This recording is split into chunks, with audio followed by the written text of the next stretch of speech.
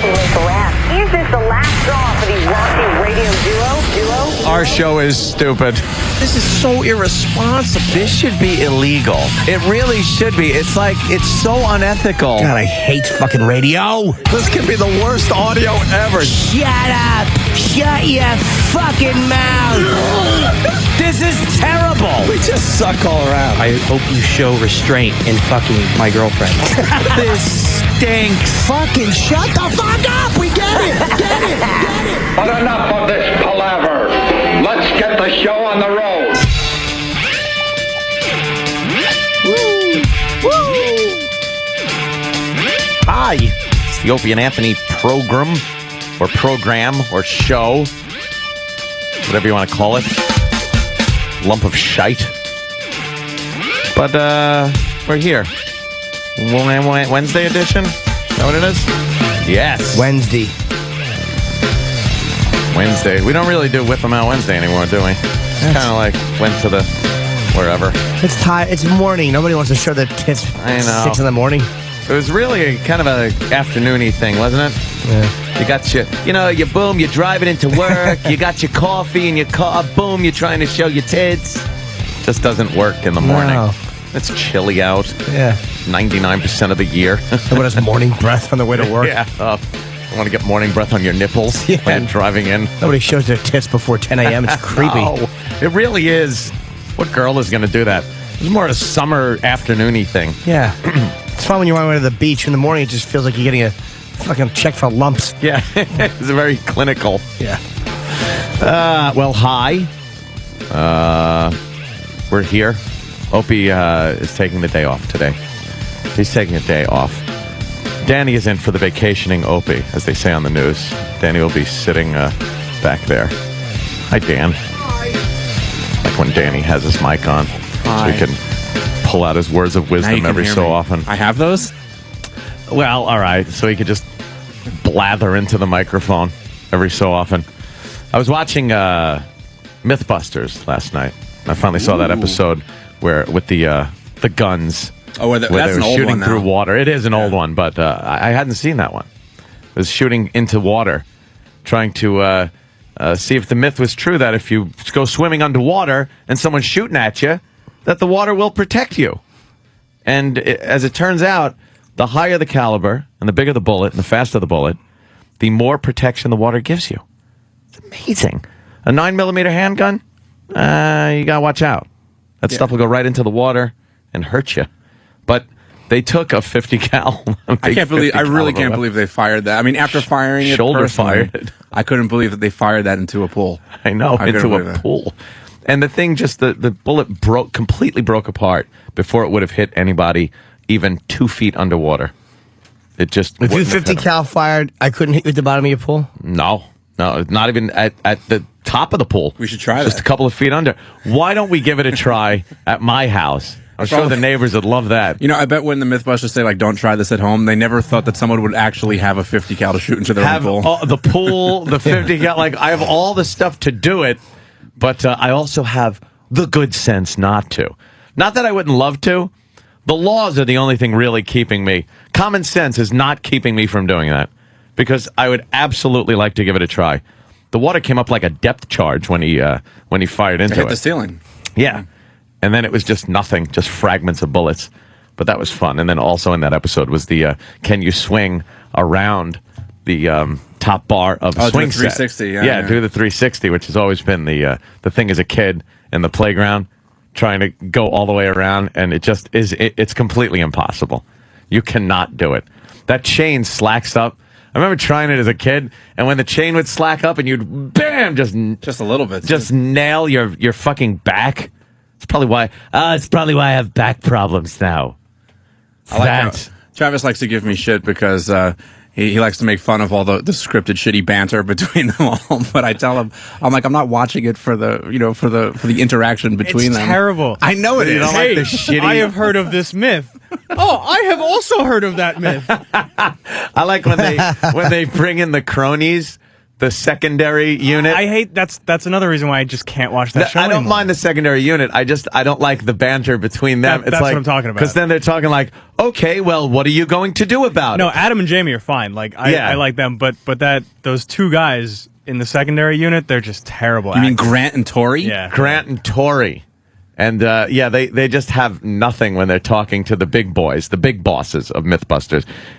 So how are you going to prove or disprove this myth? I'm not watching it for that, though. You don't like that part? Well, I watch it for what they're doing. I don't care really who's doing it as long as it gets done. Yeah, they got something going on because there have been plenty of shows where they try to do things. I mean, and it just doesn't kind of work out because there's no chemistry between the people or something. There's been plenty of shows, period. I think they're into like their 7th season or something like that. I think they're wrapping up the 7th season. Wow. So, I mean, it's not like it's an unsuccessful show. Because something's happening, right? Yeah, now there's that show where a guy just cuts shit in half. Oh, that's D-Boy's favorite. Now that's a slice. Well, I don't get that show, really. I do get it, because on Science Channel there was a similar show called Deconstructed. Deconstructed, I get. Which was basically like How It's Made, but it was in reverse. Yeah, it's the reverse of How It's Made. How It's Made is a show where they show how something's made. And I find it fascinating. I guess they couldn't really call it How It Comes Apart, so they just figured they call it Deconstructed. Deconstructed, and they take shit apart. But this show, a guy has like a carborundum saw, and they cut shit in half. Well, I think this guy, he's got like the voice, he's got like this weird sort of personality. I think they're trying to like mold a brand new Mike Rowe. Oh, is that what they're trying to do? So I think it's kind of like, let's do Deconstructed with Mike Rowe hosting it. Yeah. And give him a catchphrase. A catchphrase. I'm not enjoying the catchphrase. Now that's a slice. Like he cuts it in half and goes, now that's a slice. That's horrible. It's a horrible catchphrase. That'd be a great one if the show was about like Al Zarqawi.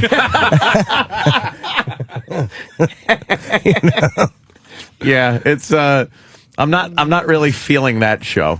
There's so many of them on now though. Like I don't even know what started that. I think was it Mythbusters that really kind of got that rolling, or was there something before that was such an industrial kind of check it out show that only real geeks and fucking science people watch? Yeah, you know what? It's weird. Now you say I'm thinking about it, and I'm having a hard time coming up with something. There were shows about like big trucks and stuff. You'd be able to go, oh yeah, okay. There's a show about Modern big Marvels was Modern Marvels. Yeah, I'll watch that. They're kind of. Do you find they're running out of shit though?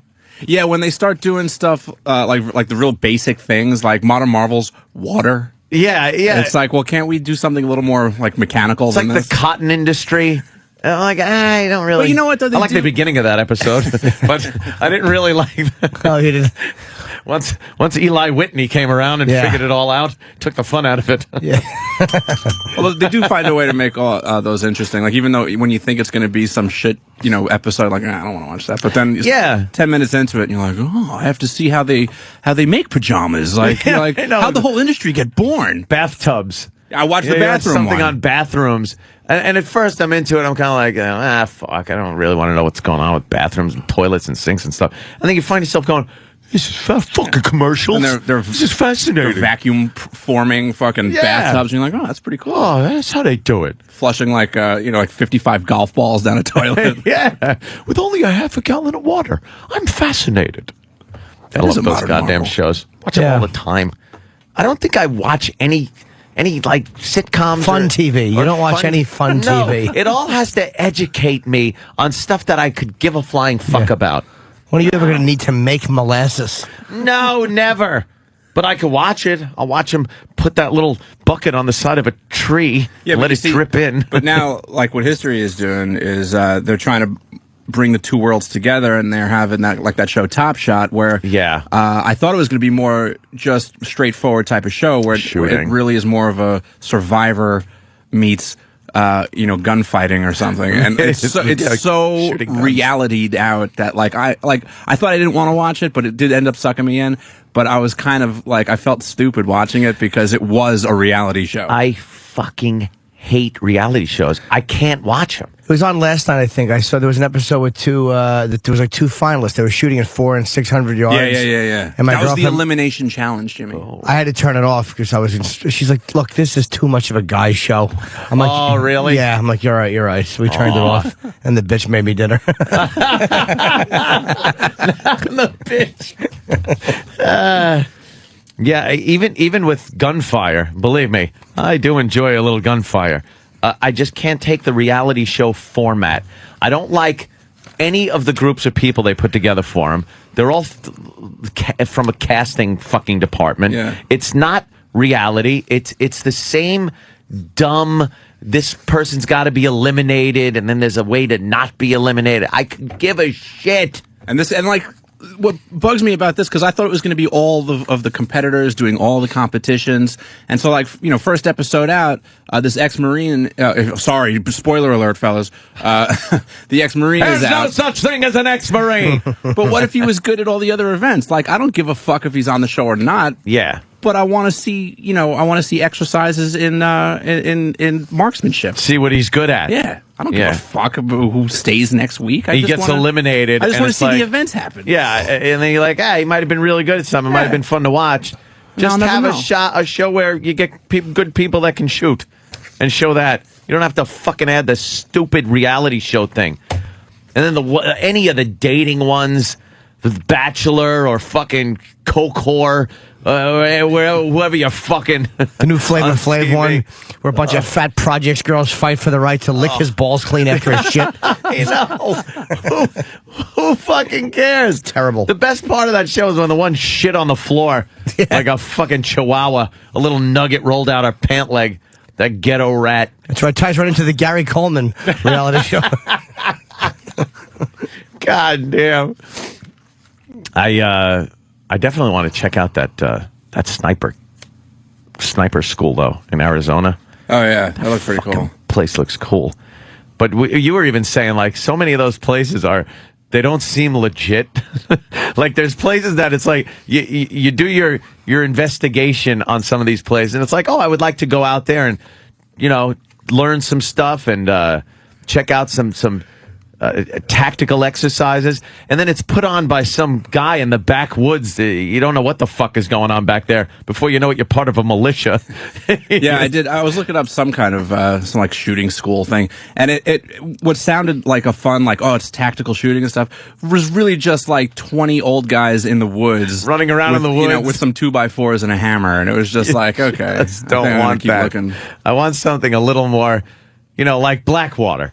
I want to go there and check out some stuff with those guys because they're pretty hardcore and they seem legit. They go overseas and kill people. I guess they know what they're doing. I don't fucking know.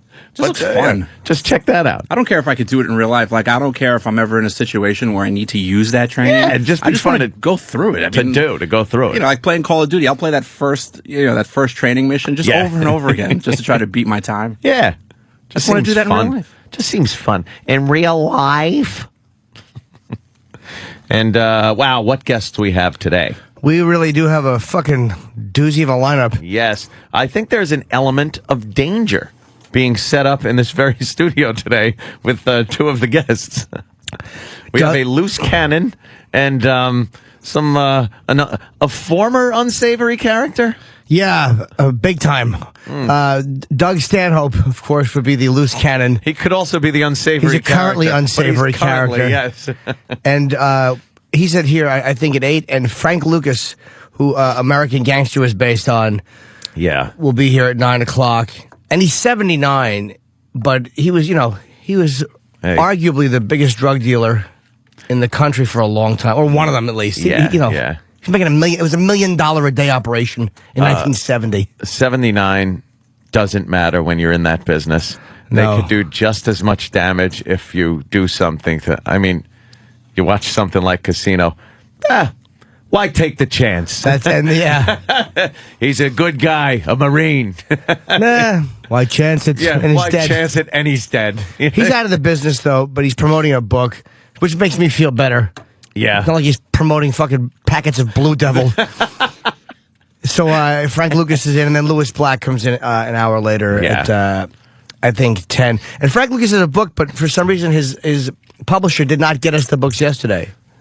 Why would he? Yeah. Eh. So we're just going to sit there and ask judgmental questions. Yeah. What Why? about the children? Why did you do that? Do you know how dangerous marijuana is? Yeah. I hear you were selling codeine.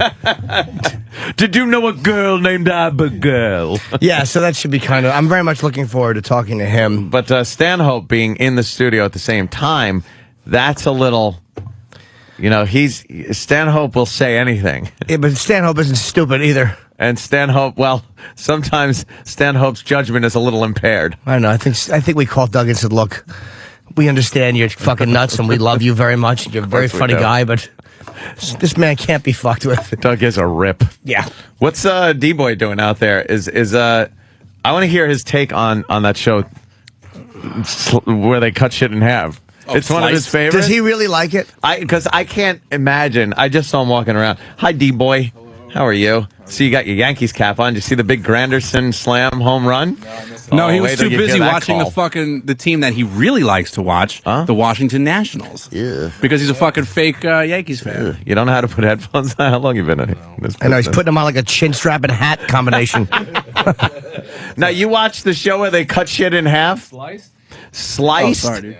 Is that what it's called? Yeah, sliced. Sliced. Great. And why is it good? Like, now I'm into these mechanical shows, these fucking put it together, take it apart shows, but that one just seems to me like, oh, another cross section of something. It's just that guy just ripping shit apart. You know, it's not like, Deconstructed, with the guy like laying everything out all carefully. But I like fucking- that kind of, I like knowing what goes into something instead of, does this guy just destroy the shit out of just stuff? rips shit apart. The difference is on Deconstructed, right? They would take it apart and just show you how it worked, and there was no outside interference from anything. It was just show you how it was. Sliced, the guy has a personality, you know, so he has to he has to somehow bring his personality through all of these things that he's taking apart. And he's good personality. You like his catchphrase? I like his the catchphrase is great. And you were under the impression everyone knew the catchphrase. Because you sent out, D-Boy sent out like a text or an email or something. He texted me by accident. He thought he was texting his chick. But he was Oh, that's texting me. dangerous shit, man. So it was nothing bad. And then like 15 minutes later, when he realized his mistake, he goes, "Oh, you're not my girlfriend." And then just for no reason, texts, "Now that's a slice." Thinking everyone would know the catchphrase. I had to Google it and look it up. I'm like, what's he talking about? Wait, who's the guy with the fucking dreadlocks holding the Oh, that's just I don't know, some random guy they brought in for one episode. But that's his partner right Can there. we hear him talk? This looks abysmal. Yeah. Look, he's cutting a. See how crazy that dude was. Well, then you can. He's got a smooth The voice. music. Well, John, that sink is porcelain on cast iron. Oh. So I've set you up with a ductile iron and Who sponsors steel this? Fucking diamond knives and buzzsaw companies? Yeah, it's all the tool companies. Yeah. Of course. Various cuts that need to be made force us to be a little inventive. They're just cutting just shit in half. cutting stuff with saws. Who cares? I want to hear the catchphrase. Yeah, it's at the end. Oh, is it? You know where it is? Oh, it's always at the end. Yeah, we've watched this in the office. Yeah. 5-inch angle grinder. Well, the 5-inch angle grinder. Yeah, I want to know what kind of saw you're going to use to fucking cut the Coke machine. This twat. What a dumb show. Unless he's dismembering a hooker. Exactly. After something gone awry in a hotel room. Yeah. Slot machine? Wow, because I wonder what the wires look like. Yeah. Oh, he's got a big So each chainsaw. time we go to an object that we want to slice through, Yeah. it's a challenge not only to slice through it, but Oh, he sliced it through a to pinball also machine? find the right job to do that slice. This guy does Slash. have quite a slice. Up until this point, every slice we have found the right tool for the right job. Oh, this is fucking terrible. Does Here it comes. What? Oh, no, catchphrase. He said that was badass. No, We're it used to sitting say- here waiting I for the know. big catchphrase, I know. D-Boy, and we got nothing. Nothing. It was the same video in the office. He I did think it the- might have been a different one. Yeah. It has to We're be. waiting for the big catchphrase. Oh. His catchphrase stinks. That was horrible. Yeah! He was all excited that You he know, cut a honestly- pinball machine in half. Inside, Yeah, just leave it for right we there. really never look at it the same here. That is a slice. Dude, my neck is tingling. Oh, God. That is a slice. He should say that as he's fucking eating pizza. What a cunt. Or as he pinches a loaf. He just missed. Or as he drinks his soda. It's orange soda. Yeah. That's horrible. This is fucking, what an awful catchphrase. Oh. I guarantee you the marketing people go, oh, I see it on shirts. Damn. The kids will want the posters, bumper stickers. Great. We could have him standing outside Nicole Brown Simpson's house. Wow. Or any other murder from the last 17 years. I know. What am I thinking? But that was the most famous neck That slice. was a damn good one. Jeez, come on. Any other good fucking, any other good murders that would have a slice in them? I know, right? Yeah, that one's... That Greyhound bus guy from... Now that was a slice. That was a slice. The guy, the Canadian guy that took the guy's head off with a big hunting knife and just held it up like a horror movie. That's a slice, and I could have had a V8 people could have fight it out with hammers. I don't see the attraction in this just cutting things apart. Dude, it stinks. I don't see this show lasting. I'm sorry, D-Boy. They've already done like 5 episodes, and I've seen every single one of them. 5 episodes? You make it sound like it's fucking ready for syndication. Yeah. They probably shot them in one afternoon. Yeah, what does it Well, take? it must have been a different day. His shirt's different. You get a fucking Makita, a Sawzall, you get a fucking carborundum saw. A baseball. Look, you cut a tire in half. Yeah, the Jaws of Life, too, on one episode. Oh, okay. Well, that... Yeah, he's cutting shit in half that I could cut in half. A baseball? Who hasn't seen the inside of a baseball? Yeah. Well, I think that's the attraction, is just ripping apart things with gigantic like power tools that it's completely unnecessary. How about instead of a baseball, you cut a Mickey Mantle rookie card? How about destroying shit that's irreplaceable? Stuff. Yes. Yeah, like some stolen art. Stolen art. You know where I think this comes from, too, just a little bit, is also that Time Warp show where they just did the high-speed cameras on stuff. Well, that looks cool because you're seeing shit. Anything you can see in ultra slow motion is cool. Because I think they use high-speed in this show. Like, right? Don't they do it a little bit when he's using, like, high-speed tools and stuff to slow it down a little bit? Oh, to see the saw blade, like, chopping through something? Well, that's probably expensive, though. Use a lot of fucking... I think they're just trying to, like, take what works from all these different shows and just put them together. And put it together and realize how it doesn't work. You know what? You know what's good? Cake and ice cream, but also steak and potatoes. But if you put them together, it really has to taste awful. Yeah. Or you just put them together and call it vomit. Because that's the only time they're together. I'm not really, I'm not feeling it. It looks bad, Derek. Sorry. Junkyard Wars, that was like kind of one of the first that did that too. That was kind of cool. That was a while ago. Sure. Release a bunch of people in a junkyard and they have to find shit. Although I think they planted some of that stuff in there. It was just too convenient that they'd find shit that they absolutely needed in the junkyard. Half the time, shit didn't work anyway. Like I remember I was watching it the other day. It'd fall apart real quick. And like all of a sudden they changed the rules because shit's falling apart. I was like, this fucking show. And like, well, they'll give them 20 more minutes to weld something on that they weren't allowed to use. Is that done now, that show? I don't think there's any new episodes of that. I think they just rerun it. Oh, someone's got a sniper school for us.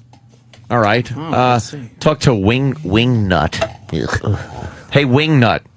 Good morning, boys. Hi. What do you know about this? Ant. Thunder Ranch is probably one of the best. Or See that? Doesn't that sound like a place? Oh, it's kind of scary. Thunder Ranch. Whittington Center to the ARA. Yeah. And what's going on there? What can I do? I think you can pretty much do anything out there. They have 1,000. What, rape? I don't know about that. You said anything. Just testing you. All right, pistols and fucking shotguns. Yep. And sniping. And sniping. Urban rifle. Urban precision rifle. That's your sniping. Mid-range rifle course. All right, that looks cool. And it looks legit. All right. Email that to me, Iraq. Have you Iraq that to me, email. With your $5 shell. Your call's done. Thank you for the information. Not going to sit here and pander to the likes of this. Kowtow to your whimsy. Home and vehicle defense with trauma. What is that? Specialty courses. Specialty courses. Wow. And that includes, defense in home and vehicle. Yeah, okay. With trauma block. emergency care under fire. Wow, that's getting a little deep into what I want to do. I don't really want to go that far with it. I just want to do some cool stuff like breaching some entranceways and taking out some targets once you get in the room, like shit like that. Cool, because it's like Call of Duty and stuff, but as real as you're going to get without having to kill people. Play Call of Duty Special Ops. Wow. In real life. In real life. Yeah. But without real people, just targets. Unless, of course, you were in Afghanistan. It's going to get to a point where we're just going, me and Danny are going to Afghanistan. We're we're going to kill real people. It's going to be great. It's just going to be mercenaries. I don't know what the hell. Christ on a pony. Yeah. Show up, there wouldn't be any kegs. I know we'd be bored. Where's the sweet berry wine? Where's the beers? I don't know. I understand there's a big party at Ant's house this weekend. Oh, is there?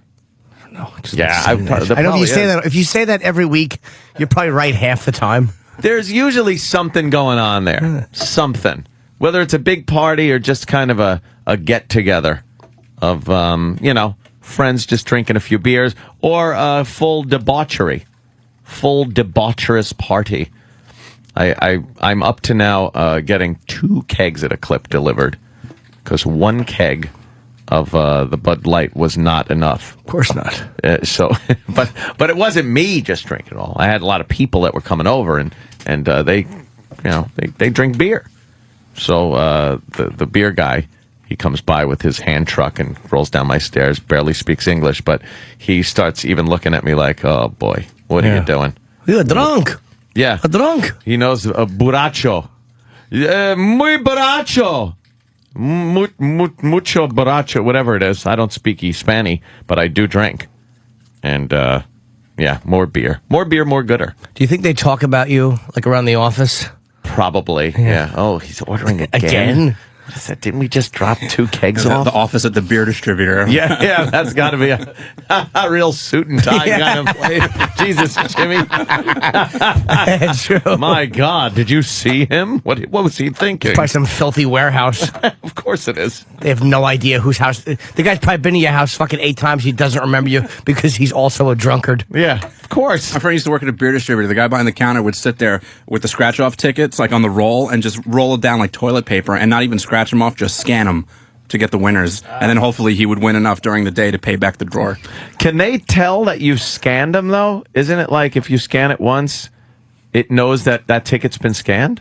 Well, yeah, but he would keep using it. He would just hope. He was gambling with himself, hoping that he would outwin what he owed the drawer. Oh, shit. So he by scanning them, you have to buy them. That's technically, like, yeah. Yes. So if he didn't win anything by the end of the day, and he owed the drawer $40, he had to put $40. He was just keeping from the hassle of scratching off. Yeah, he just wanted to. He was just looking for that big payday. Just beep, beep, beep. That's all he would do all day. What's the most you won? I don't know. I didn't. It was a friend of mine that worked there. Couple hundred, you think? He probably won a couple $100, I'm sure.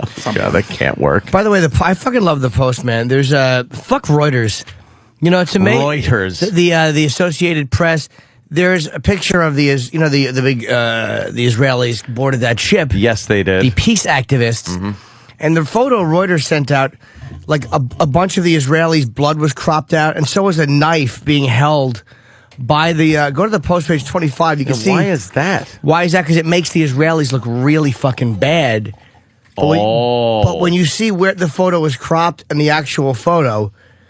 So they're making it look like all these people are helping him up. I gotcha. When the guy's holding a knife and it's cropped out of the photo. So they're showing the actual picture and how it was cropped. And how it was sent out by Reuters. And this is lying with photos. Wow, yeah, they did. That's a huge fucking difference. Bias reporting right there. If you're cropping major things out of the picture that really show the story. Yeah. At least Helen Thomas said what she said, but said it.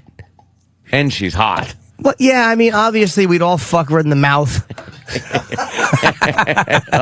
Oh, with that big schnozola on your pubis. No, what you do is, here's how you fuck Helen Thomas in the mouth. You lay her on her back, and you hang her head over the edge of the bed, and her wig falls off like Pesci and JFK.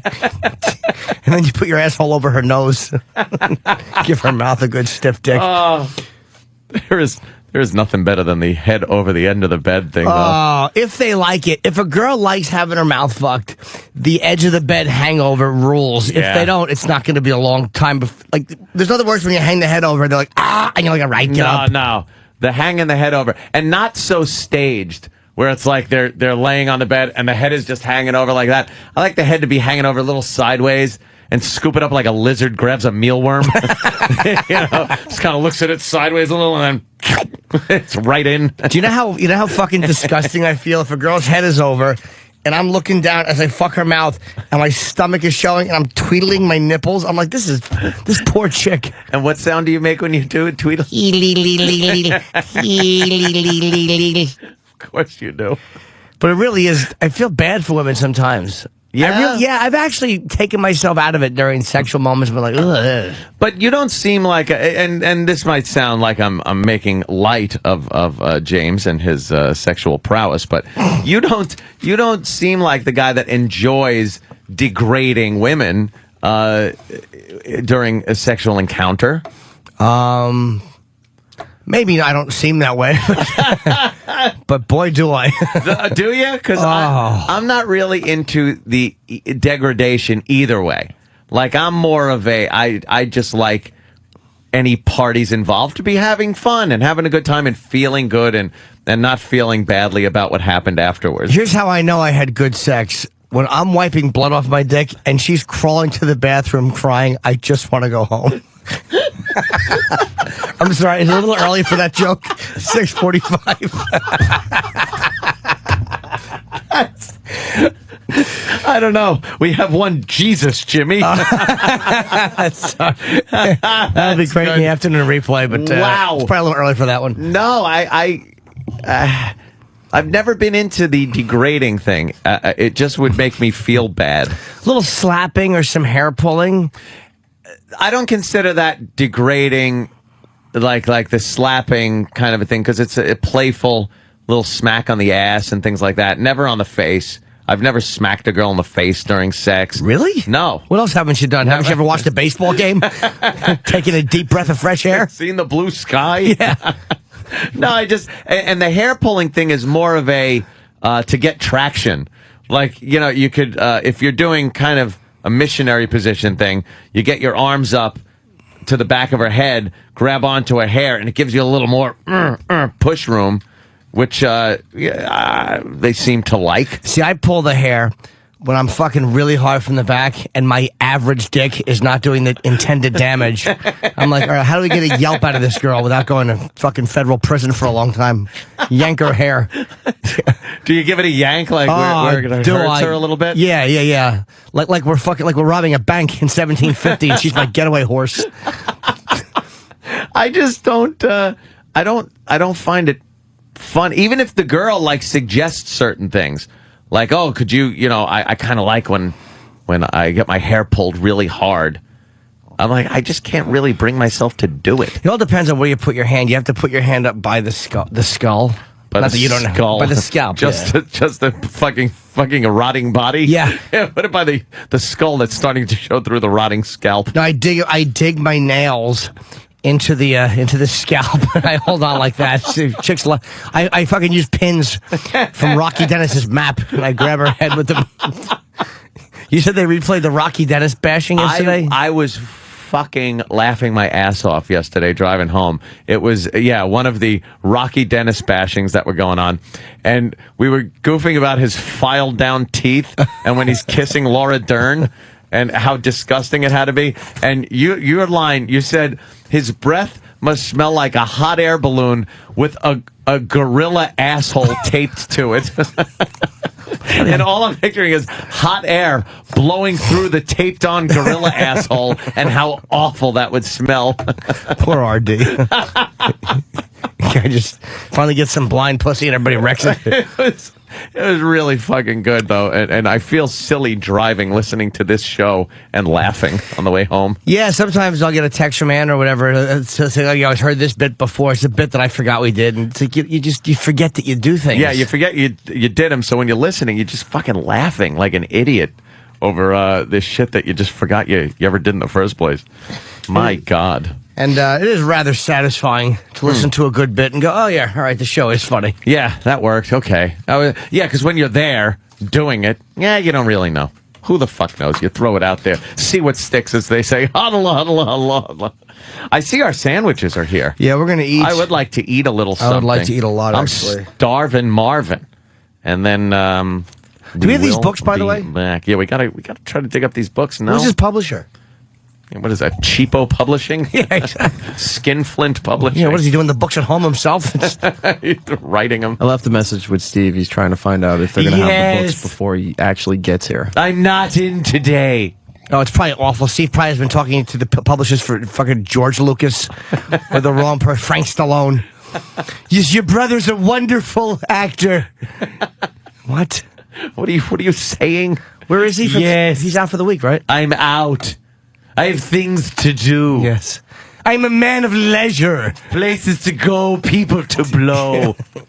I'm taking a cruise. I hope he can't come in just because his Prius is broken down somewhere. Oh, you'll love that. Thank you. I mean, his stupid Prius. Yeah, we're going to eat, and we'll be right back with more of the Opie and Anthony Show. Yeah.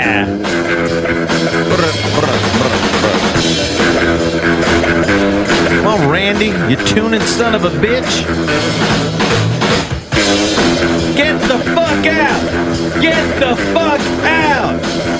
Is there anything better than when he just wheels that fucking wheelchair guy right into the door? Right into the fucking door. Fantastic. Hi, Opie and Anthony program. Opie and Anthony Show. We're just watching the new Lady Gaga video. Lady Gaga. Everybody's just gaga over her.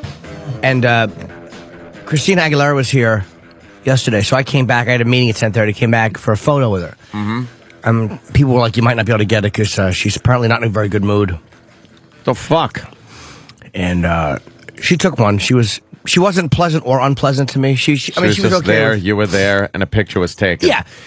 But I've heard... How was it approached? Like, well, it was as she was leaving... Did people talk to her? Yeah, they asked her people, and she took photos as she was leaving in front of the Sirius sign, so they asked me if I could just step in. It was okay. That's fine. That's how to do it like that. She's doing interviews, whatever. Yeah. And I just Twittered I'm not trying to whore my own Twitter, believe me. But the photo, there's no human chemistry between us. Oh, really? At all. And she looked weird to me. Like, I would have fucked her, but somebody at the Post really hates her. Yeah. Because they have a picture of her in today's paper from yesterday, and they nailed it. They said she looks like Phyllis Diller, and that's exactly who she looks like. Wow. She does not look good. That is quite an insult. Yeah. Quite the difference between what she looked like. And they no one when she was doing that video in the boxing ring with half her clothes off and fucking sweating and everything. Dirty. Yes, dirty. Thank you, Sam. No one would have thought she'd ever be called Phyllis Diller. Wow. But she does look different. Like something happened to her face. She looks weird, man. She was very small in person, and she didn't look, maybe she's just older than we think. Yeah, but her face got like fat, and her nose got fat. Did it? Look at that fucking... See, this is the video. We're watching it right now. Dirty. And she just looks really fucking good in this. Yeah. Yeah. Yeah, she looks better with long hair. Long hair, kind of a little stringy. That's good. Her hair was a little, what, blonde, frizzy? Was it frizzy looking? And her face just changed. Look at the goddamn pre-baby body on her. How long ago did she squirt out a fucking kid? Sam, info, Sam, please. I think 2 years ago. It might have been 3. I think 2 years ago. Yeah, because it looks to me from some of those photos, the recovery factor ain't there. She has a big pot belly. Yeah, she was. Because I'm looking at this video going, how do you throw paint on the Mona Lisa? Yeah. How do you do it? She looks great. And now she's being called Phyllis Diller? She in the post today, and it has to be driving her nuts, all these comparisons to Lady Gaga. Like, that's humiliating to be just being smashed. By the new kid in town. She looks fucking... And they say Christina is Lady Gag. No, they did not. Yes, they did. Oh, shit. Oh, they didn't. They're calling her Lady Gag. Who's older? Is Lady Gaga, like, how old is Lady Gaga? 25. Lady Gaga, I have no idea young. how old she is. She's young. She's 25. Yeah. And Christina Aguilera Dude, she looks terrible with this hairdo. Is she in her 30s? She'll be 30 in December. Yeah. She'll be 30. That's all she is? She looks horrendous here. Yeah. Well, that hair is fucking awful. She looks like an old lady. You know Whoever who her else she stylist looks is like? should be shot. She looks like Mrs. Brady in the Wessonality commercials. Yeah, this is long after the Brady Bunch when she was putting Wesson oil on her fingers and shoving them in Mike Lookinlin's hiney. When Cousin Oliver lost his ring, he went to Aunt Flo and she fucking... How far am I going to go with that? Exactly. Said it already. Yeah, they could pull the ring out of his ass. You could just continue. Yeah, sure. Fine. I'm sure Mr. Brady would have volunteered to go in there. Of course. Fish it out or had Tiger do it with his little claws. 2 hands. You can really feel around in there, I bet. Ooh. Oh, in Mr. Brady's or Oliver? Of course. Mr. Brady's. Put 2 arms up there and clap. You'd lose a ring and, there's my hula hoop. See, because he was gay. Yeah, and he had a big asshole from taking lots of dicks in it. Yes, he did. So, she was kind of, again, she looked really fucking cranky. She looked... Yeah, maybe she found out that Lady Gaga's video is coming out the same day or something as her new album came out. And what were you saying about her album cover there, Samuel? I didn't see anything about her album cover. Oh. Maybe that was E-Rock. I have so many people in here, and it's people that I really don't care about, so I just mix them up. Oh, that means... I'm teasing, of course. No, it was the seat. Yeah, E-Rock was in the seat. What are they saying? Her album was too, she's just getting compared. That's hers? See, Christina Aguilera has got some kind of a weird Lady Gaga look she's trying to do, I think. And I think people are really calling her out on it. I tried to get... first, I tried to ask if I could get 5 minutes with her, like on a flash recorder. 5 minutes? They said, no, that's not even going to happen. And then yesterday, I was like, let me get one question. 30 seconds. I was like, I'll just ask her what color her shoes are. Just the most random and innocent of questions. Yeah. No way, dude. Why? No way. They said she was not feeling it. They said she was not... She's got to just be in a shitty mood because of this Gaga situation. Humiliating. Yeah. And being called Lady Gag. Yeah. You don't think Christina Aguilera knows what's being written in the fucking New York Post about her? And plus, you don't... If you're on page 6, you know it. Yeah. If there's a big photo of you and they're calling you Phyllis Diller and your thing is to be sexy, someone lets you know. You might not... Nah, it's... whatever. They're just jerks. They're trying to... Yeah. And then they're just fawning over Lady Gaga and talking about her success stories. You know how mad she is waking up to this morning? What the fuck? You know how mad she must be? She's canceled her summer tour. Yeah, probably to have her... I bet to have her dance stuff changed. Yeah. Because it was a little too Gaga-ish. You think so? I mean, she probably wasn't selling tickets either. Her single is not picking up the way she thought it would. What about Lady Gaga's? Is the download? How many people have viewed her latest video? Alejandro came out yesterday afternoon. Yeah, and it's at 3.25 million views. Jesus. So she's doing okay. Yeah, I guess she's doing all right. And Lady Gag is not selling records. Yeah, that's why she's pissed. Come on. She's got to be really livid. But, I mean, that doesn't mean that Sam can't ask her a fucking question. One question. Come on. Well, she's probably sick of hearing about the Lady Gaga. She's probably only going to people she knows are not going to ask her that. Do you think a lot of people are like, so what do you think of Lady Gaga? Yeah, you guys are kind of similar. People who don't know how much mad it makes. Oh, God, yeah, just dummies. Yeah. Oh. Hey, you kind of remind me of her, that thing. Yeah. So have you seen the latest Lady Gaga video? Are you excited? It's coming out there. Yeah, very excited. You know why? Because I think it's the same genre of music, so it has to help you in some way. Comment. Put the gun down. I would What are you love to doing? know what she was saying in these interviews, because I hear that she was not in a good spirits. Well, she's probably got that Latina thing going, where she gets a little, the Latina rage. Little Latina rage in her. Her husband was here too. Really? Oh, was he? Yeah. Who's her husband? They were fighting. He's like a record producer. He's nobody famous. Yeah, but he's producer. Okay, he's in the business. Yeah, he's in the business. Hate when hot girls, and I will call her hot. I'm not calling her Lady Gag or Phyllis Diller at this point. I mean, she has looked better, but Believe me, if she didn't take a photo with me, I would be much unkinder. Yes, yeah. Right now. But since she did, and she was like, okay, hi, she wasn't terrible. Yeah. She was fine. Yeah. But it's I don't like when they go with people in their own industry. I don't know why that bothers me, because I have a shot. I like when hot girls just take random guys and decide because then you think, it wasn't me, but it could have been.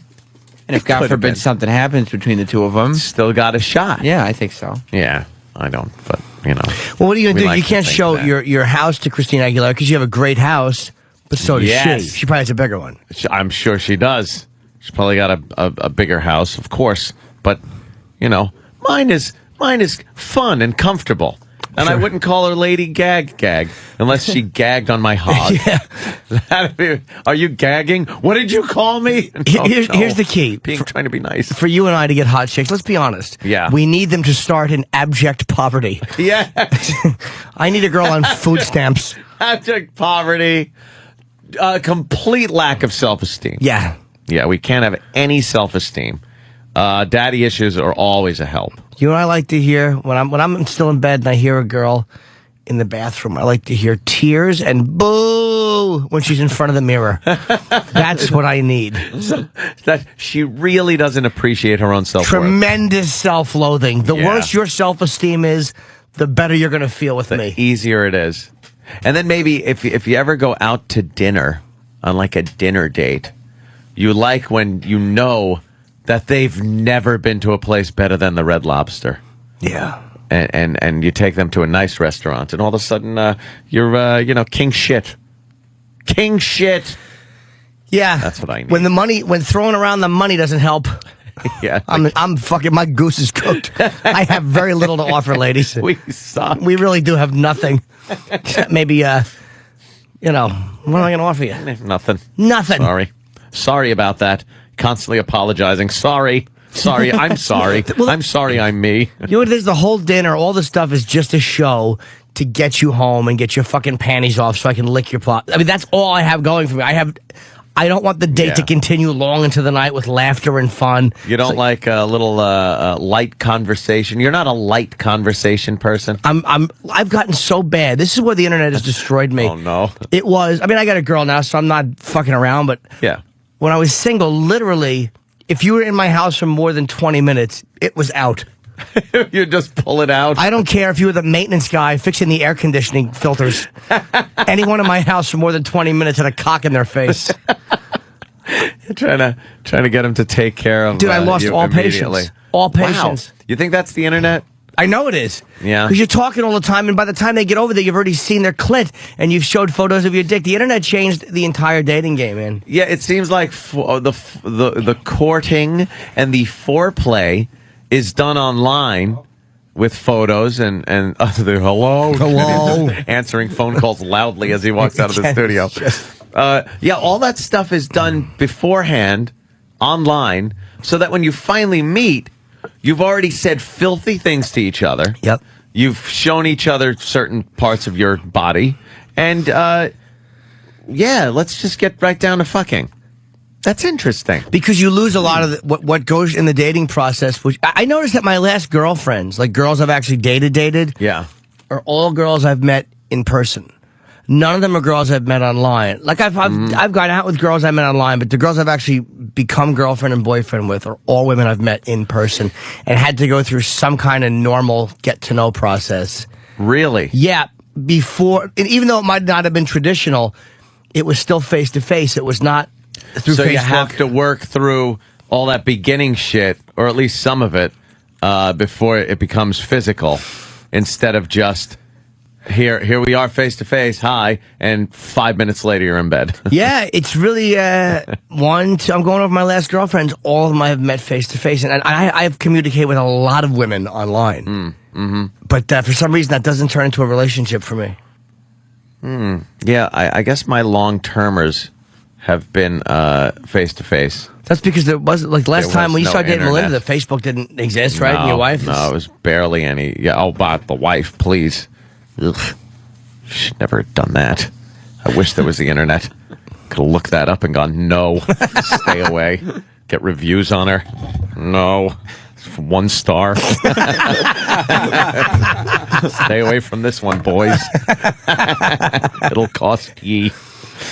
Yeah, that's but now you see everything. You kind of, the filthy talking is really odd, because if you're face to face with somebody, just hanging out in a bar or wherever you meet people, I just say bar because I don't go anywhere else. Right. In church, you wouldn't just blurt shit out like that, but you have this way of putting an LOL or a heedly at the end of something. LMAO or whatever it is. Yeah, that's extremely sexual. You could test the waters without that fear of the slap in the face rejection. You know, so and if you get something back that's equally as filthy, you know, you can get even dirtier. And her disapproving silence is just your phone not vibrating new text. Right. You don't have to be face to face and deal with that awkwardness of saying the wrong thing. Yeah. And then yeah. So where do you work? What do you do? After that horrible look of disapproval because you said, "Can I lick your asshole?" Yeah. Or instead of showing a picture of your cock, you just pull it out and hold it. Yeah, hold it with a picture frame around it. Yeah. Here you go. And shine the light on it, right? Can you hold a flashlight on my cock? Make it look bigger. Look at it from way up. But it really has changed the way you fucking do business with chicks, man. It's like you get so jaded so quickly. Because my friend's sister is dating. She was with someone a long time, and now she's telling me she's dating online. And she's like, you just go through people, and none of them go anywhere. Yeah. None of them go anywhere. But then again, you hear about all these people that meet on J-Date and get fucking married. So what do I know? Is J-Date like a dating service? For or Jewish is it... dates, or what's the other one? eHarmony, or whatever the fuck they are. Oy vey. Yeah, those Match.com, right. Now, those to me seem more like people that want long-term relationships. They've looked around. They don't like the bar scene or the fucking church or movies or going out to wherever the fuck you meet live people. And then they meet them for relationships. That's what it seems like to me. It doesn't seem like it's fucking Craigslist or... Yeah, Anthony's looking for adult friend finder, I think. Yeah, adult friend finder. Yeah, those are all genuine ads. Really? Dude, I had a profile years ago. I got no responses. Oh, no. None. You put your name in there? I had a great photo of my cock when it still had hair on it. That's how long ago I was doing that. I remember, I finally shaved my pubes, where I sent out a photo of my dick when I used to have hair on. I took a photo in L.A. years and years ago, and I sent it to somebody, and she just sent back, "You should shave that." Oh. Did she mean your dick itself? Just shave that off? Yeah, shave the skin off. Yeah. She liked cocks to look like they were just burned freshly in a fire. Yeah, it's a whole nother way of... I wonder how that'll affect the future. I always wonder what the effect will be of things like that. That there isn't really this, especially for the one-night stand thing, there still isn't that interaction that you need to kind of close the deal. You could do it online and hope for the best. And like you said, if your phone doesn't ring back, oh well. Right. Because you got 3 other that you're having the same conversation with, or 3 other that you're having the same profile exchanges with, so you don't have as much invested in one person at all. Yeah. Right after I got out of my my long-term relationship and decided I wasn't going to do it again, and I was just going to date girls poorly, because I was very bad at my juggling acts back then. Oh, yeah? Oh, God, was I the worst. Keith and Ange would just make fun of me. It's like, what are you doing? Like, you can't invite the same people over at different people over at the same time. Like, yeah, come on over. Yeah, come on over. Yeah, come on over. And then, they're all saying hi to each other. Doesn't work that way. Why don't we all go to bed? No, where are you going? Wouldn't you feel awkward? That only happened once. And she was in a closet. Yes, I do remember that. That was a whoopsie. That was an Anthony Oopsie at its best. I was a guest that night, and I saw problems brewing. I'm like, this is not going to work out well. I was really trying a little too hard to juggle things back then because it was a whole new experience for me. I was in relationships that lasted for years, and then I was not, and I went a little crazy for a while there. You weren't just juggling. You were walking around with a fucking robe and a pina colada in one hand, just Richard Dawson pecking everybody on the lips. Hello, darling. Get to know each other. It was terrible. It was great. It was great. You were just being all suave and debonair, and then the M80 went off in your face. Oh, it's like, this isn't going to work. And everyone knew it. Everyone's just walking up to me going, dude, she's getting a little upset with you in the hot tub with that one and that. I'm like, what? Give me another drink. I could give a shit. Fucker. What? It's my hot tub? Yeah. It's my house. My party. Don't get nervous. Ruin my party. Yeah, but I wasn't very good at it. I would just like write things in texts and then copy and paste it on another text. Copy paste. How great copy is paste. that? I just figured it was like using the same bait on multiple hooks. You know? Hey, come on, one night. You just throw a few hooks in the water with the same fucking shrimp at the end of it. It was basically just a photo of your mortgage papers. Want to come suck a dick in this mansion? A bank statement. Here it is. I find I have no pride. I'm very comfortable doing the same thing. Yeah. Yeah. Cares. I kind of do like that real interaction thing. Yeah. Because it kind of sets you apart from the everybody that's doing the text and sexting and shit like that. Because you got to be a little more on your game in real life. You can't just fucking text filthy things and, hope it works. You got to have a personality. You got to kind of be funny or charming or whatever the fuck you got to be. But being online just completely wipes that out.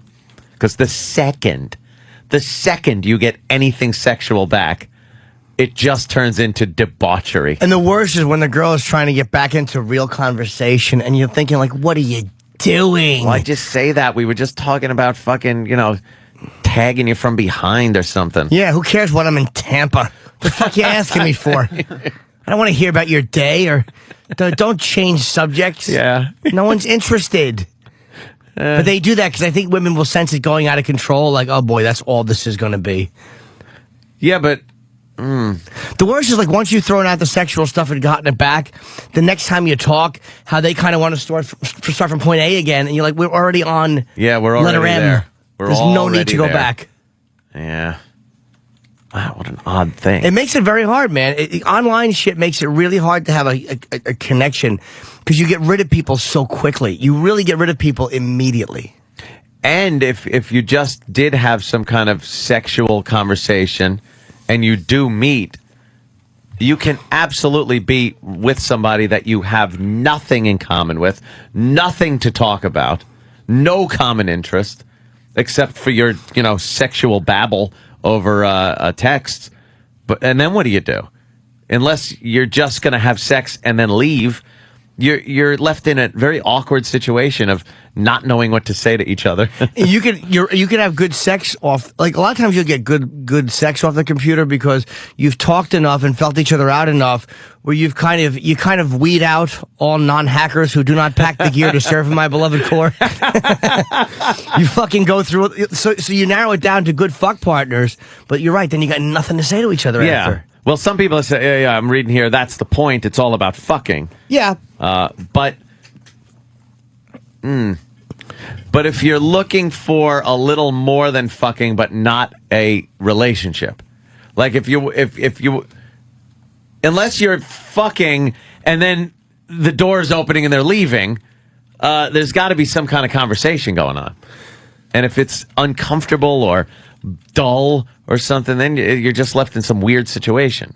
Yeah, it's and again, even if you're just looking for fucking, what's worse than when you have somebody come for like 1 or 2 nights from somewhere else just to fuck, but then you forget that after you come, you're going to have nothing to talk about, and then they're there for another 21 hours or another 45 hours. You've been in that situation? Fucking yes. Yes.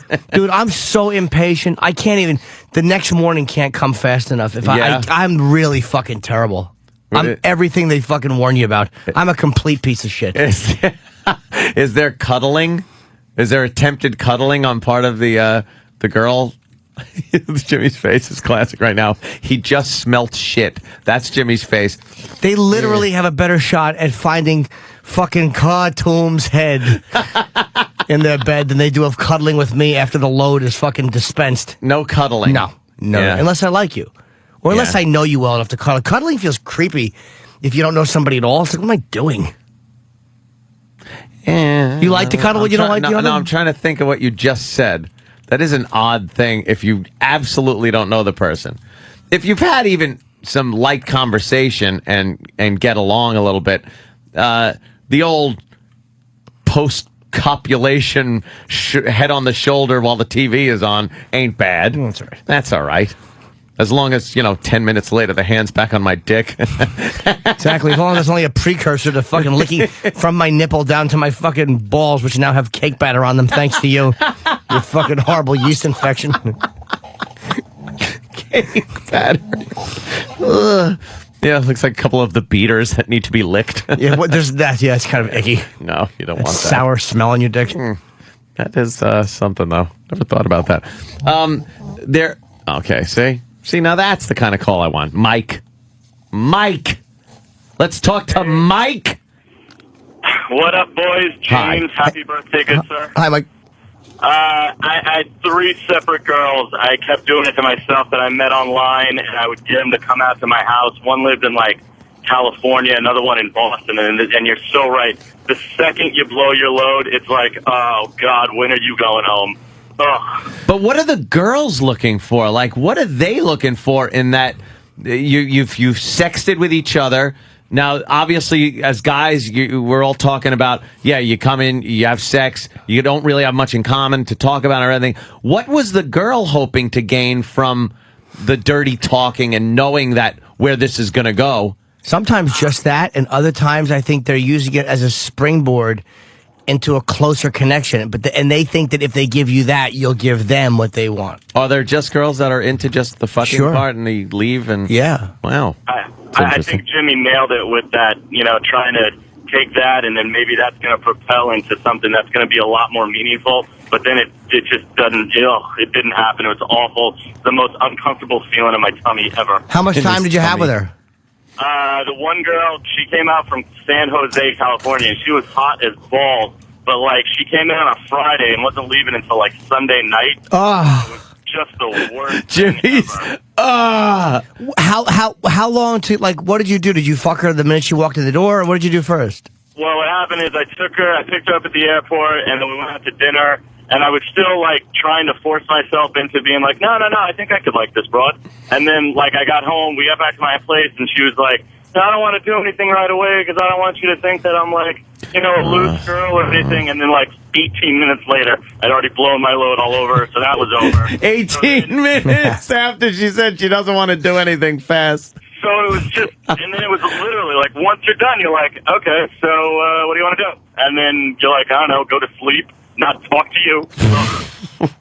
That's brutal. Yeah, it really it is extremely fucking awkward. The hang afterwards, it can't end fucking quickly enough. Soon enough. Yeah, because I remember when I was when I was working in Vegas with Dice years ago. Yeah. This is when I still live at Florentine in Jersey, and our house was awful. You guys saw it on the old cribs we did back in 2000. Terrible.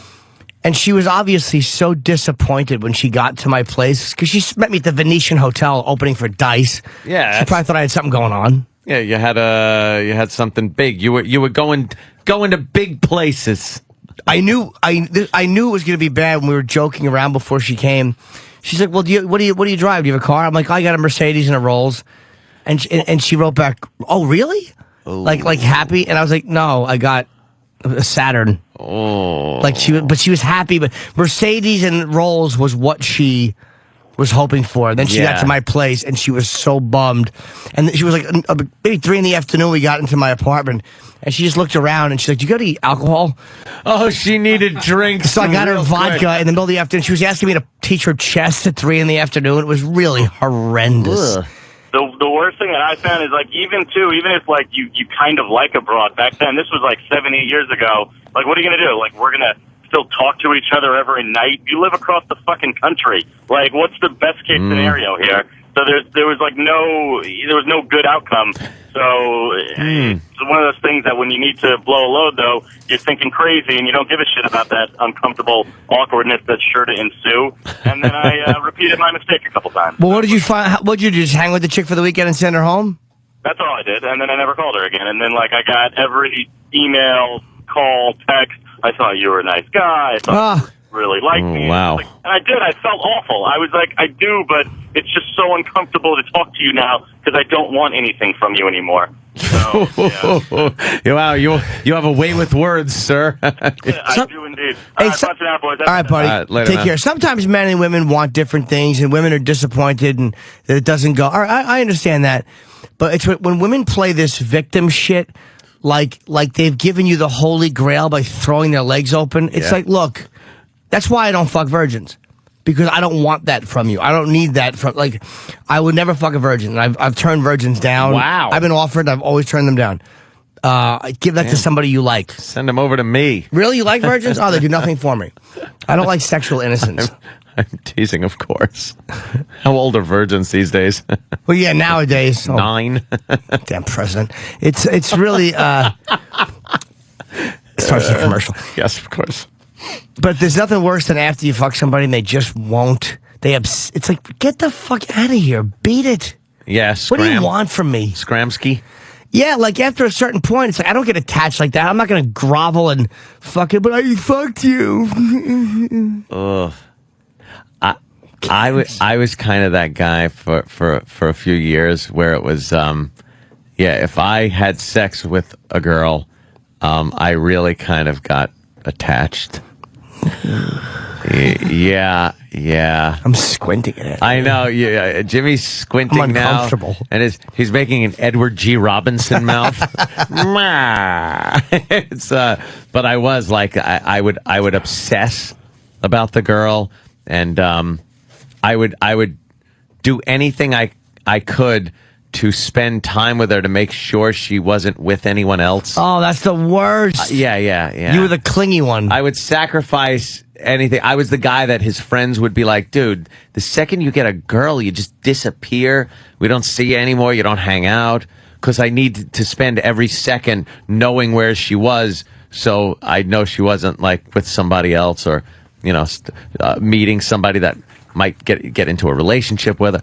Yeah. Oh, I was awful. You were like a cloud of neediness. I was so needy. Needy. So you were just like, were there ever times when you hung out with her where you could kind of sense that she really, like in hindsight, you're like, she probably didn't want to really hang that much? Yeah.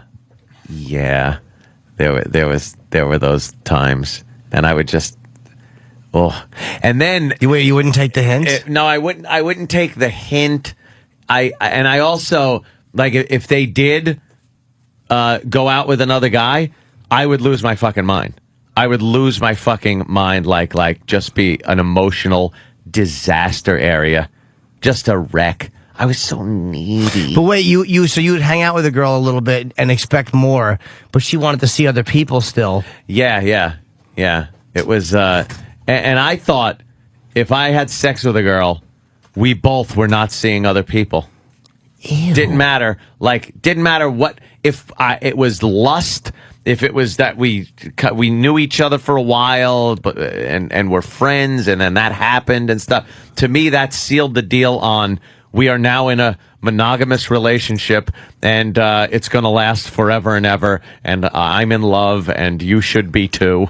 So what would you do when they, like, how could you tell that they didn't, like, when you look back, how could you see that they probably wanted a little bit of space, but you were just there? When they would fuck my friends. Much to my chagrin. It was really bad. I was just a fucking emotional wreck. Like it was that feeling of death inside you, like heartbreak. Yeah, fucking heartbreak was that's what I was all about. And I had a need to be with somebody. Yeah, like I couldn't be alone. And this was just recently, within the past couple of years, taken care of. Like I could not go home and be in an empty house by myself. I needed somebody there. I could not go to bed without someone being in bed, without my girlfriend being in bed, and whether we were having sex or not. I just needed somebody to be. She could be on the other side of the fucking bed, back turned to me, fucking asleep. I just needed somebody in there with me. And now it's like I fucking like being alone. There are times I just fucking love being alone. I'm home. I'm not doing anything. I don't have to do anything. I got my iPad. I got the TVs on. Boom. I go in the pool. I fucking solo drunk karaoke downstairs, hoping Keith doesn't walk in and videotape me without me knowing. How ugly is that? The image that I'm on that little stage, blasting out, singing like a rock star to nobody. It's fucking... You're worse than Rupert Pupkin. Because you have an audience every day. And then you go home and you sing to chairs. What a psychopath. It really is. You really are all fucking whack job. I'm there in shorts with like my socks on and just blasting into a microphone with a gun on my hip and a beer on the bar. Yeah. I'm just like, what the fuck? There have been times I've just laughed at myself. There's a difference between being comfortable being alone and just being an asshole. Sweet Caroline. Wop, wop, good times never seem so good. Fucking pistol on my hip in my shorts. Singing to an empty couch. Oh, horrible. It's so fun. Lonely. It's fun. You know, sometimes... But I can deal with that now. Like you said, that's so lonely. It was. Right. Like a couple of years back, that would have probably brought me to tears. Like, look at me. I'm a mess. It's pathetic. I'm alone. Now, though, I'm like, I'll do what the fuck I want. I don't care. I'll do this. I'll fucking go and watch a movie. I'll just... hang out. I'll sit out in the yard, pop my feet up on a chair, and just look at the pool. I don't feel like I have to be in someone else's company anymore. Sometimes it's nice to have your own space. Like when you, because I lived at home till I was 30, which really is horrendous. Wow. But it's like I really always had people around. And I moved in with Jim and for 3 years. So it's like, you know, I've been living by myself for like 8 years. I'm 41. It's depressing. Yeah. It's kind of embarrassing. I like even if my girlfriend is in the next room, I sometimes like my own space. Like you like your own fucking energy in the house. Like it's just me. And I can kind of hold in a shit for a little while if I want. Like if I want to walk around and then just like walk and all of a sudden I just go, while I'm standing there. And I can shit when I like to be alone. Be alone, yeah. Yes. Alone time. I always had overlapping girlfriends too, where it was overlapping, not even girlfriends, overlapping relationships, where one would end, the second one would start. Yeah. So I would be in relationships and they were live-in fucking relationships. Like they would just 2 seconds. I'm living with someone again, and which usually means that one started as the other was ending. Oh yeah. It was one of those deals. You could tell the other one was it was old. It was getting tiresome. We weren't getting along. Things like that. And out of that, I'd kind of notice there was something else out there, and I didn't spend any time alone until probably a little over 2 years ago. And that's no shit. I mean, from mommy in the house to moving out in my 20s, I guess, and constantly having a cohabitator, somebody that I was living with. And it just made me really uncomfortable to be alone for a long time, and then I'm finally really comfortable with it. It's fucking nice sometimes, man. I don't know what it is about it. Even if the person's in the next room, there's something nice about not having another person breathe your fucking oxygen once in a while. Breathe your air. For real, you know what I mean? It's just like I know I can walk in and watch what I want to watch. It's like I don't want the disapproving face. I just want to be by myself. Or the talking sometimes. It's like, you know what? And not that it's like, oh my God, my job, I talk all day long. I don't need to talk. I like to talk, believe me. But there are days where I get home and just I really have nothing to say, and I really don't want to carry on a conversation or anything. I just want to sit and watch TV and veg, do nothing. And then I always feel like if I'm not entertaining the person, that they're going to get bored or there's going to be a problem or something, you know? So you got to fucking keep the plate spinning when all you want to do is nothing. Absolutely nothing. Instead of realizing tough shit if she's bored. Yeah, you're bored. I want to do something. Bye. Do you want to do something? That was a nightmare to me to hear, I want to do something. Or what do you want to do? Or can we go out? Or you want to do this or that? And it's like, what do you want to do for dinner even? And I'm like, I don't know. You know, could you have a thought or something? Could you come up with something?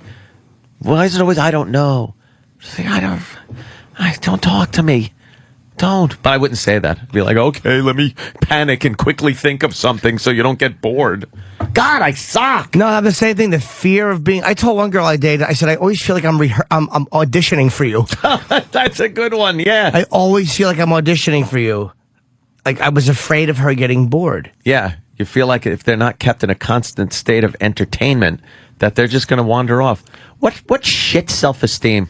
Yeah. What shitty fucking self-esteem? Oh, last night I was watching, there was a special on John Cazale which was Fredo from The Godfather. He was only in 5 movies, and everyone was nominated for an Oscar. Yeah, great. And nobody knows his name. They were walking around pictures of Fredo. Nobody knew his name. Who's that? Fredo? Yeah. And we're watching, it's a 40-minute documentary. I think it's called I Knew It Was You. It's on HBO On Demand. It's really fucking great. And then they get De Niro for this. He's interviewed. Pacino in his wig. Yeah. His wig is so bad. But they get guys that never do interviews, Meryl Streep, and they all talk about Cazale, Coppola, you know. And I'm watching this, and my girlfriend's doing something, and then she sits with me, and she's got her kind of head on my shoulder, and they're talking about when Cazale, he died of cancer. He only did 5 fucking movies. All were amazing. And when he found out he had cancer, and they're just getting into that, and it's like really emotional. And I'm not sad. I'm like, wow, this is heavy. And she's just like, you smell really good. And I'm like, shut up. What are you doing? Was that a prelude? Was she trying to get a little amorous with you? No. Oh. She was just, again, it was like. Oh, it's like you're not getting you're not getting that out of this? Like She was just walking around not knowing. It's like, I'm watching this. Yeah. I know I smell good. I bought the cologne. So what? This is important to me right now. Oh, God bless Al. It's called I Knew It Was You, Rediscovering John Cazale. So it's really a great fucking, God bless Al Pacino. He just looks weird at this point. Yeah, look at me. But, you know, it's like something like that. You want to enjoy it and just kind of, I should have watched that by myself. Yeah. Because she's doing something with a suitcase where she's zipping it. And I'm like, I don't want to hear that. I'm watching something. I want to hear this. Yeah, and only this. But I know if I say that, it's going to be a fucking argument. Yeah. And why? Why should it be an argument? It shouldn't. You should have a little bit of freedom. I think that's the thing a lot of people get in problems in relationships over. Is like just the freedom to not go out and fuck people, right, but just the freedom to just not fucking do anything and not feel compelled to do something. I think a lot of it has to do with honesty too. Like if it was okay, I mean, it's not a lot of girls that you could do this with, but if you were to just to say, hey, I'm trying to watch something and you zip in every 2 seconds is really bothering me and have her be cool with it, that'd be a whole nother story. Yeah, where is that unfortunately, happening? that doesn't really happen too often. Where the fuck is that happening? Do you know what I do with my girlfriend when she's talking too much? I'll just put my hand over her mouth. Oh, no. But she actually laughs. Like, she's like, am I talking too much? I'm like, nonstop. Oh, fuck, that's funny. Endless. But it's not an anger thing, you know. Sometimes you just got to cover somebody's mouth and just go, stop, you're talking a lot. You won't stop talking. That is nasty. But I don't do it when we're mad at each other. It's just like, if we're watching something and she's just babbling. You ever go, shh? Yes, of course. You shush her? You have no idea. Shut up. All the time. Shut up. It's not even nasty. I'm being playful, but I'm like, I really am. Yeah. But yeah, I'm being playful, but I'm serious. Shut up. How could you not want to see? And I forget that a girl is not going to want to watch a documentary on John Cazale. No. And his big beluga whale forehead. Oh, That giant tumor in there. They were talking about him. They had like Buscemi interview. They had Philip Seymour Hoffman interview. Again, guys you just never see interviewed. And they were talking about how amazing he was, and they were saying how great it was. The skip when he walks into the it's brilliant. How great. Yeah, when Michael's coming into Vegas and he's going to show him a good time, and he was all happy that he could do it, and then he just blew it again. He pulled a Fredo again. And they said when Michael says to him, Fredo, get rid of them, I'm tired. The disappointment looked like they just go to Cazale for a minute and he's hurt. Yeah. And wounded and disappointed. And it's all this emotion on his face. And I'm just thinking of my own piece of shit acting. And all I would have done is basically put my hands on my hips and gone, and crinkled my... I was watching him have emotion. Wow. His forehead was not crinkled. I always crinkle my forehead because I'm doing that face acting. Crinkle. It was stretched out from a tumor. He wanted to crinkle it. Oh, horrible. That's terrible.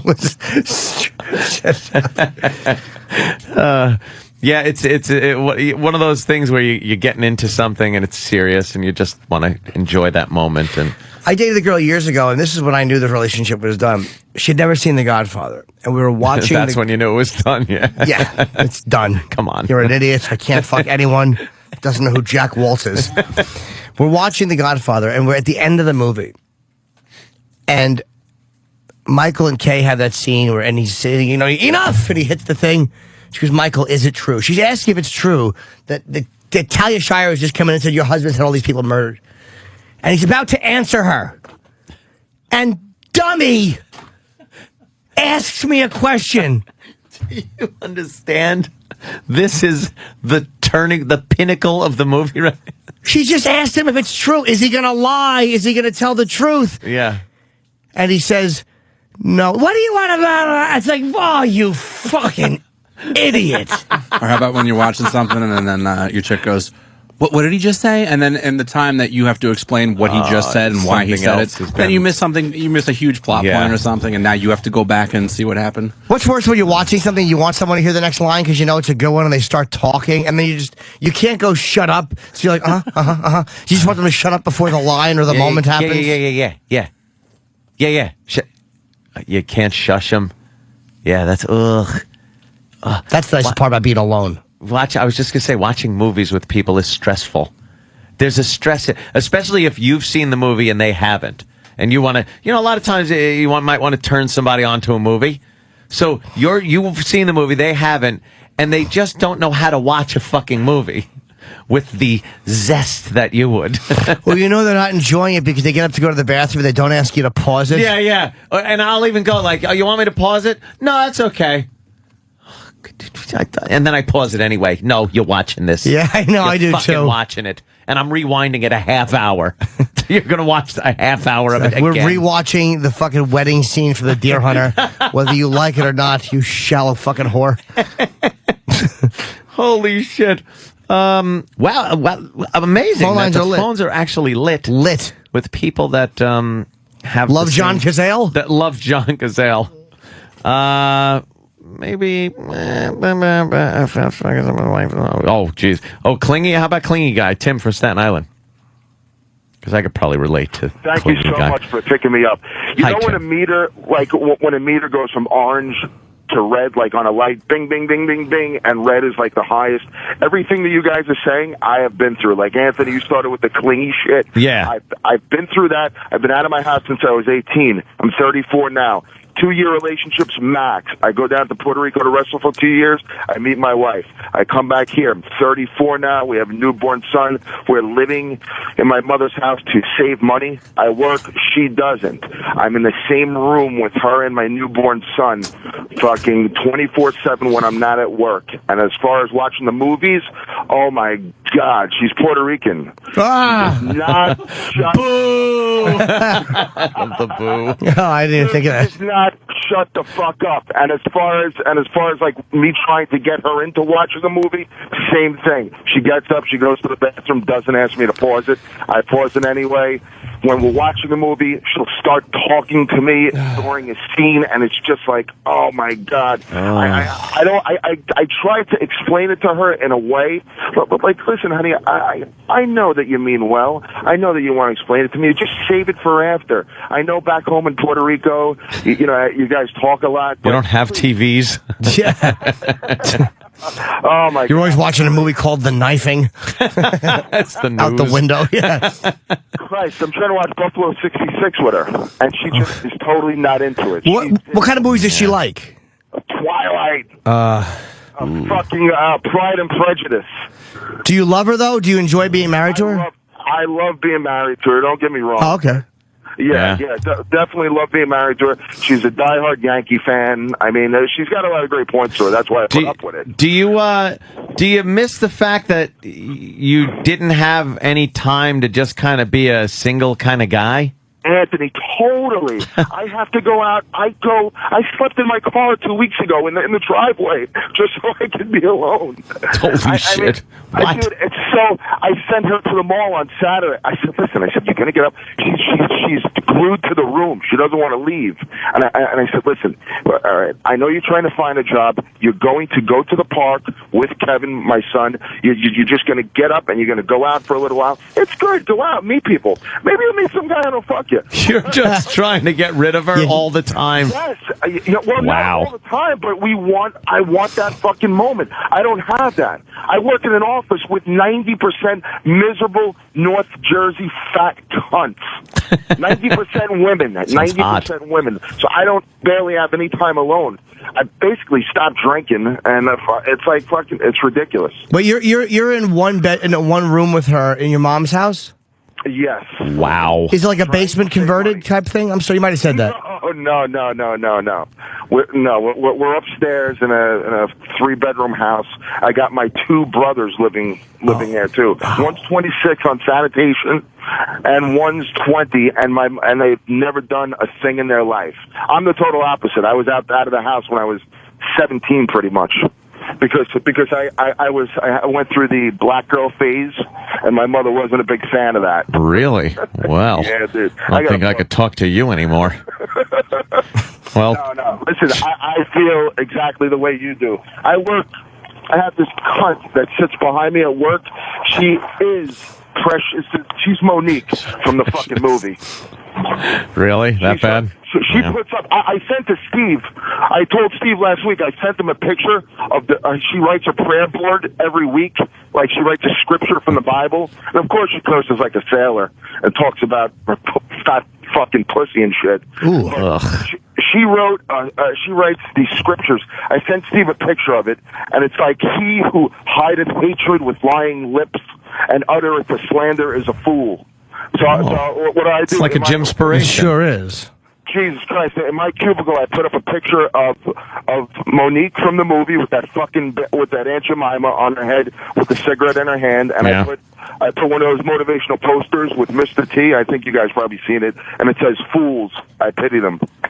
But she's just so yeah. Look, Tim just wants to talk to us. He's trying so hard to not put a gap in there and wrap it up, because he just wants to talk to us. Tim just wants to hang out with a few men and chit chat for a while. But Tim, we're doing a show here. Tim's going through everything, and you know, all season tires do have better grip. Yeah, technically, you know something. The bias ply, you'll notice a better traction.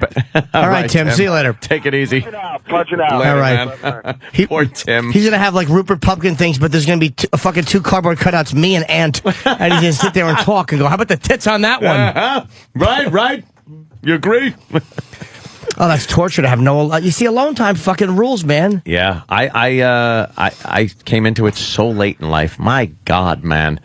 It just, I don't know why. What was it that I had to fucking have someone around all the time? Ugh. I don't realize how lucky I am. Like, I got my own place, and my girl she's there a lot, but she doesn't live with me. And I get to see my friends. Like, I forget, like, we hang with our friends in the morning for fucking 4.5 hours. Like, this is basically hanging out with your buddies and fucking off. Yes. And meeting celebrities you want to meet. Yeah. And then at night at the cellar, when I go down to the cellar, I'm hanging out with friends, and there's plenty of, it's like, it's a cool balance to have, but you gotta have time with your fucking friends, and you gotta have time by yourself. anytime, if you're just obsessed with a relationship, it's fucking horrendous. Yeah, I don't know why, though. I just needed that. I needed it. And maybe one more call, and then we'll take a break and make love. And wait for... Doug is who's coming. in? Doug Stanhope's at 8 o'clock. Is he coming here? in at 8? Yes. Oh, he's here? Okay. Oh, he's here. What time did he get here? I think he just got here. Oh, okay. What about Scott? Is that Scott from Virginia? I don't know. We'll try him. Hey, Scotty. Hey, what's going on, guys? Hi, friend.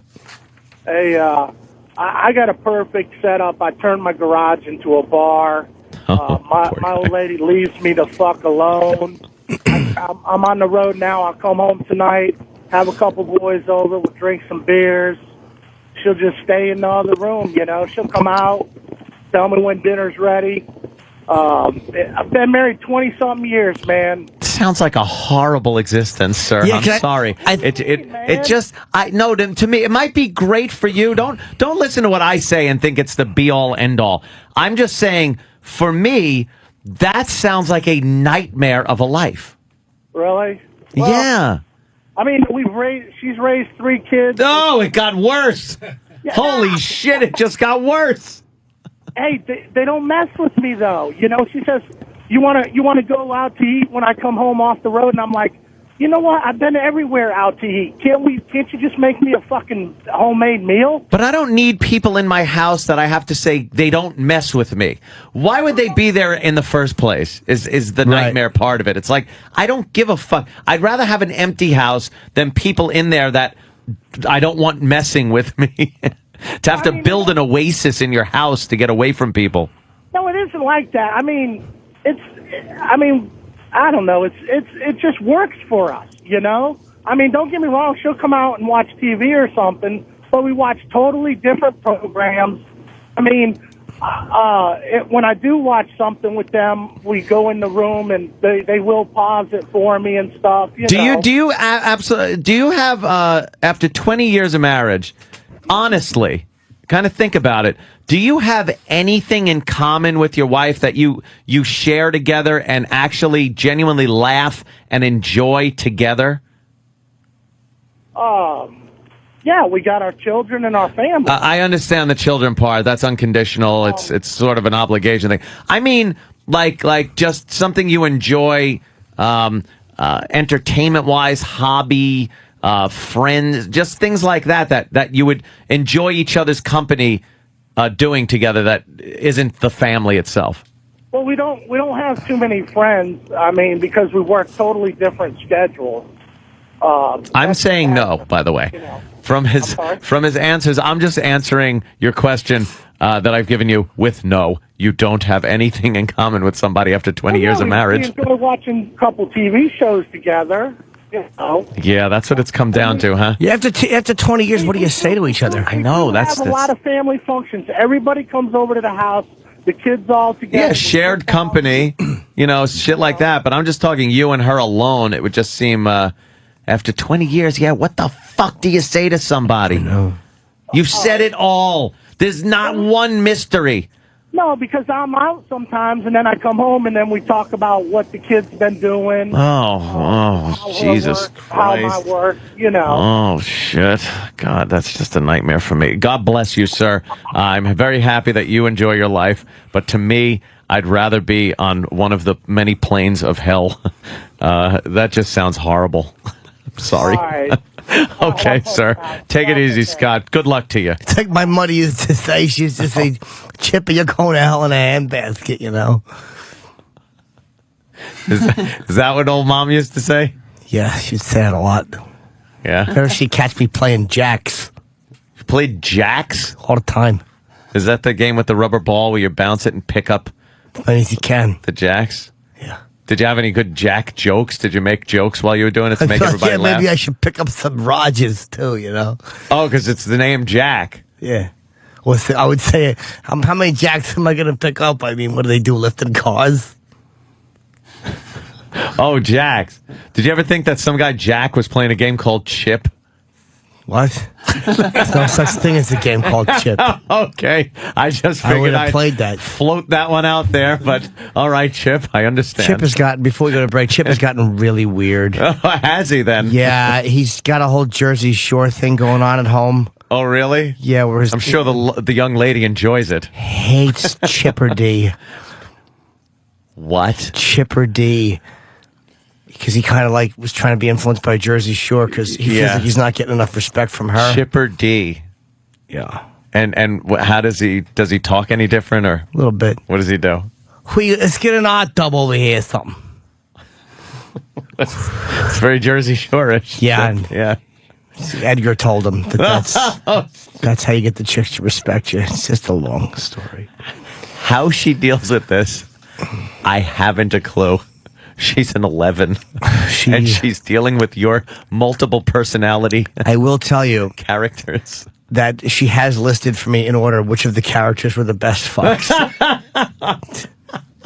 Who is tops? Uncle Paul. Uncle Paul, yeah, he's had some experience. Yeah. He's probably a little more gentle, I bet. She said Chip is terrible. Chip's awful, as stiff. Edgar's very bad, and Sudley was horrible. Sudley? Oh, you don't know Sudley. You'll meet him someday. I hope to. He's really I bad. really hope to. Now we got Doug Stanhope here. Oh, God, yes. Jimmy, where are you going to be? Oh, wow. I want to know where James is going to be if someone wants to see Jimmy Norden. Thank you, sweetie. Today I'll be on the Boneyard at 11 a.m. My show premieres on the it's a 1 hour show from 11 to 12 on the Boneyard, which is XM. What's the channel? 42? No. Find out. Ooh. It's on XMN Stereo, I think. And I'll be at the Borgata Casino July 2nd and 3rd. I can't wait for that one. Yeah, you're going to be there. I'm going down for that one. Are you staying the extra night? Yes. 4th? No, I got to be back for the 4th because I think that's Keithy Pie's birthday. Oh, okay. I told him. I saw Keith at Caroline's. He told me he was a Yankee Doodle boy. I wanted to spit on him. I know. Fuck you. Yankee Doodle boy. Stop it. Blow streamers. That self-centered ass. He probably thinks all the explosions are for him. You're right. Every room Keith walks into is like Fredo skipping into that fucking casino room. He hears music that's not even playing. He is the mayor, that guy. Oh, it's fucking He amazing. truly is. They all know him. Yeah. Oh, it's amazing. Where's the Boneyard? It's Boneyard. XM53 Sirius 19. Yes, great. It's a great best station. And so I hope people dig the show. And we'll come back, I guess, with Doug Stanhope in a few minutes. Stanhope is coming into the studios right after these words. Let me hear you scream like you want it. Let me hear you yell like you mean it. If you're gonna go down, go loud, go. I love this. Yeah. New Ozzy makes me very fucking happy. Let me hear you. Yeah. Fucking Ozzy. Back with Doug Stanhope is in studio. Doug. Good morning. How you been, man? Hi, buddy. I'm all right. Good? Yeah. Dying. You look better than last Rotting, time. You look dying. actually really cool. I shaved. Yeah, you look good. Yeah, you clean up. You clean up nice. I think it's sun. Yeah? You get a bit of a tan and people You're still assume out there you're in like healthy. Arizona or some shit? Yeah, Bisbee. Yeah? Bisbee, that's Yep. right. You're from Bisbee, Arizona. Where I just don't know what there is to do out there. Bisbee Copper Kings baseball every Friday and Saturday, 4 and 7. You're kind of a regular guy, aren't you? At home, yeah. I'm When pretty you're regular. at home? Yeah. It offsets the road. You get kind of jaded being in New York or even in the surrounding areas of New York because you have like the biggest city in the world right at your fingertips. So you think Bisbee, Arizona, what the fuck am I going to do with myself? Yeah, I walk the dogs. We do mushrooms occasionally. We go Yeah. to baseball games. I would assume drugs play an integral part of being able to deal with not being in a major city. No, actually, that's where the drugs only happen on the road. Really? Yeah, I don't. You know, mushrooms in Arizona seem like a cliche, but Yeah, it's yeah. like you gotta do it. Yeah, well, you wouldn't start doing like lines of blow. Town of 6,000 people. I'm in bed by 9:30, 10 o'clock most of the time. Oh, you really live like a real suburban life out there. Yeah. But I'm, when I'm off the road, I usually assumed it's a good balance. Yeah, I assumed you were kind of just out of your mind all the time. No. Either doing dope or Yeah, fucking robbing or raping or something. It just comes across that way when you're on stage. No, I'm up at 5:30 in the morning. You a farmer? Oh, really? What do you farm? Yeah, well, you walking the dogs. You want to get up before it gets hot. No, you don't. No. I would be sleeping in air conditioning. I hate getting up early. Yeah, Hate no, it. well, I'm in bed early because it's one of those things. You wake up and you start drinking. Yeah, It's 2 in the afternoon. Why not have a cocktail? Well, it is offset if you get up at 5 in the morning. Like, I get up pretty early to do the show most days. And once I'm done with the show, I get home, do a few things. And then where a normal person with normal hours might seem that you're cracking open a beer a little early, I've already been up a while. Right. To me, it's 5 o'clock. Sounds even though the clock says 11:30 a.m. Sure. To me, it's like 5 in the afternoon. Excellent rationalization. Yes, Jim. I knew Jim would agree with me wholeheartedly. So, like, are you drinking when like early at home or no? Yeah, at home. Yeah, I start drinking early because I go to bed early. So see, that's the rationalization. It works. What does your wife do? You're married, right? No, I get a girlfriend. Yeah, she's the retard. She's the retard. No, she's mentally ill, but she's well medicated. She's completely normal. But I remember you talking about that. Bingo, yeah. She was the bald chick that was in last time. She's got hair now. She grew it back. Oh, yeah? What was wrong with her mentally? Manic depressive. We call it. Wow. Bipolar. Yeah, that's the one. Bipolar's rough. Yeah, but she's been normal for years now. Yeah, okay. Yeah, she was Good when medicine. I was first with her. Yeah, she'd go completely loopy. That was hilarious. Like walking down the street naked, talking on a banana, thinking it was a telephone, and like crazy shit. Yeah, that's real crazy. Yeah, it was. I thought you meant hilarious. It was never like stabby crazy. It was never violent or anything. But yeah. I thought you just meant some kind of like, I'm sad today. No. You're She was real bad crazy. shit. Bad shit. Off the rails. She had just gotten I love out of a bad mental shit institution. crazy. She had been in for a couple months when we got together. Wow. They put her away for like a week How'd you meet a couple her? years ago. I met her, I banged her after a show. And then she went right into the hospital. She went into the nervous hospital. That put me off. No, it's Doug Stanhope. I fucked him. This is a true story. Hospital. It's a true story. When she was locked up, because I hooked up with her after a show, and it was years before we got together. But when she was in the mental hospital, as I was on the Man Show, they were running a commercial for the Man Show on the TV in the mental hospital, and she kept trying to tell people that she knew me and she slept with me, and everyone's thinking she's like, oh yeah, sure you did. Wouldn't she pick somebody else? Yeah, exactly. Like, Rogan. wait for If you're gonna lie. Yeah, right? That animal.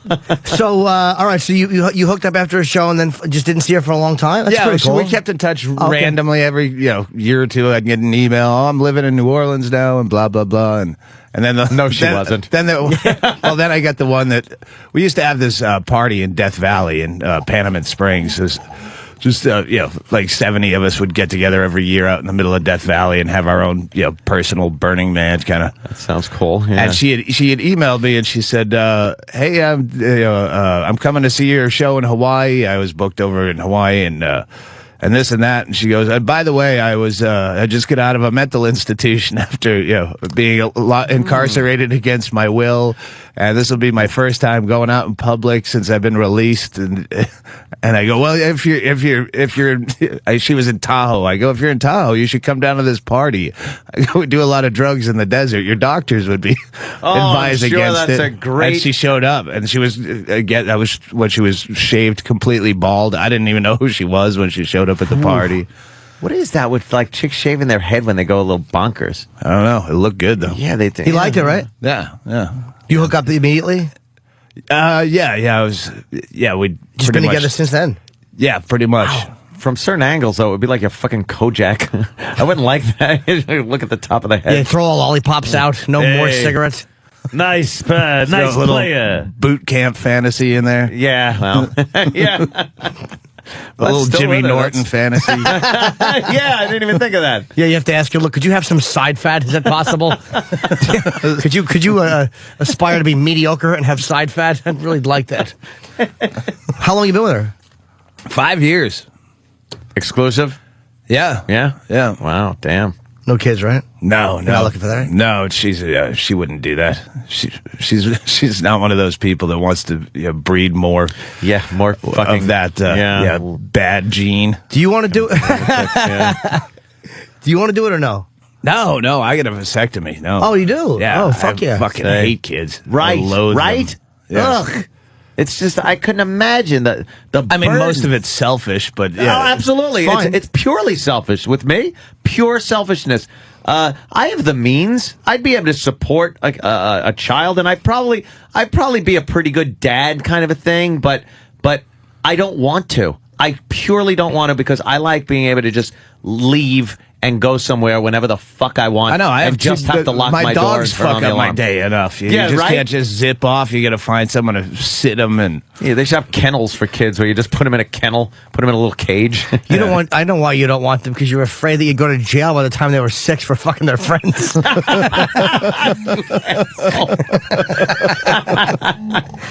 Oh, it's playtime. Who you inviting over? No, I want to register as a sex offender just to have an excuse for why my friends can't bring their stupid kids over. Oh, no. Nah, I'd love to have them over, but I'm one of those little red dots on the map. Yep. Yeah. Yeah. Super Bowl party, I'd love to. Can I bring my kids? No, I get worked up. Yeah. Yeah, the Saints games give me boners that I don't know if your kids would live through. Yeah, look, if you want all their memories up to this point wiped out, bring them over. I'll be happy to clean that slate with. My siblings decided like late in life, not decided. I think one decided, one it was a whoopsie, to have kids in their 40s. So I now have a about 2-year-old niece and nephew. Two of them for my brother and sister, and it's like I just see what happens to them.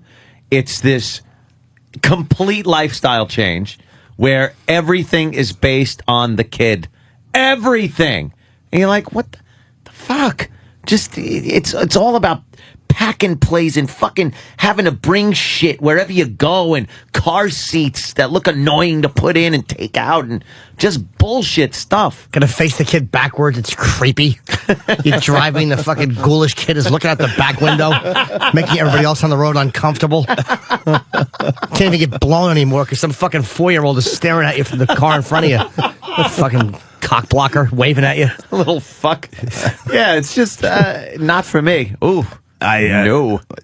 Yeah, when you're like my brother's got 2 kids, and it's that gives you a responsibility. Like now I'm an uncle. Well, I didn't want that title. Yeah. Well, you should call her. It's her birthday. You know, her dog died. She's really sad. You should give her a call. Why? What? I didn't blow that load. Why do I have a responsibility out of? Yeah. Even like cards. I don't know to buy a fucking card. I can remember birthdays and other holidays and shit where I'm supposed to send nieces and nephew cards and stuff.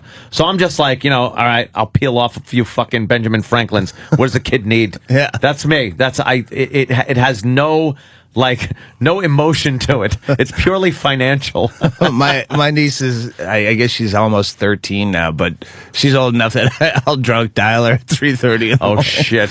She never answers the phone, but I'll leave her messages. Probably a good thing. Yeah, she's just starting to turn cool, but they were both kind of douchebags as kids. You couldn't even be the corrupting uncle. Like that would be the only fun thing is you can eat fuck candy. them up a little bit. Yeah. Right. Yeah. Do whatever your dad says you can't do, and they would go, no, that's wrong. Oh, come on. You're taking all the fun out of this. I was doing that because I had people from Arizona staying over the house a couple of weeks ago. And there was Hispanics? No, actually one of the few that weren't Hispanic or Indian. I guess a lot of Indians in Arizona. Not where I live. No, yeah, Bisbee. Yeah. And there was a girl there, and she's like 15, and I was just like, she's like, and her mom is saying shit like, don't have candy, don't do this, don't do that. It was always don't, and I just corrupted I was like, she goes, I want Snickers bars. She's like up on the balcony thing in my living room. Snickers bars. I'm like, all right. I just get like 4 of them and throw them up. Go ahead. How old is she? Eat away. 15. That's called laying groundwork. Laying groundwork? Yeah. Is that what I was doing? Of course. Remember when I gave you the Snickers? Of Come course on it is. now. Wasn't I good for the Snickers? Yeah, it's no, because I just wanted to constantly just being, held down as being a kid and kind of a thing. And I was like, who gives a shit? She got her first F. My niece goddamn candy. Fuck it. My niece got her first F in math. Her first failing grade. When you said she got her first F, we were both ready to congratulate you. Good. She got her first failing grade, so I sent her a letter with $120 in it. It says congratulations on your first failing grade. I said enclosed are 2 bills. One says 100, one says 20. If you can tell which one's worth more, that's all the math you need to know. That's great. Take the one you like the most, give the other one to your retarded brother Harry. That's great. So do they kind of like my nephew's like 15 and he kind of likes that, I'm Jim, I'm his uncle, I'm a comedian. Like, are they at that age where they kind of think it's cool that Stanhope is their uncle? They haven't, not that I know of. Like, she thought shit like that was cool, but they haven't found my comedy. That, like, I'm waiting. They're online all the time. Yeah. And I don't know if my brothers told them specifically, don't look at your uncle's Don't shit look online. at him. They had to have seen your comedy. They had to have. There's no way they couldn't. I don't know. The kid, the younger one, he's a bit of a savant. He's on the computer all the time, so I can't imagine. He's had to have, yeah. Yeah. It's got to have popped up. Do they ask what you do, Well, they know what I do, so you'd think that... Yeah, they would look any up. time now. They've probably seen it. Yeah, they've seen it. They probably just don't want to talk to you about it because then they'll get back to him and it'll be a whole... Yeah. Wow. Or maybe they just don't want to say, well, you're not funny. Yeah, we don't get it. We don't agree with you. What is that? We're good people. Why do people pay to see that? Yeah, you suck. Yeah. Oh, you don't want to hear that. Right. I was the hero uncle. Yeah, my nephew. Wow. We should... I'm a little... certain people you don't want to... Frank Lucas is here. Oh, yeah. A little early. So we'll... Yeah, I get like 3 texts from Carlisi warning me. Don't you? fuck with him. didn't think you I'm would, not but- saying you would, but he might not have a sense of humor. I bet he does. Yeah. Has to. You just put Jimmy on point. Yeah, Let him throw the first few pokes. No, I'm not fucking crazy. E-Rock wants to get him in early because he doesn't know what to do with him for 30 minutes. He doesn't have to wait 30 minutes. E-Rock. All right, we want to bring him in. We'll talk to him. That's fine. I don't give a shit. I know, E-Rock is really... Because Doug is here for the fucking... You're here for the duration, Yeah. right? Why? What's with the fucking Expos hat? Someone gave it to me. Oh, I thought maybe you were a fan. Oh, I was a fan. Yeah? But they're gone now. Yeah. From what they tell me. Yeah, from what they tell. Yeah. And I think he's in a wheelchair, too, so we have to put the... What? Right, yeah. 79. All right. Don't yell at me. I didn't mean to. I meant that to be explaining. E-Rock, is the sound on in there? No. Okay, so what give us a little recon. Yes, wait, hold on, the mic ain't on. There Has you his go. wheelchair, comes wheeling right into the office. Hello, makes his big announcement, shakes your hand, but he holds on to your hand. He goes, "Who are you?" And he just stares at you. I'm a Fed. It's pretty intimidating. So I was like, "Hi, I'm Eric, and this is Kenny." Hello, Kenny. Grabs Kenny's hand. "Who are you?" And Kenny explains who he is, and now he's all cordial. And What do you say, a moron? Yeah. Well, you mean, what am I? I'm An a idiot. dummy. Yeah.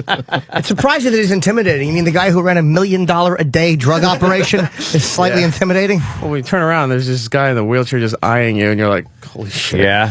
Does he look frail in the wheelchair, or does he look like? Does he have a handler?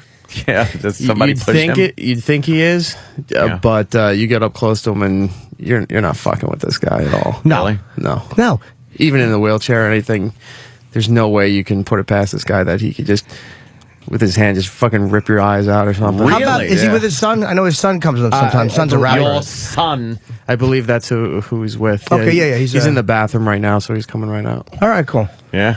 Is he finding the gun behind the toilet? Do we have the books? Is his publicist with him? I haven't found the publicist yet. He just showed up. I don't think the publicist is actually here yet.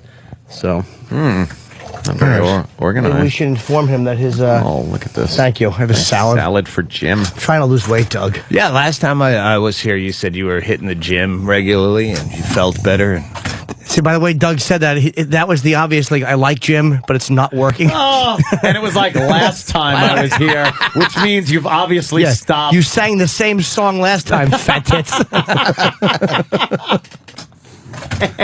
No, it was one of those things. Well, shit, even fucking Norton's trying to get into some kind of shape. And not me. Dude, I have to. It's like, I fucking, the amount of, it started a couple years ago, my wanting to be in better shape, because the amount of pussy that's available, like to somebody in shape. It's just embarrassing when they come over and you know they're just fucking you because they like your act or they dig the show, and you know that they're having to suffer through this. Yes, really, it's completely killed my sex drive.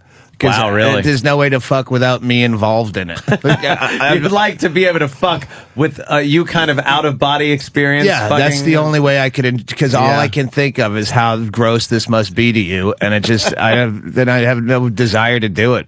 I get a fucking boner, and I treat it like a medical condition, and I drain it like a cyst. I don't put someone else through that. Yeah. Oh, shit.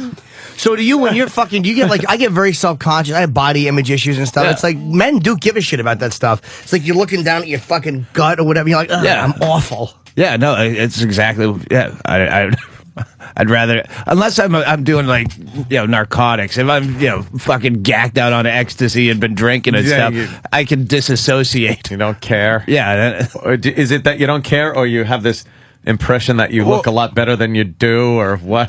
Yeah, or your fucking boner is overriding the fact that you're disgusting, and all right, I gotta drain this, I gotta empty off. But normally, no, I just I have zero sex life.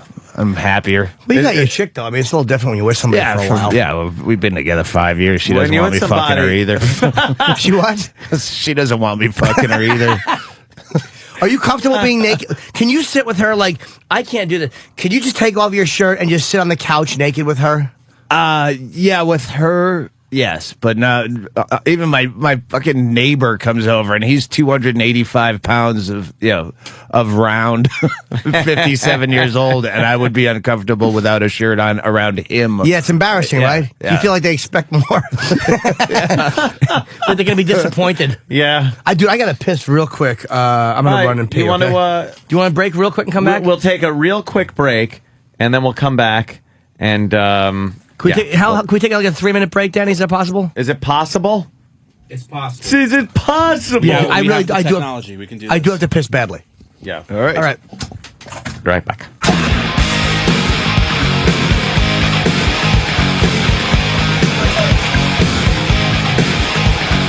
Welcome to the jungle. We're back. Funny games. The Opie and Anthony program. Of course, the great Doug Stanhope is hanging with us today. Opie is out sick. Yes. And Frank Lucas is making his way into the studio. Yes. There he is. How are you? How you doing, Frank? Bring the mic over here. It's where Frank wants to sit. Okay. We're Frank just gonna... Lucas. How are you, sir? I'm all right. I'm Anthony. All right. That's Jimmy. Thank you. That's Doug. Yeah, How are you, sir? Good, That's Danny. I know when I'm on the radio. Oh, you're on right now? Oh, you're my on. God. Y'all didn't do that to me. We don't wait. We get right to business, right? Okay, yes. That's how it works. So how you doing today, Is all the right? volume okay? I'm fine. So it's funny, because there's a book out now that you have. It's called... It'll be here in a few minutes. Okay, Oh, normally good. we get it the day before so we can kind of go over it and get some facts. And Yeah, it'll be here in a few minutes. She bring the... Miss Clark will bring the book up. Okay. No, that's it's good. called The Real Life Story, Original Gangster, The Real Life Story of one of America's most notorious drug lords.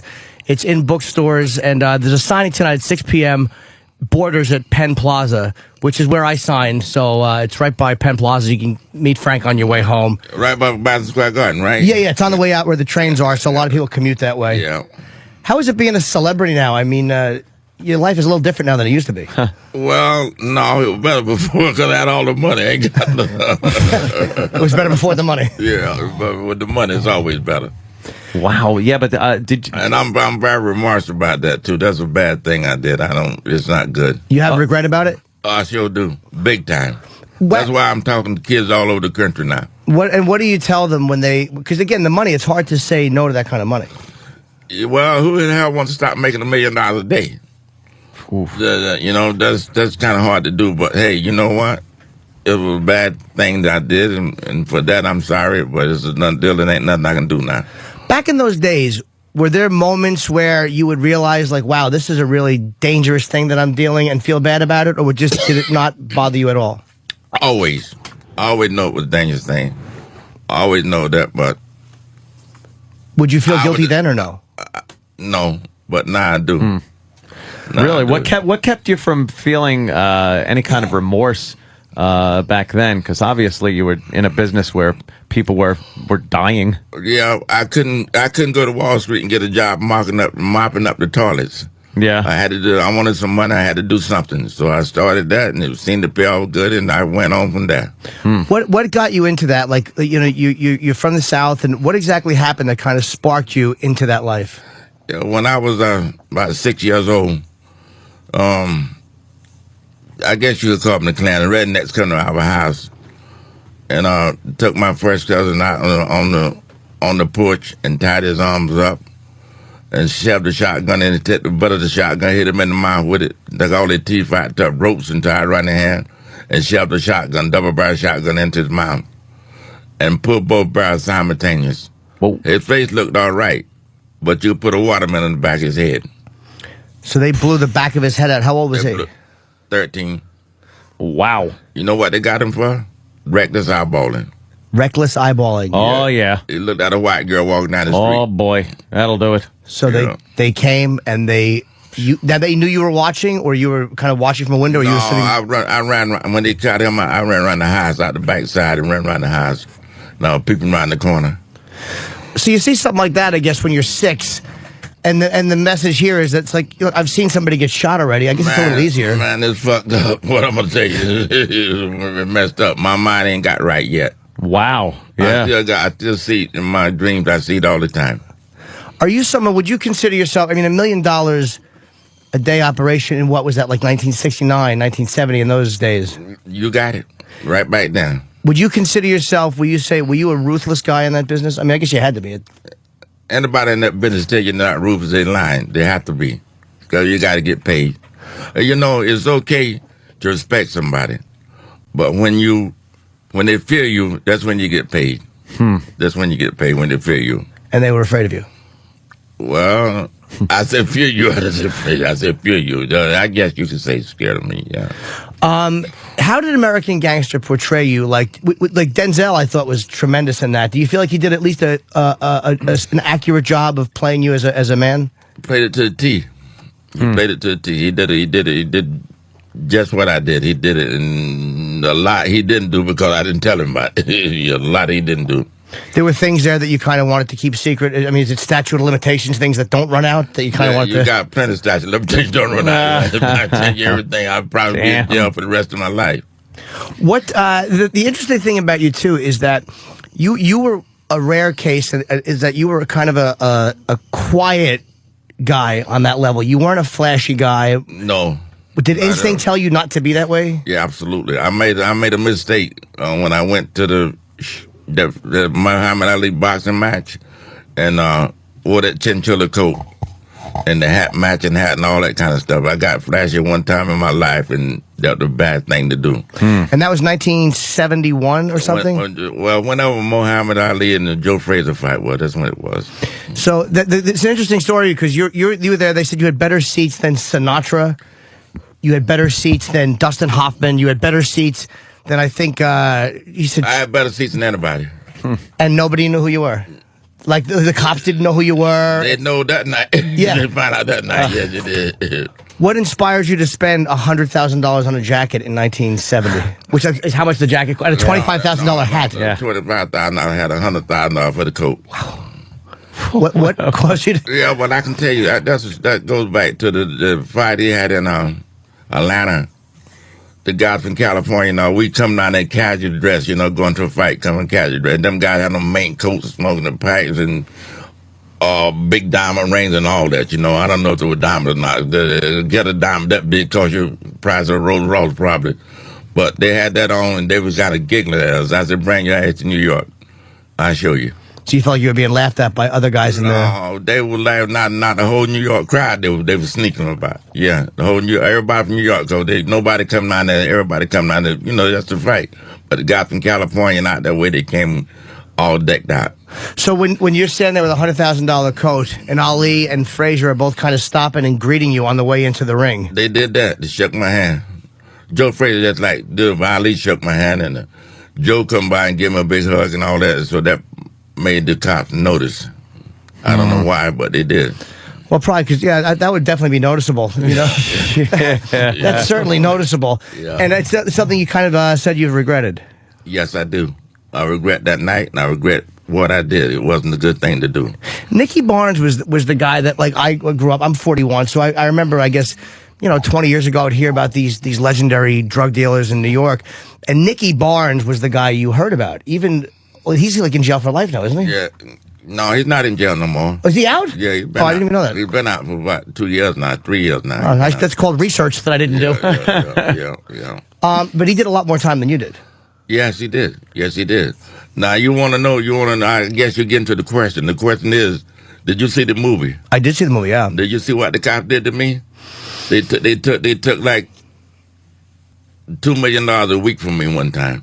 They were taking from me. Ooh, baby facing them. Shaking you down? Shaking me down. They give me a key and asked me to sell it for them. And all that bullshit, But what I did was, they got mad because I had an apartment over here in Essex House and one in the Regents. I had a penthouse in both of them, Regent. And I go there and I'd hide out from them. When they saw me, they got mad and they locked me up. They locked me up, and that's when the ball started rolling. They told on me. Of course I got them back.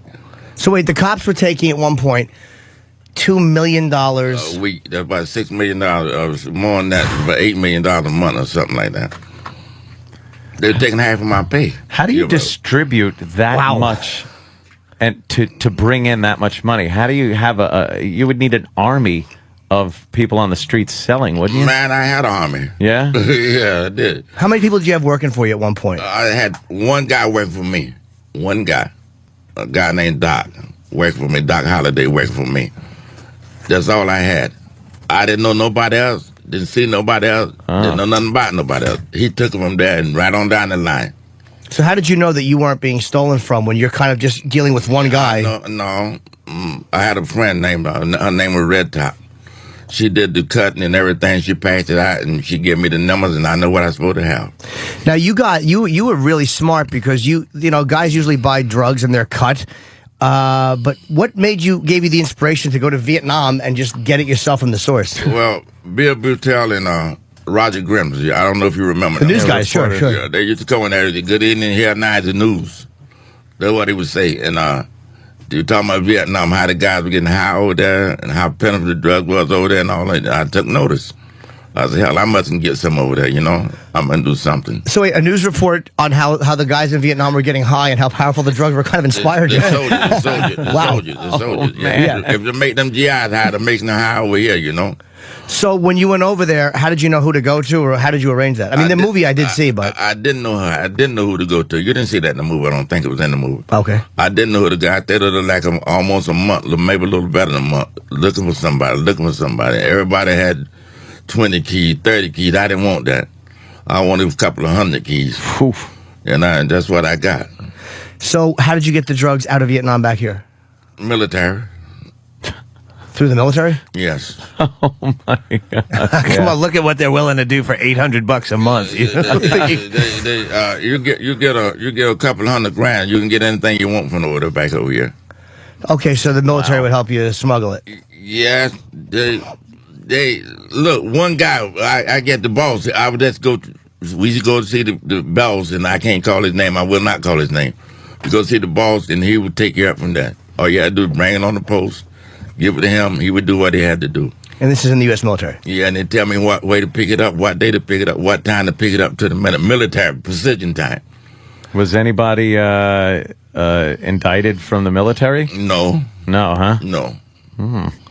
Now, that's amazing. When you went did you go over to Vietnam with a tremendous amount of money or did you kind of expect it to be fronted? When Bumpy died, He wouldn't. He didn't want to do that. Okay, Bumpy is the guy who you worked for. Bumpy Johnson worked for 13 years, 9 months, and 8 days. I worked for Bumpy, but he was the guy that didn't want to do it. So when he died, he had like $3 million left in the street. I went and collected the money, put it in Chase Bank, because Chase got branches all over there, you know. Put it in Chase Bank, and I had the money in the bank. All I had to do was get a passport, enough money to get there with. I had money, you know.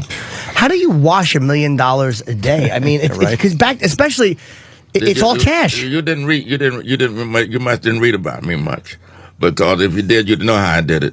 Well, I know you had a couple legitimate businesses. You had. Yeah, no, I did it through the bank for the most part. I had a few legitimate business, but I did it through the bank. I'd take it to the bank.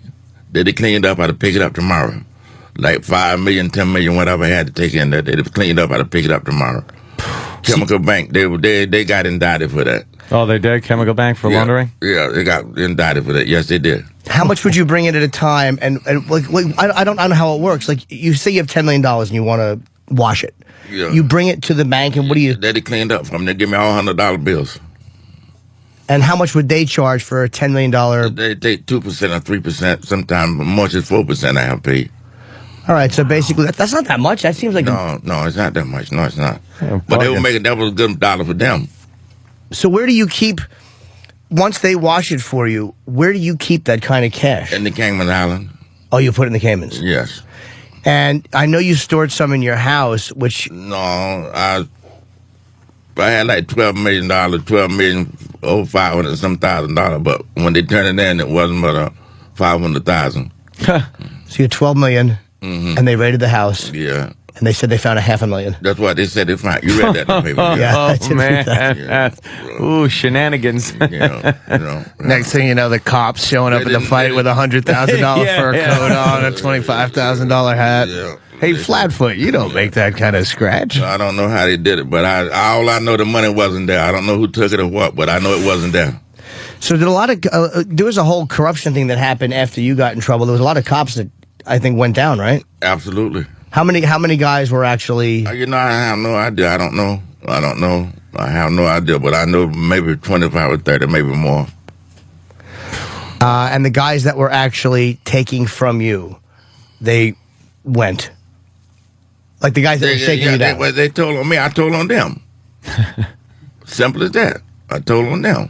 Have you, like, being a guy who's kind of been? It's amazing to be. You're 79. Yeah. And most guys in that business don't tell my age on the radio, man. Oh, I'm sorry. I'm only kidding. I'm 79 years old. But I was born September 9, 1930. Most guys don't, in that line of work, don't make it to 79 to kind of come out the other side of it and write books and talk about what happened. Well, I don't know about Morse, but I know I've been lucky, I guess. I've been lucky. How have you seen that change? Like, you know, there's always guys dealing drugs. How is the mentality of these guys changed now from the time when you were doing it? Well, it's different. Back then you had rules. The kids out there, they don't have no rules. They kill one another, murder one another for nothing. For $20. They kill you for $20. They murder you. We didn't do it back then. Like Bumpy and all the old time, they had rules. I fell in the same footsteps. I had rules I went by. What was a rule you think that you would have abided by that today that they just don't care about? The rules I've abided by, you got to be straight. You see, that's why I had most country boys work for me. You can trust a country boy. You can put $1 million in his house and his wife and kids can be hungry. He won't touch an penny before he come tell you. But a city boy, that son of a bitch will steal your eyeballs out. That son of a bitch steal your eyeballs out. I had people I could trust, put it that way. If they legalized drugs, would you get back in the business? No, I don't want nothing to do with drugs. Would you franchise? No more drugs. No, absolutely not. All right. Absolutely not. No more drugs, never. I'm very remorseful for what I did, and it's not a good thing what I did, but hey, it's a done deal, and just move on. That much I can do. But best I can do now is talk to the kids and tell them don't go this way. When did that change in your mind? When did you realize, wow, that's not a good thing? Well, we had a trial. I don't know if you know the guy named Richard Roberts. He was a state prosecutor. Mm-hmm. We had a trial over there, and the lady said she come home. We was on trial. She said she come home, and she find her son with a needle in his arm. And when she got through testifying that day, even I was crying. Damn. Even I was crying when you got to testifying. I know I was gone. I know there ain't no coming back now, you know. But you got to testifying. I felt very remorse and I felt like a dog. And I ain't never touched drugs since. Do you because hearing somebody actually really describe what it was like to What watch? it was like, yeah. She told the whole story. They must have practiced her 2 months, 6 months or so. Oh, damn. She know every word. She know how to put, oh my God, that lady was, hey, you'd have been crying if you said in there. Before that, it was just business for you. It was just Business as usual. Yeah, it was a product that you were selling. My wife tried to get me to stop a long time ago. But who the hell wants to stop making $1 million a day, you know? That's hard to just stop. Yeah. Stop right in your tracks, you know? Oof. And I moved from a couple of hundred to 3,000 keys when I go over there and bring it back. So 3,000. I stopped drinking and doing drugs when I was 18, so I don't know how much does a key cost and how much does it resell for? for? In New York over this way, it was selling for like maybe 80,000, 70,000 per key. Over there, I was paying $4,200 for it. Oh wow, that's a hell of a profit. A lot of money. 4,200, and it sells for 80,000. Oh yeah, and if, it was like 100%. I never got nothing under 98%, like 100%, and I could cut it half in two and sell it over here for 80,000 if I wanted to. Yeah, so that's. But I had a street business going. I was selling a lot in the streets. I was selling a lot. $100 million a day. That was just my street business. It had nothing to do with the wholesale. So you didn't have people that were selling to people that were using. Were you pretty much selling bulk to other dealers? No, the guy named Doc. He run the street business for me. Oh, okay. And how he did it, I know, but it's a long story, so I don't have time to tell all that here on the radio today. But anyhow, he run the street business, and I run more to the wholesale business. Mm-hmm. What was the name of? Didn't you have the name of the actual Blue Magic? Blue Magic. Yeah. And that kind of became legendary on the streets. Yes, it still is. Yeah, I mean, if anybody's saying name Blue Magic, they know exactly what you're talking about. You could sue. Yeah. Sue for copyright infringement. You go in court with that, the judge. Yeah, right. I don't think. Lock you up. Yeah, I don't think that's. Are you all right? You're right? Yeah, Sam. Okay. Sam's Is he bothering you? No, Okay. I don't mind. I would love to see you punch Sam. That would really make me happy. He bothers us. Thank you.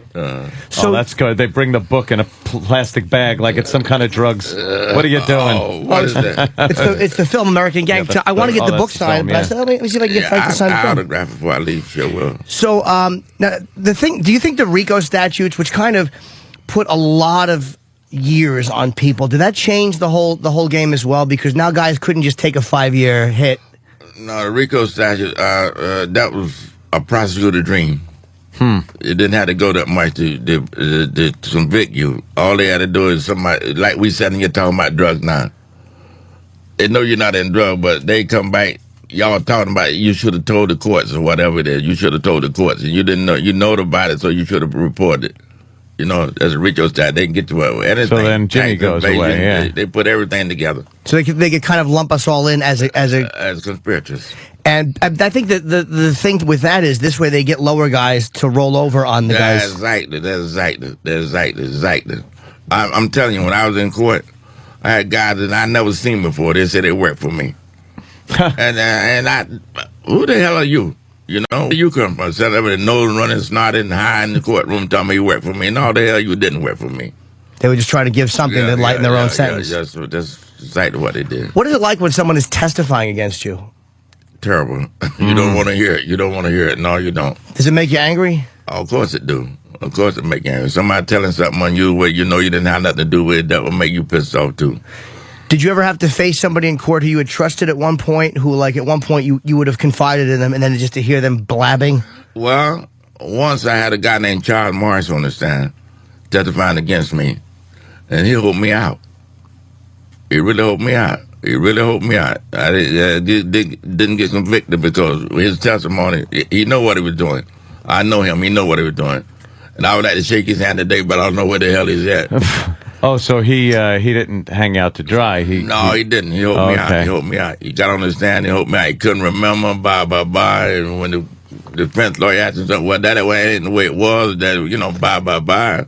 Oh, he might have had a change of heart. Yeah, absolutely. I don't know if they locked him up for that or not, but I know he helped me a lot.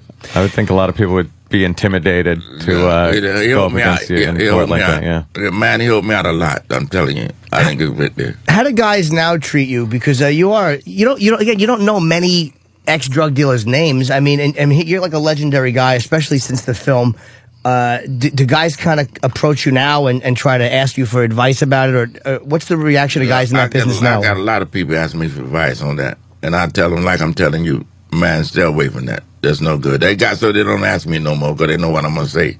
They know you're not going to give them business advice. No, hell no. I'm not going to do that. No. Business advice. No. Well, I mean, I know it would just seem like an odd thing to But do. yeah, but it's the truth. They do. They It's the actually truth. It's come the up. truth. It's the truth, Wow, yeah. that's a dumb thing for people to do. So this was also interesting to me too. In the '80s, when crack became, that also seemed to change the way business was done. Crack changed the whole thing. Well, you know, see, cocaine used to be a rich man drug, and then it got so they refined it down to crack, and everybody started smoking it, and they went crazy. They went crazy smoking that shit. Went crazy. That's what they did. You know? What do you think is the Jamaican gangs at one point? Where they seem to be breaking a lot of rules that like the mafia had. That other traditional drug dealers had, like when they shot Ed Byrne, the cop. I think it was his name, Ed Byrne. They executed him guarding a witness. It was like they were just doing these things that other guys didn't do, which kind of forced the police to react. And I think they react in an appropriate way in a case like that. You just don't do that. If the cop get you, you got. You don't try to kill no cop. No, you don't. You take when that's their job to catch you. They catch you, say, hey, they got me. That's it. You don't go try to kill him. No, the hell you don't. You don't do that. That's one of the rules that are being broken nowadays. You know, if it weren't for the cops, we'd be in trouble. We'd be in big trouble, you know. Because it just brings heat on everybody. That's what they do, bring heat on everybody. Them kind of guys bring heat on everybody. Yes, they do. They don't know what the hell they're doing. And it seems like the Jamaican guys had a few years of a run, like where they were violent and they were making a lot of money, but then they were gone because they forced the people to come after them. They started putting their ass in jail, putting them away for life. And that stopped all that. You know, nobody wants to go to jail for life. Nobody. How much time did you do? How much jail time did you actually do? Well, I can give you the longest sentence I had. I did like 7.5, 8 years. One time, right down in Park Road. So what's it like being a guy who's making $1 million a day and having pretty much the run of the city, and then just being forced to... Hell, I had to run to the jail. Oh, you did? Yeah. I don't know why I would assume that he'd go to jail and nobody would listen to him. I had to run to the jail. Yes, I did. Yeah. All right, so you're out of the life now for a pretty long time. I'm out of life permanently. Permanently? Yeah. And you're doing a signing tonight. I'm going to give out the information again, too. Now, what is the difference between this book and it's called Original Gangster, the real-life story of one of America's most notorious drug lords. And the signing tonight, 6 o'clock at Borders Penn Station, which is at Madison Square Garden. What is the difference between this book and kind of the story of American Gangster? Or is it kind of the same? The book is not. The book is never like the picture. I'm telling you, that's my autobiography. I'm telling you the truth in that. Okay. Everything is right on the money there. Nothing elaborated for Hollywood I didn't cut no corners there. Did you write American Gangster, or was that written about you? That was written about me. I didn't write it, no. Oh, so this is actually, okay, the first one that's coming from you. Yes. The American Gangster is coming from me. Are there things in the film that didn't happen that you looked at? I'm not going to tell you that. No, huh? Okay. I think there is not on air anyway. Yeah. There is one scene which you don't have to. Yeah. That's we're what I'm all thinking about. of the same scene. Yes, the same scene where Denzel on the walks street. in the street, and just there's the guy's played by Idris Elba, who was Stringer Bell on The Wire. And he just walks up and he shoots him in the head in the middle of the street. I don't know nothing about that. All right, Frank knows nothing about that. There's no statute on am taking like his that. word for it. That was He just a knows good nothing scene in the about movie. Yeah, well, they got jacked up for Hollywood, you know that. Yeah. Did the Frank Lucas at his prime get more pussy than Denzel Washington? That's a good question. Everything from 8th Avenue, from Hollywood movies out to 8th Avenue hoe. Oh, yeah. A little bit of it all, yeah. Stanhope, he asked a good question. You were having an affair with Willie Mays' daughter? No, stepdaughter. Stepdaughter? Yeah, his stepdaughter. Did Willie know about that? I don't know. How did that... Willie never came around then. He never came around. Willie didn't bother them no more. He was out. Didn't you steal a girl from Wilt Chamberlain? Or was it another athlete? Yeah, how do I put this? I really don't know how to put it. Yeah, I got a girl. Yes, from Wilt Chamberlain. Yes, I did.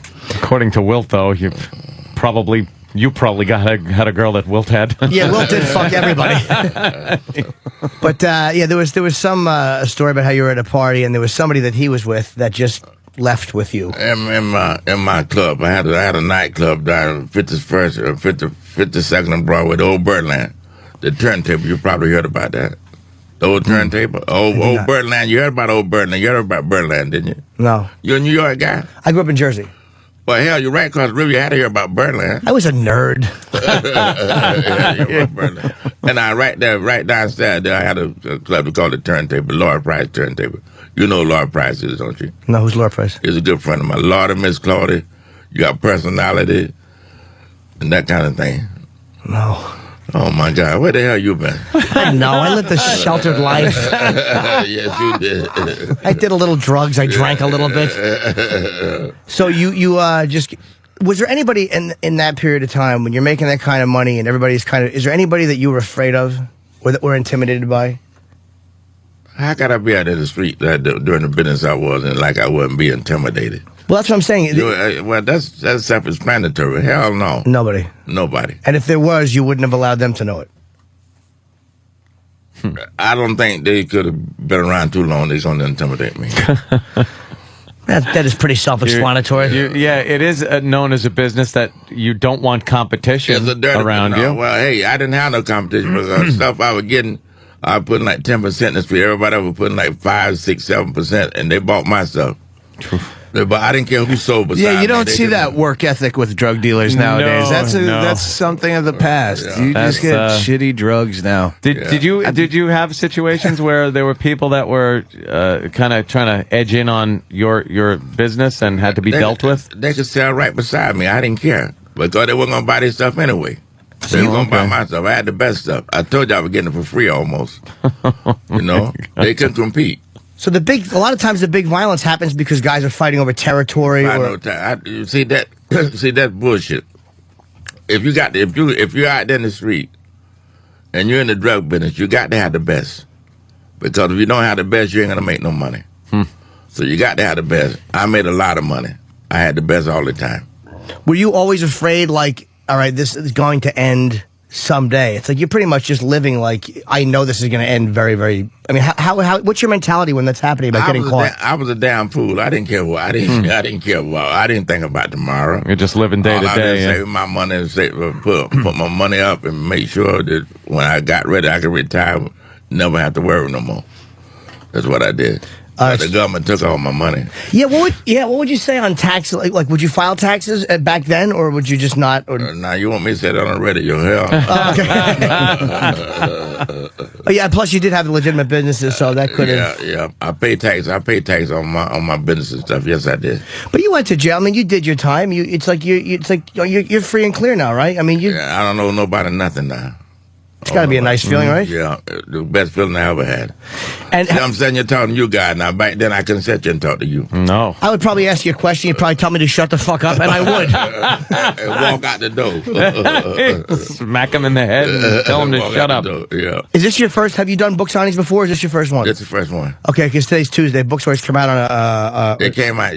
Wednesday. It came out yesterday. The book came out yesterday. And today's your first signing. My first signing. Yeah. Well, if you want to meet Frank Lucas, honestly, a legendary guy, a real gangster. Like, it's like Hollywood talks about gangsters. You don't get many of them in studio. Yeah, I don't know about the gangster part, but I live my life. I put it that way. Well, I would certainly consider you one, and not in a bad way. That's your business. I'm not fucking with you. The book is called Original Gangster: The Real Life Story of One of America's Most Notorious Drug Lords. Tonight, 6 o'clock. It's Borders, Penn Station. I did my signing there.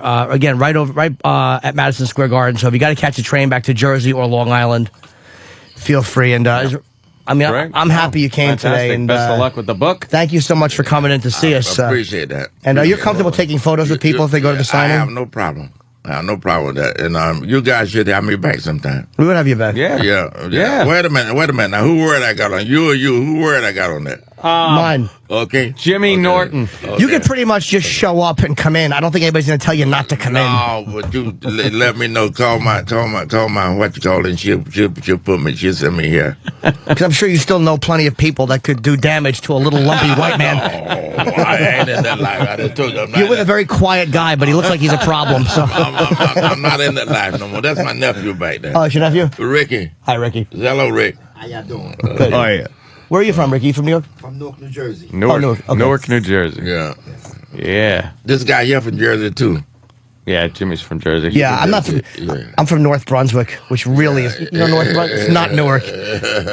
So very softer. I'm from Long Island. They get a lot of killers in Newark. You read about it all the time. Oh Yes. yeah. Read A about lot it all the of time. gangs. Yeah, a lot of gangs, gang violence. the Crips and the Bloods and all that shit. Yeah. They going crazy. That seems very unnecessary. All that killing I would that's gone think for so. nothing. I would think so. But they young boys, they want to do their thing. How about it, y'all? What happened to fist fighting though? That, you know, Or maybe that- knives and chains. That ain't in their category no more. No. Fist fighting. They don't and want stepping on your foot is disrespect now. They go the short way home, man. The way they can kill you, that's what they do, and they do it in a hurry. There's one thing I wanted to ask you too before we go. You're right. Like there's so many things that are considered disrespectful now, where guys are just shooting each other over nothing. Over nothing. Were you at all forgiving? I don't mean of people who stole money from you, but were there people that could do something that would be considered accidentally disrespectful that you would have been forgiving for? I guess all the time. I wasn't a guy. I wasn't that kind of violent guy. I just handle my business and don't fuck with me. Simple as that. No nonsense guy when it came to No his nonsense. business. Yeah. No nonsense. Like if you found out Wilt Chamberlain had fucked Willie Mays' stepdaughter after you'd been there, that wouldn't. Now you're out of line. Damn. I knew Stanhope would fuck up. Yeah. We knew if anyone was going to fuck up, it was going to be him. Were you possessive with women, or did you kind of look at it like, you know, I'll date this one, I'll date that one, or were you a guy who fell in love? You want to know something? I'm saying on Nationwide, on what is it, Satellite Radio? Yeah. This is all over the world, I guess. Yeah. If I ever been in love, I don't know nothing about it. Really? You know, I don't know nothing about it. Do you feel like you... Well, yeah, one time back when I was 18 and 19, I was crazy about this girl, but that's about it. You feel like you missed out on something by having the life that you had and missing out on maybe, you know, the love and a family life? I don't want to be there. I was a family man. Don't mistake that. Don't take my mistake about that. I was a family man. But love, I respected my wife and do anything for her and didn't do no whole lot of cheating on her. Not a whole lot. Not a whole lot of cheating on her. But it's a fact. Didn't do no whole lot of cheating on her. But what I did was kind of kept it clean and did what I wanted to, inspect my home. Sometimes I wouldn't come home for 3 months. Wow. So that'll be in La Paz. That's Bolivia. I'll be in La Paz. Or in Chile somewhere, Hawaii, all over the world I'd be, you know. I'd be. So I'd go someplace and I would do what I call backtracking. Lay up in a hotel on the sandy beach somewhere and think back through the years and see how I did it for the last 2 years with the cop close to me, what I did wrong, what I should do, how I should clean it up. I was out there 14 years before they even know my name. Oh, so you would basically go away and just kind of collect your thoughts and strategize. Exactly what I would do. Exactly what I would do. Assess what you're doing wrong, maybe fix a few things, but stay a couple of steps ahead. Spiritual retreat. Yeah, right? Do all that and straighten everything up and clean it up. And that's how you stayed out of work again. Getting jammed up for so long. 14 years before I didn't even know my name. So how, and Nicky Barnes is, I really thought he was in jail for life. I didn't realize he had been out for a while now. I've been out like maybe 3 years now. Oh, okay. Wow. Do you guys have a good relationship, or do you have no relationship? I don't have no relationship with Nicky. No? None at all. No. I consider Nicky back then he was an associate. We couldn't call him a friend because he was a cutthroat. We couldn't call him a friend. I didn't have no friend what I consider cutthroats. So he did his thing, I did my thing. He didn't step on my toes, I didn't step on his. Hey, see you. Hi, Nick. Hey, Frank. Bye. You know, one of them things. But he did send his wife to see me when I was in Rikers Island. He sent his Thelma to see me about putting that picture in the magazine, Mr. Untouchable. I told him, don't do that shit, man. Wait, what picture? We're not familiar with that. On Time Magazine, Sunday edition of Time Magazine. He put his picture in there like all dressed up. I'm Mr. Untouchable. They know what I'm doing, but they can't catch me. Oh, Mr. Untouchable, a picture of himself. Yeah. All the big suit and everything. That's not smart. No. Draw attention to yourself. That was the stupidest shit you ever could do, man. And then you're forcing them to come after you. Yeah. But that President Carter did. He told the prosecutor, I think his name was Fitz. I never forget that. He want him to prosecute the case himself. Nobody else, no substitute, want him to prosecute the case himself. I want Nicky Barnes. And they got him. Damn. Yeah, I guess when you put it out there that way, it becomes embarrassing to the police. It's embarrassing to the country. Yep. I mean, it's embarrassing to the country. Yeah, we got a hell of a police force here, and they can't catch this motherfucker. I'm sorry. No, you can curse. Satellite. You can't catch this guy out here. What is he doing? What are y'all doing up there? You know, that's what he want to know. And President went at him. They got him. They got him big time. Yeah, he did a lot of years. They got life without possibility of parole. But how did he get out? I think Mr. Giuliani had him to sign had the president to sign something. He went to bat for him, I think. Oh, Giuliani did? Yeah, I think he went to bat for him. Wow. Is he a guy who like turned his life around, or was there other stuff that they wanted to talk about that he? Well, he had done told everything, and then he just wanted him out of jail, I guess. Wow. Oh, okay. Got life without parole, and then he gets out. Yeah. I don't know how that happens. I guess he just wanted him out of jail. But Giuliani was a good prosecutor. He was a good man. He was good. If he promised you something, you could get it. You could count on it, you know? Oh, yeah? What I said, I didn't never deal with him. I never dealt. He was going to prosecute me, but he had to go to Washington to be assistant attorney general. So he turned it over to Dominic Amoroso. I guess y'all might know that name. I don't know. Giuliani we know. I don't know Dominic. Yeah, Dominic was a hell of a lawyer. And he prosecuted you? Yes, he did. And you have no animosity towards the man who prosecuted you? No, hell no. He helped me get out of jail. Oh, is that the Russell Crowe character in the film or no? No, Russell Crowe character, Richard Roberts. Okay. Richard Roberts. He was right, but Richard did not. He really didn't. He got me on the subsequent indictment. He didn't arrest me. DEA got me. They took me down. All right, and then he defended you. Who? Who became your lawyer when you got in trouble again? Was Jeff Hoffman. So it wasn't the same guy that prosecuted that defended you? No, he would become my lawyer after I got out of jail for a minute. Roberts. Richard Roberts. Okay. Yeah. All right, I kind of knew I had something there. Yeah. All right, I don't know what I'm talking about at this point. Frank Lucas will be tonight's signing. So, Frank, thank you so much for coming in. And, we really appreciate it and wish you a lot of luck. I mean, you're not thinking you need it. Hey, you know what? Luck, man. I need luck. I always need luck. I need luck. Don't ever get that screwed up. I need luck. Everybody need luck. But sometimes you make your own luck. Yeah. Go down and meet Frank tonight at 6 o'clock. You're on your way home anyway. You're going to go on the fucking train. Go get a picture with... You should stop by. I probably will, actually. There ain't no problem. Stop by. All of you. Uh-oh. Stop by. All right. I kind of see how it works. But I'll be at the Stress Factory in New Brunswick, New Jersey at 8 o'clock. Nice plug. But he's not an easy guy to get, because it's like, all right, maybe I will. No problem. Stop by. All right, well, that's where I'll be. All you stop by, please. Please, all you stop by. Stop by for the book sign and take a picture, whatever. All right. Yeah. It'll be 6 o'clock. You know that Borders. You know that. I know exactly where it is. Okay. Borders. Okay. Frank, thank you so much. Thank you, Frank. We're going to take a quick break, and I have we'll to piss. Be right back. Hey, Opie and Anthony Show. How's everybody today? Good? I certainly hope so. Well, that was interesting and a little intimidating. Norton handled the shit out of that. Norton was the man. Norton was the man, sitting right next to him. How much of that was research, and how much is that? Research? What is that? What is that word you speak of? I'm talking about Norton. He knew his shit. Jimmy knew his shit. He'd seen the movie. Jimmy is kind of a crime connoisseur. He kind of likes that whole thing. He knows a lot about people like Escobar, and a bunch of the other drug kingpins. Yeah, no, he was just dropping random cop murders from Jamaican drug gangs. Yeah. And then the Jamaican guys, some people are looking at Jimmy, see what he's been up to in the past. He lives too squeaky clean. I bet there's something going on other than a sexual deviance. After Frank Lucas leaves, Jimmy's got the book autographed, and he's cracking the book and he's thumbing through the pages, and he puts his face down in it and sniffs it like it's pussy. Yeah, Jimmy likes smelling books and electronics.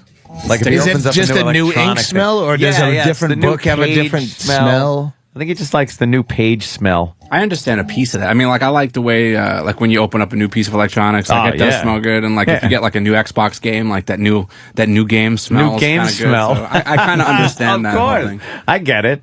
But it was like, well, growing up with the Dittos in school. We got Dittos. Yeah, it came off. It was like the blue ink on the thing. Oh, the mimeographs. And it smelled all. They would say, take one and pass it back, and you would, and then you'd smell that.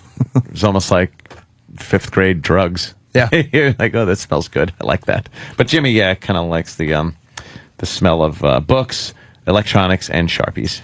A brand new Sharpie smells really good, too. It does give you a nice little, like, oh, that's good. Tangy. It's tangy. Jimmy Norton, we were just praising you on your wonderful interview with your fucking research and knowledge. And oh, thanks. I thought I was being horrible, actually. No, it was very good. Oh, thank you. Because when you get an old codger like that, sometimes it's hard, they don't really elaborate much on things. That guy did need subtitles a few times. It was I couldn't tell when he was talking about the witness that he was facing. I couldn't tell if he was helping him or fucking him over. Yeah, he's holding me up. He's holding me up. He's holding me up. Yeah, it's a heavy accent. And I'm like, all right. Did he help you? Do you want to shake his hand or shoot him? Just tell me that much. What do you? Joan Rivers is in the. I just hired Joan Rivers, and she went through. Oh yeah. Yeah. We don't get her on the show. Oh, Joan's here. I fucking love her, man. I wish she would come on. She's doing a pre-tape at Ron and Fez. She'll be on Ron and Fez today. Oh, a pre-tape. I'm assuming that's what it is. Yeah, if she's here till 11, she's going to do that. Yeah, have you met her before? Many times, yeah. She doesn't remember me, but I got a photo with her. And you're not very memorable. I really, someone like that though, she's iconic. I don't take it personally, but I really love fucking. She's the funniest person. She's fucking hilarious. I wonder why she didn't just pop in. I don't know. It's probably either because she thinks that us and Stern don't get along, or it's about her. Who knows? I just don't know. I don't even see a problem between the two camps. It's like there's too much time, too much water under the bridge. It's like now it's just silly. Yeah, it's just like, all right, you know what? They do their thing, we do our thing over here, and we meet in the hallways. I think a lot of the audience likes to hold on to it because you know something. You're right. People are always happier if it's a contest or some kind of combative situation. Yeah, if there's some kind of battle going on. But the truth of the matter is, we haven't had a real reason to go at it for years. I mean, it's fucking. We buy cars from Japan now. We drop 2 bombs on the motherfuckers. Jesus Christ, you could get over things. Yeah, it's just. Yeah, I have no problem or animosity for anybody down the hall. I really don't. I could care less one way or the other. I just come in here, let me do my fucking job, and let me go home. I'm bummed she wouldn't come in and talk, though. I mean, I didn't ask her to, but I'm bummed that we don't get her, because I fucking love Joan, man. I'll go ask her. Nah, she's already doing, they have a schedule. At this point, they can't. Yeah. So what, Ron and Fez are doing I don't know. I'm assuming. I don't even know if she's with them right now. Maybe she might actually be in live for them. I'm just assuming that's what it was, but I could be wrong. I listened to Ron and Fez on the way home, and I'm so bummed about the Dave situation. Yeah, man. I'm so bummed about that. What's the Dave situation? Dave, Eastside Dave is was a guy that was on their show, and he just couldn't afford to keep doing their show. A 3-hour commute each way from Jersey to here, and I guess that he tried to get a raise, but they didn't want to give him what he was asking, what he needed to actually do the job. Yeah, look, that leprechaun-looking motherfucker. Look at this picture. I hear about Ron and Fez all the time. I hear really good things. They're great. They're great. And Dave was just a great addition to the show, and now, to hear the show without him, there's just such a huge gap, a huge hole in the program. Where, like, Ronnie will say something, and what Dave would chime in with. It's like, and you're just waiting to hear his idiotic mouth open up out of his big pink face with his curly, raggy red hair and say something funny. Everyone thought it was just a bit, too. Like, everybody was like, okay. No, he was really an idiot. No, no, I know everybody thought it was. All right, he'll be back later on in the show. Oh, gee, well. like Ron and Fez haven't works in the past, especially with Dave and things like that. It was one of those things, but unfortunately, it is true, and he's missed, man. I missed the guy. I was texting him the other day. It's like fucking sucks. They just have a producer curse. They really do. I mean, first with Harry T. Well, first when they had to have Earl. And then Earl. That was the curse when Earl didn't leave right away. And they do have just a. How come we can't have a curse like this? Oh my God, we do. He stays. Ours is like a fucking embedded tick.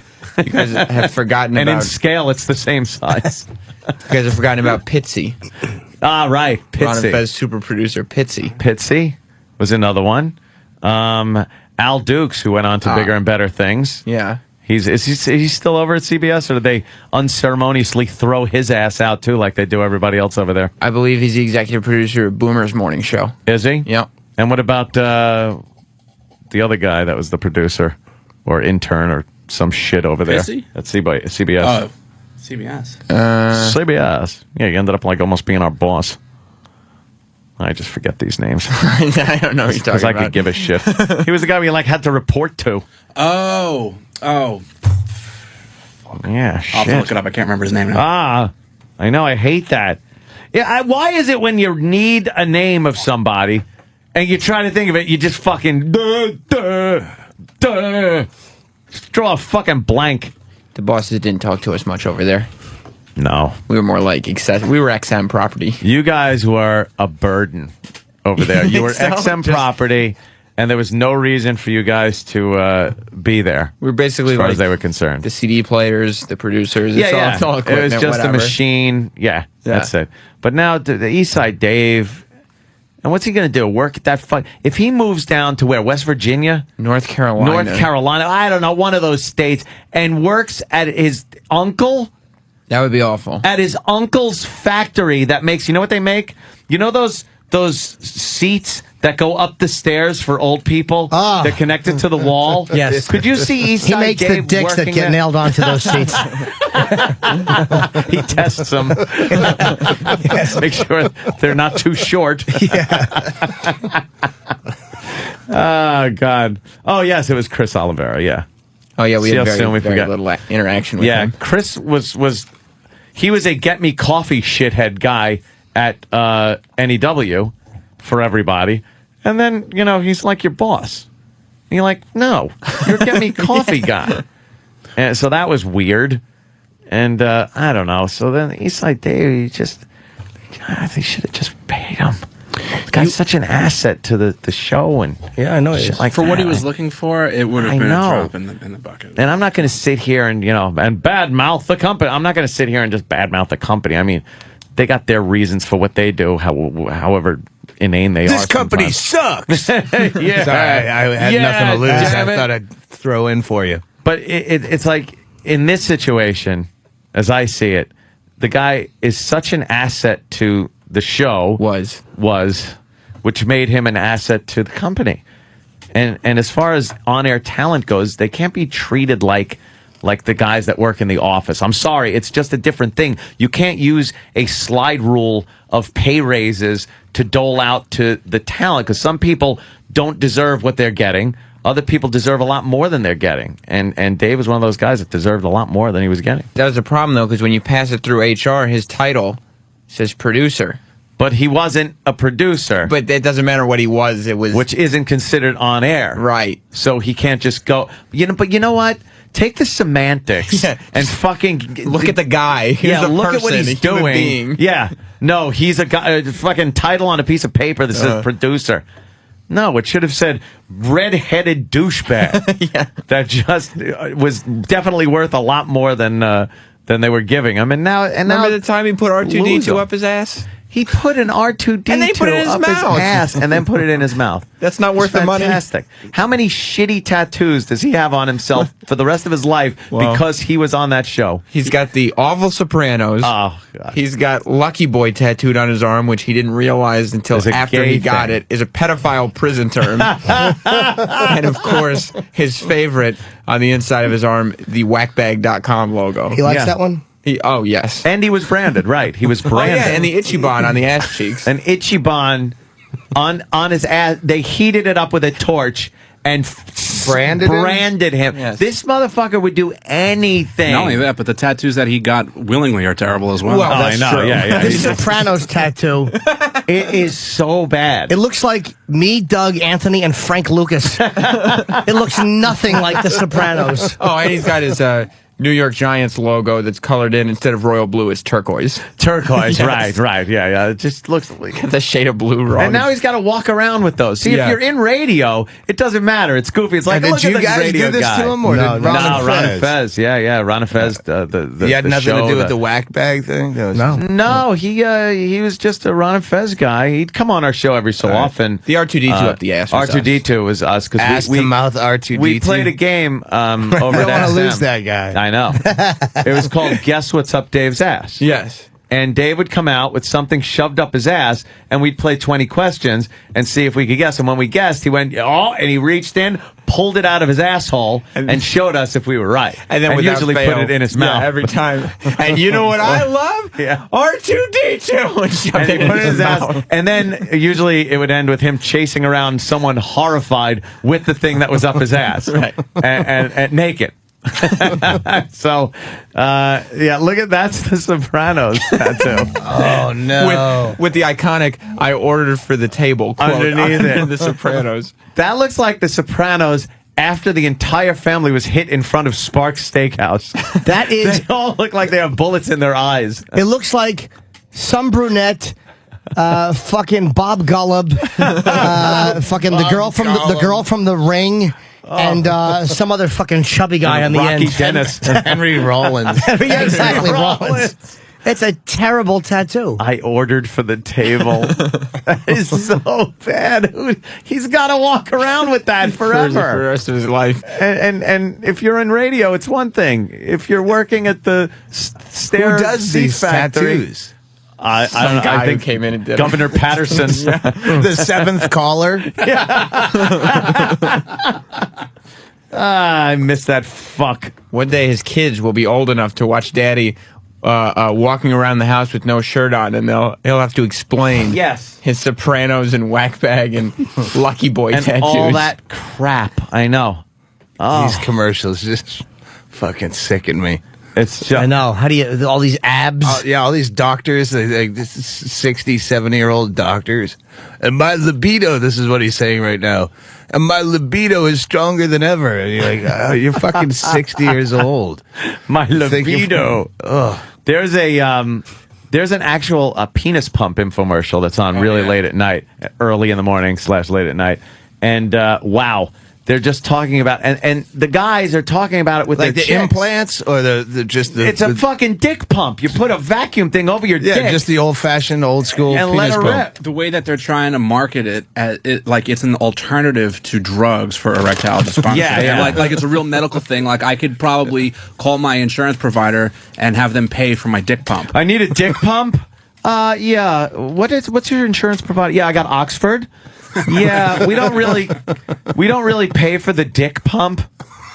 What about the Obama health plan? Will that pay for my dick pump? And yeah, who's dick pump? Sounds like a guy who works at a gas station or something. Oh, Chip Chipperson. I got it. Is that a new character, Dick Pump? Oh, I see it coming. It's called Chip. the Postivac. The Postivac. I actually have the audio. Oh, you do? Yes. Look at this shit, huh, Danny? Now there's a safe, natural way to dramatically improve your sexual performance. With And the guy just walks out and he goes, "Stop being a faggot," and then walks back off camera. Yes, okay.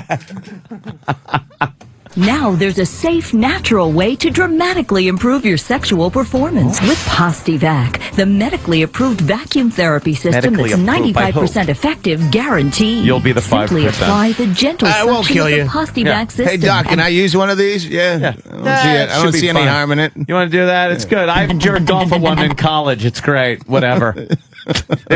Got me through medical school.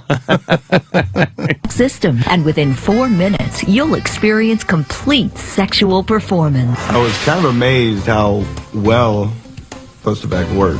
And by the way, this is probably the most embarrassing part of the commercial. God. Because now you're the guy. Like either whether or not it's a paid actor or if it's a guy that actually uses it. Now you're on national TV talking about how your dick pump works really good. Because you can't get a hard on. I couldn't get hard, so I ordered a cock vacuum. A cock vacuum pump. And then they have the guy standing next to like his chick?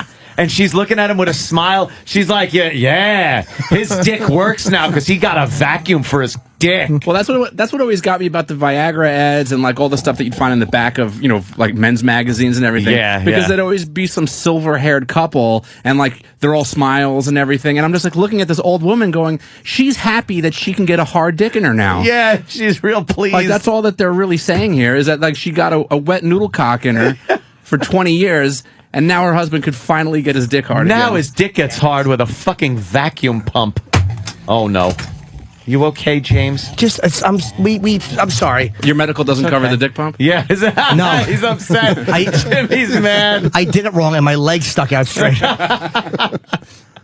That's what kills you about Norton is not only is he that fucking funny, but he's that funny peripherally. He's on those fucking phone texting most of the time, running in and out. I don't know what he's doing out there trying to fucking get his taxes done, and that funny out of the side of his mouth. I know. That's why Jimmy is like he can multitask. He can do a lot of things. He must be getting a picture with Joan Rivers. Is that what he's doing? I have no idea. Or he's trying to get to the bottom of or a picture with somebody else. No, it looked to me like he was in get picture mode because E-Rock was taking him over somewhere.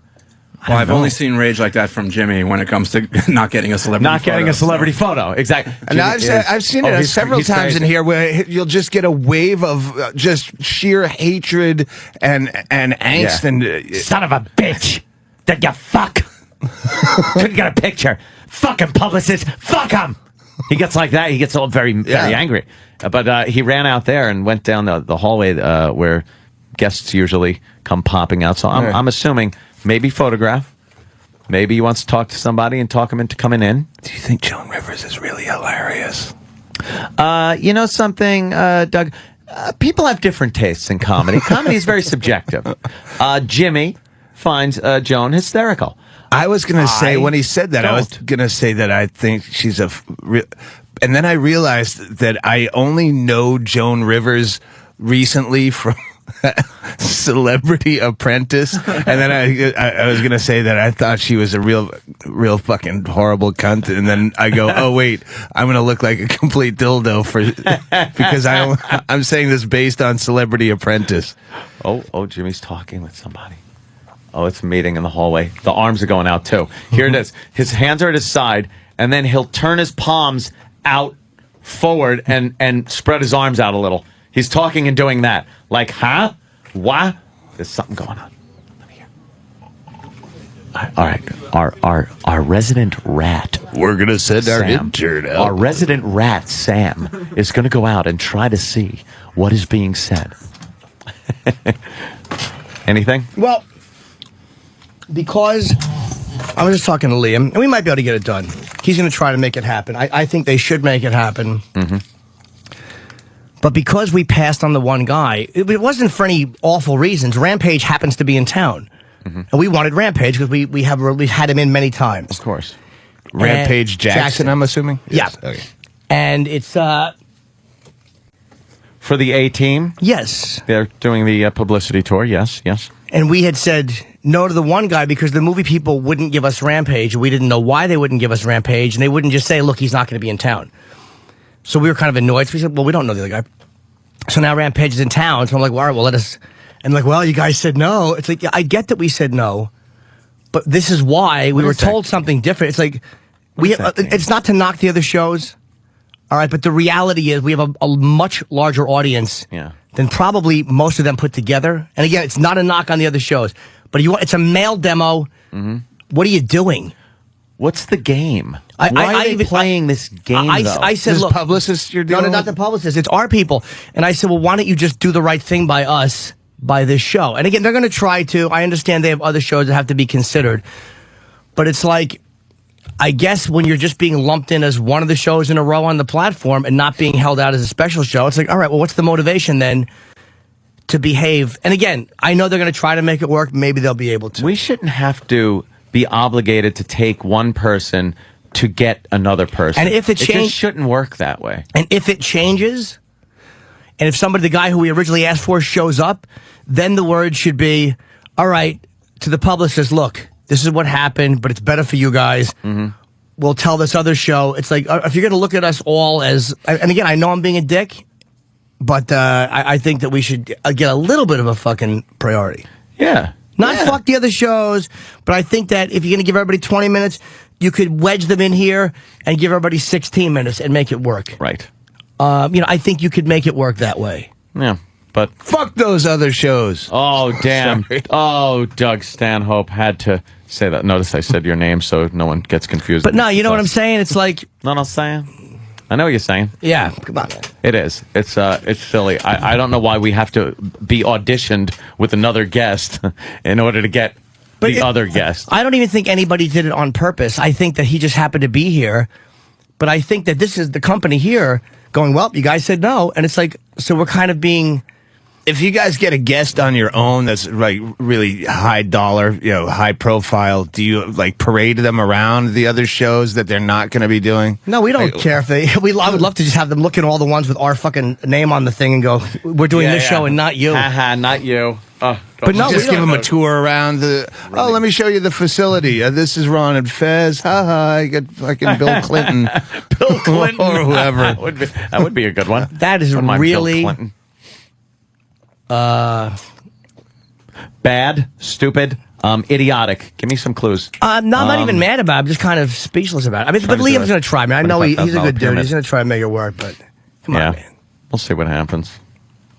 We'll see. I know. I don't like the little bullshitty things that go on like that, because we should get him.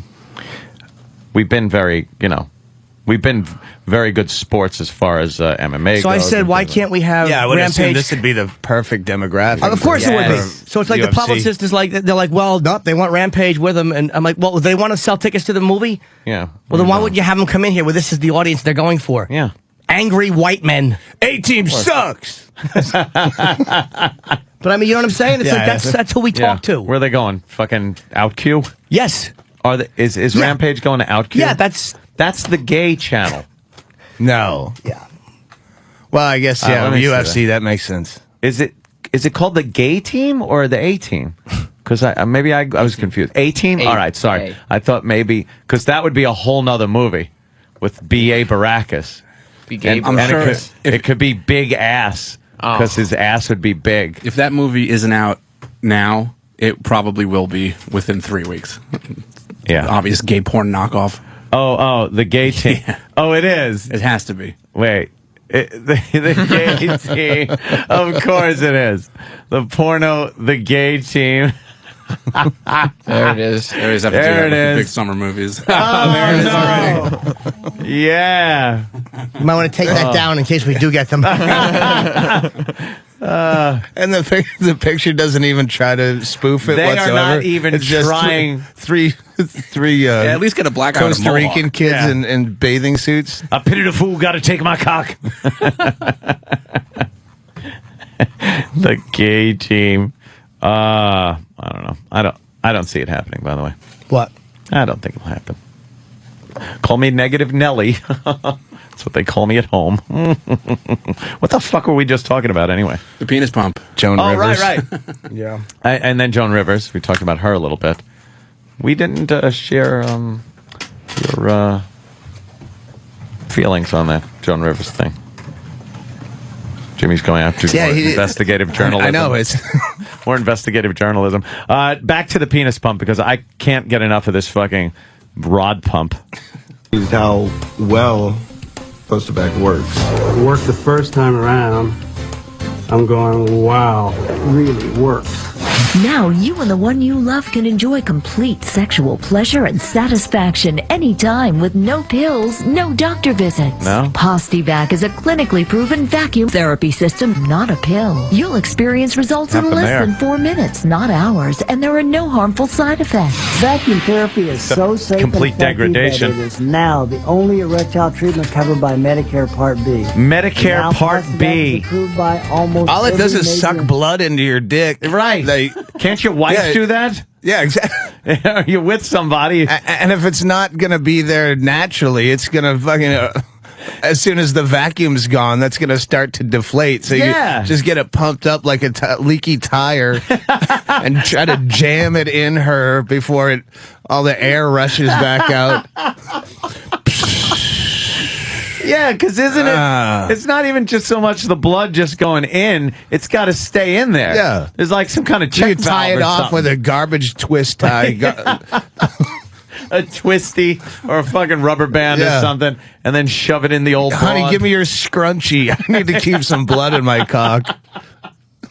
Yeah, because it would just deflate. And what couples are sitting there using this? Like the wife will be happy knowing that she's got to Yeah. sit there and pump his fucking dick like a basketball. Yeah, that's something you do while you're calling whores on crank. You're in a seedy roadside motel, rotary dial, and God damn. waiting for the whore, and you get the pump on max. Yeah, you got to pump it up right till she comes to the door, Yeah. and then hope it doesn't go away. Oh, before it looks she like can- a hickey. You've blown out so many blood vessels. Waiting and waiting. She said half an hour. It's been like 90 minutes. Holy shit. And what happens if, what if it goes away in the middle? Like, you got to pull out and then repump? Repump. Yeah, I would think you'd How have to awkward is that repump. going to be? Yeah. Oh, man. Over that's pump it, blow out all the veins. You look like a drunkard's nose. Your dick. Your dick looks like W.C. Fields. Yeah. Ah, yes. Look at my cock. Thank God he's back. Yes. Jimmy, we weren't, me and Doug were talking. We weren't sharing your like of Joan Rivers. It was Okay. just, it's just a thing. But again, I based my completely on Celebrity Apprentice, which is my own fault because I watched it because Dice Clay was on it, and then I got hooked, and he got thrown off on the first episode, and then I got addicted to it. Yeah. Oh, another conference. But Hold yeah, on. it was she was a horrible, horrible person. There's a conference. Uh-oh. Jimmy's having a conference. They're talking. I love the radio show stops because somebody pops in. But it's like, who is that? It's a mystery. What do you know? You got to Sam? catch me up on all this shit. I haven't had. I've said like 3 words in the last hour because I have it's no idea just- about the pie-faced kid from the Ron and Fez show. I don't have any fucking thing to chime in. Oh, what's that? You want to talk to Luke Dr. Black Steve about is the here. penis pump? Oh, yes. Of course we do. I love Dr. Steve. Dr. Steve. Paging Dr. Steve. How are you, Dr. Steve? I'm well. How are you? Dr. Very Steve, good. I still use you as an excuse of why I can't exercise because of my umbilical hernia. You said it would make it more profound if I were to. What's that? Is that Doug? Yeah, it's Doug. Hey, man. How are you, sir? Yeah, feel free to use me to further. I say, baby, I'd love to, but Dr. Steve told me about exercising. It's He didn't bad. say it like that. He said it's a bad thing, exercise. Dr. Steve, what's the word on the street about the pump for your meat? The vacuum therapy. Yes. You know, those things have been out for a long, long time, and Medicare actually pays for it. Yes, we heard about that. Now, Doug brought up an interesting point. If you're using the penis pump, it's in essence just sucking blood into your dick. When you take it off, wouldn't your Member. dick I like to say deflate? member. Your member. Yes, I'm sorry, member. Is that the Okay, guy well, from? you're missing a key point in the penis pump, and Yeah. here's how it works. Basically, The finger in the ass. Ah, Yeah, yes, yeah. that's what it is. you take this tube, and it's relatively airtight at the base of the schlong, and then you can get 2 versions. You can get the manual pump, which is the inexpensive one, Right, and then there's a motorized pump. And what it does is it evacuates the air from the tube, and that creates a negative pressure which draws blood into the It sucks your dick. Right. Now, is it true that BP is gonna start using this to try to collect the oil because I just heard that. Sounds like a good idea. Giant penis pump over the pipe. So yes, we understand how it. Now, at the end of the tube, though, is a cock ring.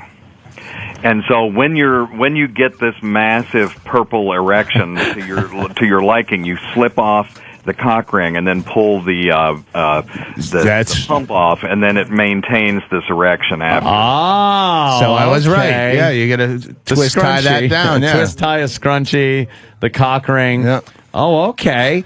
Wow. There are a bunch of studies out there on cock rings that show that only about 20% of people get a good erection with one of those. But you're going to get leakage, I guess, right? Well, you do, but when you use the pump in conjunction with the cock ring, then it goes up to about 50%. And for guys who have cardiac conditions who are taking nitroglycerin, they can't take Viagra. So for them, this is a non-pharmacologic. When I take Viagra, I get really violent acid reflux. Is there a reason for that? Drinking cum? Yeah, exactly. Because you're like a little fish. You're shooting it off the ceiling and guppy catching it.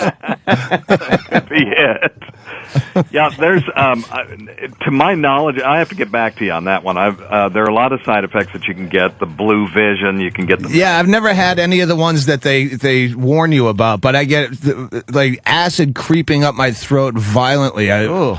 Sounds horrible. Yeah, I haven't heard that association with that, and I'm racking my brain to think of a reason why that... I've been prone to hiatal hernia, so I don't know if that would have anything to do with it.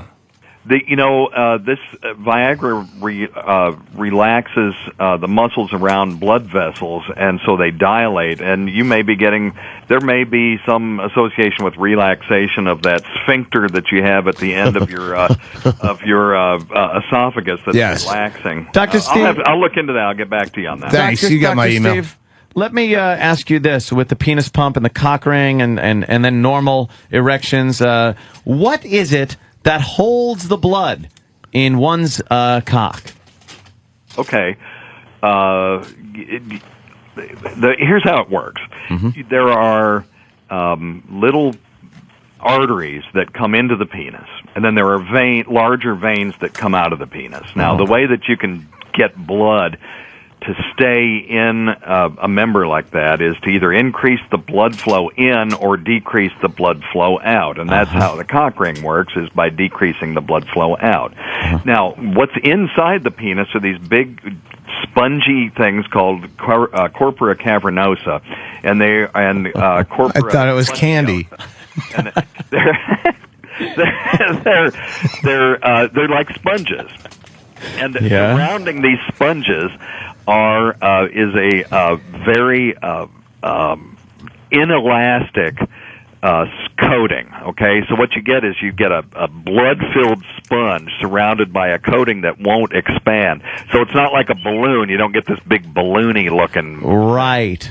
You get a very rigid, fluid-filled, hydrodynamic organ. Wow. And that's how it works. And now is there some kind of shut-off valve for the blood, or is it just that there's more blood pumping in than is pumping out on a normal penis that's working? You get a little bit of both. You get increased blood flow in and decreased blood flow out. And there is there are shut-off valves. They're just muscles that surround the vessels that can either relax and let more blood in, or they can contract and keep blood from going out. Wow. And decrease the blood flow. You are quite the cock expert, sir. That is wonderful. Who knew? And, Viagra works by increasing nitric oxide in the bloodstream, and that's a real potent dilator of the vessels that feed the penis. All right, so it really pumps the blood in there then. I'm never going to look at my dick jokes the same. No, now you know the background to the dick joke. By the way, just to interrupt if I could, Lewis Black is here, so we're going to bring Lewis in and put him where Sam is. Yes, absolutely. And if we happen to get those guys in, that'd be great. But at least we have Lewis here. There's no reason for Lewis to not be in here. Yes. They'll be here. Okay. They're coming. Oh, do you think so? Lewis. From what I heard, yeah, we'll have them 10, 15, 10, 25. Yeah, Liam says he's working on. Okay, yeah, I know Liam's trying to make it work. There's just a lot of shit to do. Okay, sorry, Dr. Steve. Oh, no. That's fine. Back to Loveline. Yes. Do you use Cialis? Cialis is better than Viagra. I've used them both, but they both give me the horrible reflux. Yeah. Maybe they do it to me, too. Take a Tums. It's worth it. Yeah, no, I've taken shitloads. You know, one thing you could try Levitra just to see if it's any different. It has a little bit. I haven't tried that. It's a little bit gentler activity, and it's a little shorter, but it still works. And that might be better for you. Isn't that the commercial? Other thing you could do if you want to avoid the reflux is just do the penis injections with alprostadil. That sounds like a nightmare. Why would you? At that point, just write off sex for the rest of your life if you need needles in your dick. It just shows how far guys will go to have sex. We're just programmed that way. If everything else fails, you take an injection and inject it in the base of your dick. And that what the porn stars use? No, they use something called Caverjet, which is very dangerous. Yeah? What's that? Yeah. It makes your cock hard with a needle. It's not good. Yeah, that's what he's talking about. Yeah. Oh. It's a hormone called alprostadil, and they finally figured out a way that they can do it without injections. You actually use a little inserter that inserts a pellet into your urethra. They put it in your urethra mouth, like fucking like loading a Pez dispenser. Yeah, it's just like that. It's just like that.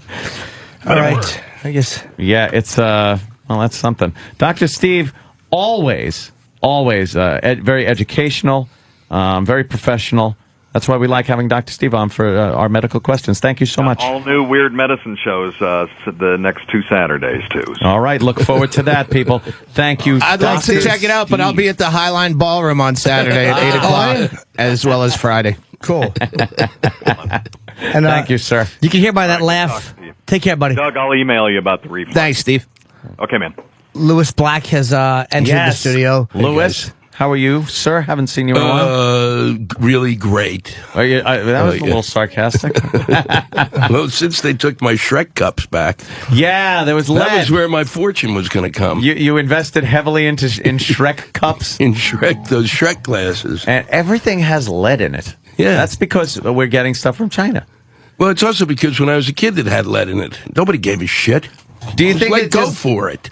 Like everything always had lead in it, but now it's like now they know that there's lead. 50 years ago they had no concept that lead did anything to you. People were licking, there was lead in house paint. They were, I was licking walls. Nobody said, "Oh boy, this is bad." Now it's bad, so they figured it out. And then there's 500 now chemicals in the pipeline that they've not even looked at yet. Yeah. So 10 years from now they'll be telling us, this is bad, this is bad. And I do know that a penis, a shot in your penis can't trump.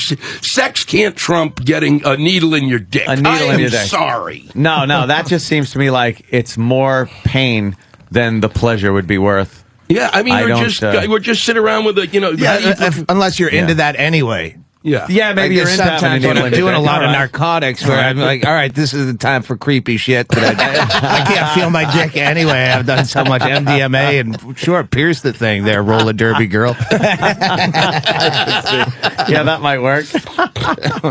Yeah, I think with the lead thing, I think China becoming like a kind of powerhouse these days with their exports. Everything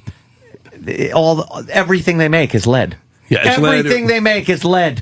Yeah. Well, they don't care. What do they care? They got 1 billion people. What do they care? Right. What do they lose 200 million? They still got 800 million. What do they care what they're eating? Care. Sending out. But now they're shipping it out to the rest of the world. It used to be just kept in their own little corner of the fucking globe. But we're so good at this shit. We're not going to look at anything anymore. And they were like, oh, boy, I can't believe this stuff showed up.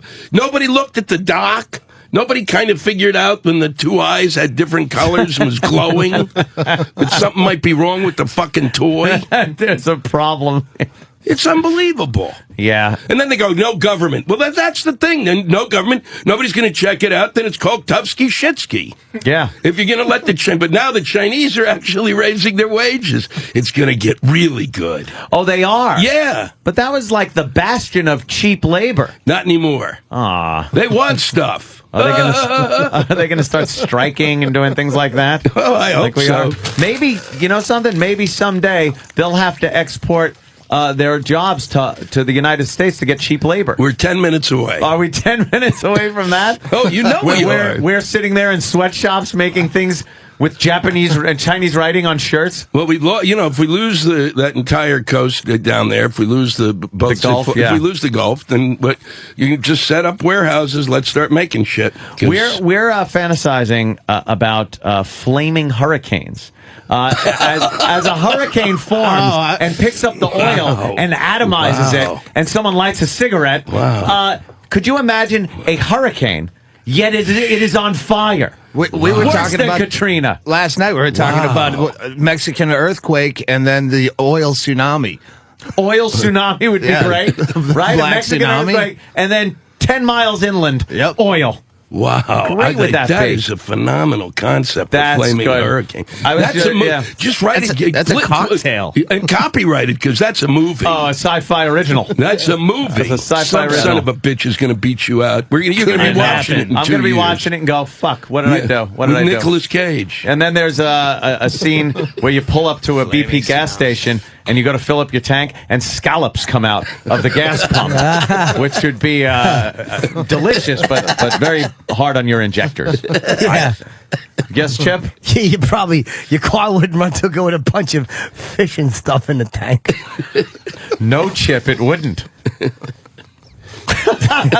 That's Chip, by the way. In case you didn't know, Louis, that's Chip. He's a load of laughs. Lewis, what is Lewis working on? I don't know. Besides his 8th cup of coffee. Yeah. No, it's only 1.5 now. Oh, is that it? Yeah. You've cut down? No. Okay. No, I was writing a book. I've been writing a book, and I'm done with the book. What book? It's a Christmas book. Oh. It's a stocking stuffer. Really? Yeah. What's it called? Thanks for killing him, Jews. I'm dreaming of a black Christmas. Oh, wow. Okay, cool. Black being Lewis Black. Yes. It And, always works. It works for everything. Oh, okay. Sure does. Yeah, doesn't it? What a handy last name you have. It was a lucky break. Unless I was a happy fuck comic, and then it would have gotten in the way. Yeah. But no, you're that's dark. what I've been doing. Good. I've been locked up. I've been in. You think, okay, and I finally thought, I now I get it. There's a rhythm to this, and I can, it's the 3rd book I've written, and I can do. And then still, no matter what you do, you eventually you get to the point of, the level that you hate yourself is so beyond belief. Now you're immobile and you're just staring at your crap, wondering why you're doing this, and I'm just trying to imagine you typing with those hands. Oh, I know. Yeah. Just flipping around. Yes. Oh boy, that cartoonish. happens. Oh yeah, no, it gets pretty. Then I had two.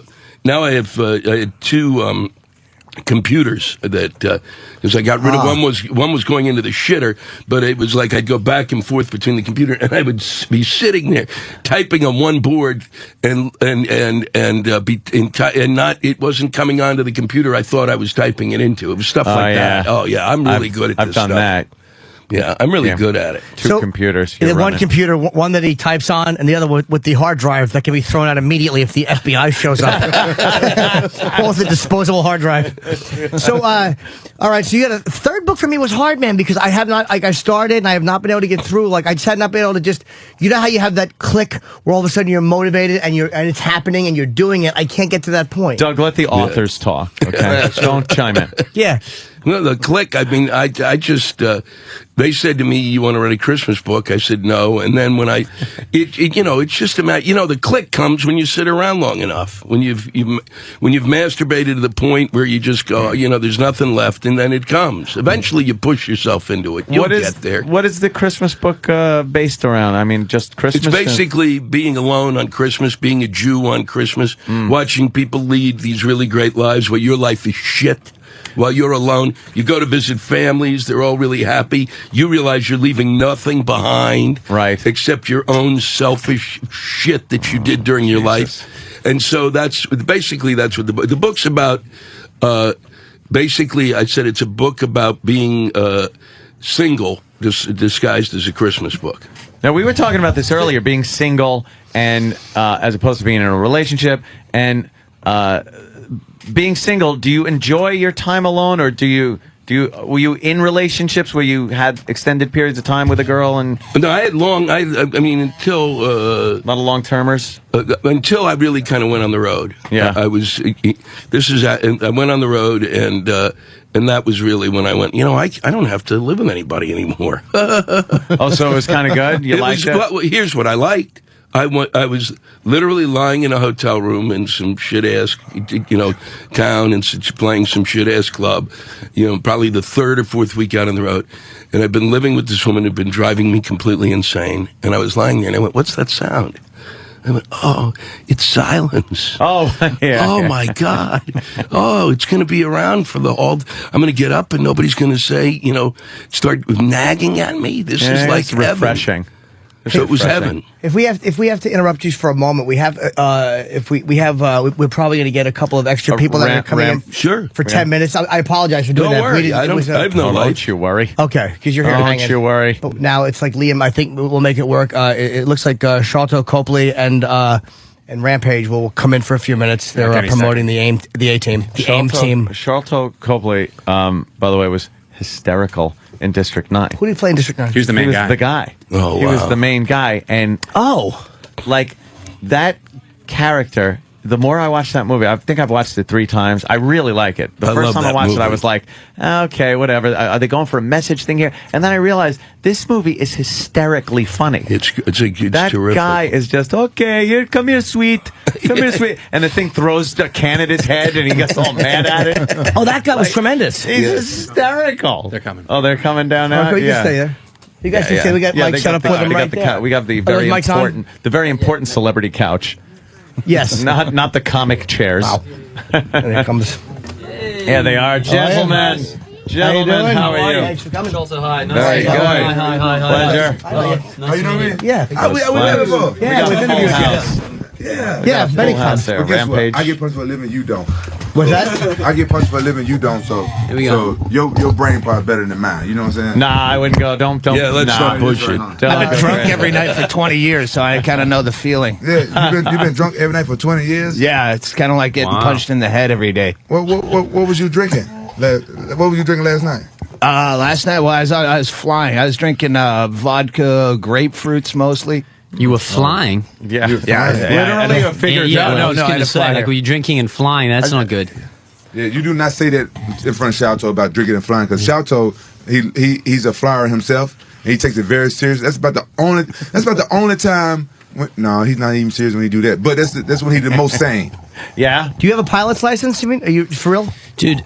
I don't, and I so wish that I could fly. I'm actually, if we make a sequel, I'm seriously going to try and get Fox to give me the real pilot training. So you guys, the A-Team is obviously coming out. When is it coming out? 11th of June. Okay, it comes out June 11th. Yeah. And Rampage, this is your first bit of acting work, or have you done anything before? No, don't bring it up, Charlton. Let me bring it up. Okay. But I've actually done other movies. I've done Sorry, no, please, God, say the name. I love it. That's not the only movie I've done. No, I know. I'm not going to bring up that movie. And it's a good movie. It's just an unfortunate name. That's all I'm saying. I hate that you guys asked me this question because Charlton won't let me live it down. I'm not going to bring up that movie. I didn't raise it. He raised it. He I've asked done what other you did. movies. That's not the only movie I've done before. Okay, I'm just saying. What's the name of that movie? What movie? The other one you did. The other movie. I've done with Bradley Cooper. Ladies and gentlemen, Bradley Cooper. You know, we have I've just get it done. I've done a horror movie with Bradley Cooper before, and the name of the movie was Midnight Meat Train. Midnight Meat Train, Yeah, ladies and gentlemen. That's a Clive Barker What's wrong movie. with that? It doesn't sound gay at all. That's a great name for a film. Midnight Meat Train. I know. I never thought it sounded gay. I just thought it sounded like a porno or something. And I didn't want to do the movie, but I was like, who am I to not do a movie because of the name? I'm not like established And it's celebrity. apparently it's a good movie. I've heard a lot of people say it's a great flick. I've heard it's really good. I've seen it a few times. It's a good film, but Shalto won't let me live it down because I did a film called Midnight Meat Train. Yeah. and look, Shalto is a good friend, and you know what I'm saying? He's cool sometimes, but if you guys just really get to know him, he really annoys you. Like, really? Like when you asked me that question, I was like, oh my goodness, I know Shalto's this is going the to say thing. We're something. supposed to have like a chemistry, and then he just starts with a snapping thing. You know, I've just been trying to reach out to him the whole time on the film. You know, just show him love, show him support. No, Shalto showing you love, showing you support is like when we first met. You know what I'm saying? We was like both.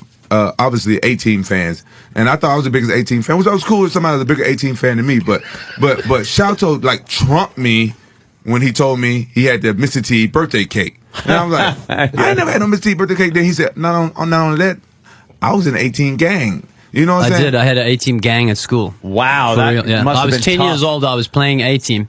I started the gang, and then this rival gang started. They want to be the A-Team as well Love in the Boats? class. So we challenged them, and we said, okay, stakes are whoever loses agrees to walk away, not be the A-Team. We went down to the field. We had a fight. We won, thankfully, because it would be a really bad story if we lost. I love it when a plan comes together. Yeah. But look, this is him. This is him. I had to hear this the whole time on set about his 18 game, and he would tell me stories about how what his 18 game did. And I don't think it's so much of him like telling me the stories about or reliving it. I think it was more of him bragging to me that he had an 18 gang. Not quite a Blood or a Crip though. No, A-Team gang, A-Team kind of gang. lower on the. I don't think that's going to be shown It on was South Gangland Africa, man. television show. It's pretty serious there. It's, you know. Yeah, I've heard. Well, I some think things about you know South what? Africa. Really, I didn't think of that. I felt bad because I used to get approached by gangs because as a kid, I always been a fighter. I always been a good fighter. And like this one gang called GD, I used to call them Glazed Donuts, but that's another. That's, you know what I'm saying? But they were like said for gangster Doesn't disciples. sound tough. And, Okay. I call them Glazed Donuts. That's the worst thing you can call them. And they used to always jump me because they wanted me to be. They used to want to try to fight me. They used to always want me to be in that gang. They would jump me and everything. And I was totally against gangs my whole life just because my upbringing and the person who kind of took me in up under his wing. You know what I'm saying? He wasn't a real good guy, but he wasn't a real bad guy either. He just told me gangs was for cowards and stuff like that, and like those type of gangs. But anyway. I wish there was an 18 gang when I was a kid. I would have joined the 18 gang. That's why I'm so jealous, you know, and he keep rubbing in because like an 18 gang can go and You in the help movie people. though, man. So I know I'm in the movie, but they can go help people from other gangs. And he does a great job of BA. Unbelievable, yeah. But if there need to be, if there going to be gangs on the street, why not have an 18 gang? You know what I'm saying? You can help people instead of go and do bad. You know, why not Who be an wants 18 gang? Who wants to help people? We had a Cheers gang. I was Carla. Cheers. You actually look like you're nursing a hangover right now. Yeah, a little bit. Yes, sir. Charlton, I got to ask you a question about District 9. Okay. Was that when the movie starts? Was the spaceship real? Is what he wants to ask. When the movie starts, your character is very funny. Yeah. And it wasn't until the second or third time I watched the movie that I realized how goddamn funny that character is. I'm glad you find it funny because I did as well. And was a it lot of not supposed to everybody be did. played that way, or was that kind Yes. of written like that, or did you just play it that way? Because it's like this guy is tragic and hysterically funny. Well, it was actually going to be even more comedy throughout. Originally, like when Peter Jackson saw what I originally did in the little sort of accidental test that I had done. Yeah. You know, I was meant to produce that film, but that's another whole story. So when he saw that, Peter was actually calling it like a Borat with aliens.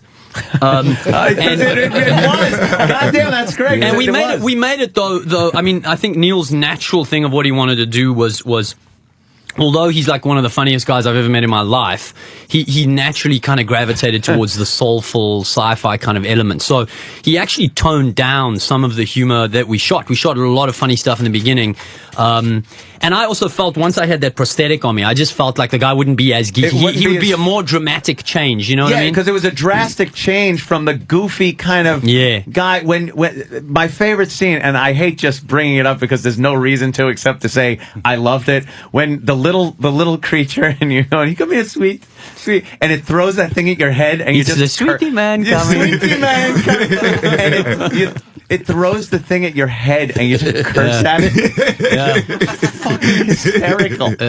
I just thought you did such a great job with that Thanks, movie. man. And like I said, I watched it 3 times, and I'd watch it again. It's hysterical. It's a movie that like you don't expect to be as deep or as good as it is. You think it's just going to be like a sci-fi alien movie, and it really is about this guy trying to get back with his wife. It's like a real storyline, which you never would have a few expected. times. Like you really do have to watch it a couple of times to pick up on the fact that it is kind of a deeper story than most and people. that's why I find. became a fan of Shalto when he did District 9. But you guys should see the job he did with Murdoch. Yeah, huh? Like I can honestly say, selfishly, I'm a big fan of A-Team, and that's all that matters to me is that the movie turned out good, where we can, where the old fans can be like proud, and we can gain new fans. So I'm taking myself out of there, even though back in the day, BA stood out the most out of everybody. I don't care nothing about that. What I care about is the movie is really good, and Murdoch, was the man. And B.A. Murdoch you couldn't like one without the other. They went together. Yeah, it's true, man. It's true. It's true. And Murdoch stood out in this film. He stood out the most in this film, and he was the closest to the original Murdoch ever. And I'm so happy, and I was so happy when I saw the film. I couldn't believe it. Have you heard from Mr. T at all or anything? Have you? Is he angry? We trying. Both of us are like huge Mr. T fans, and I got to meet Dwight Schultz, who played who invented Murdoch, really, because he. That character was not written like that. I learned through the process. He's rubbing it in. And it's sad. I mean, the two of us were like, we literally. Quentin is such a big fan. He's actually getting an A-Team. He's trumping me now for the cake. He is buying an A-Team van. So we're going to take the van. We figured we're going to take the van. We're going to go and camp outside Mr. T's house. Actually, I'm getting the van for free. The people who did my air ride on my You truck. getting it for free? Counterman air ride out an hour. They are making my 18 van for free right now. I got to do a little deal with them. But Counterman air ride, they put the air suspension on your. I got a monster truck, and when I drive next to another monster truck, if it's a little bit taller than mine, I go shh. I can pick mine up because I don't like people trumping me. And Shalto always trump me. So I don't like that. I hate that. So one of those old A-Team vans though would look really cool. Oh, He's literally getting the actual van. And you could put a sticker on the back that says, "If this van is a rockin', I'm beating the shit out of someone inside." Damn, that's what I'm gonna get. Are you going to fight again, or are you like the acting is just like a much easier lifestyle? I just fought a couple. No, I know. I mean, I just got my ass whooped the other day. You know what I'm saying? I like fighting. I'm a fighter. I've been a fighter my whole life.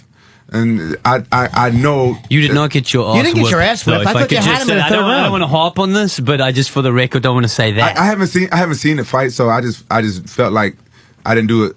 I didn't do, up to my. You got your ass held for a significant length of time. Well, you know what? I mean, well, honestly, I thought the guy was going to come and bang with me more because he talked so much crap. And when he hit me, I didn't even see the first punch. When he hit me and he like dazed me and make me fall, I'm like, yeah, I'm in a fight now. Let's do it. And he just wrestled me the whole time. So that's another story.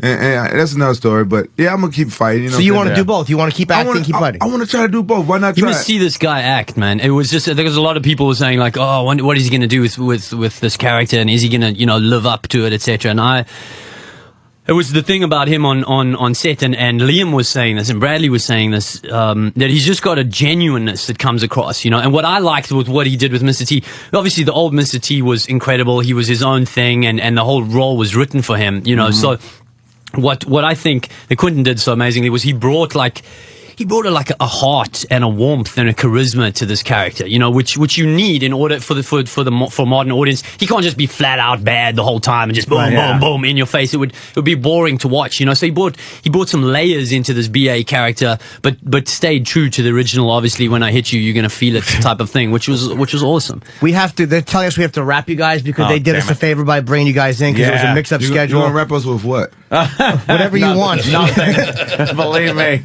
But do people die in this, by the way? They do. Because in the original series, there were never any casualties. There's nothing like the original series, like in the aspect. Yeah, okay. Let Shalto tell you though, but just for real, it's real. So it comes out June 11th. Sharlto Copley, of course, as Murdoch, and we all know Quentin as B.A. Baracus. And we're glad you guys were able to come in and thank you guys. Thanks for having us.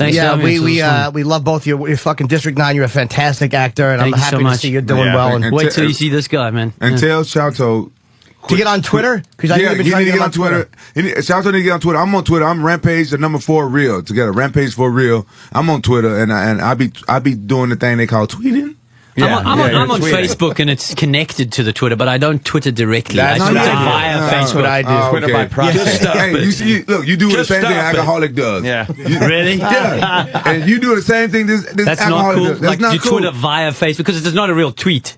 It's But, like yeah. here's a picture, blah blah blah. Okay, and okay, I then got a you question. tweet that. It's like what is he Stop doing? it. Stop I it. got a It's question. all bullshit. No, it's not. Yes, it is. No, it's not. Yes, it is. No, it's You not. got some I fake. am telling you, it's bullshit. I'm gonna prove you wrong right now. I'm gonna prove you wrong right now. I'm gonna prove you wrong right now. I'm gonna prove you wrong right now. Lewis is gonna I'm gonna prove you wrong. Listen, I'm gonna prove you wrong. Fucking nonsense. I'm gonna prove you wrong. I'm gonna Twitter shit.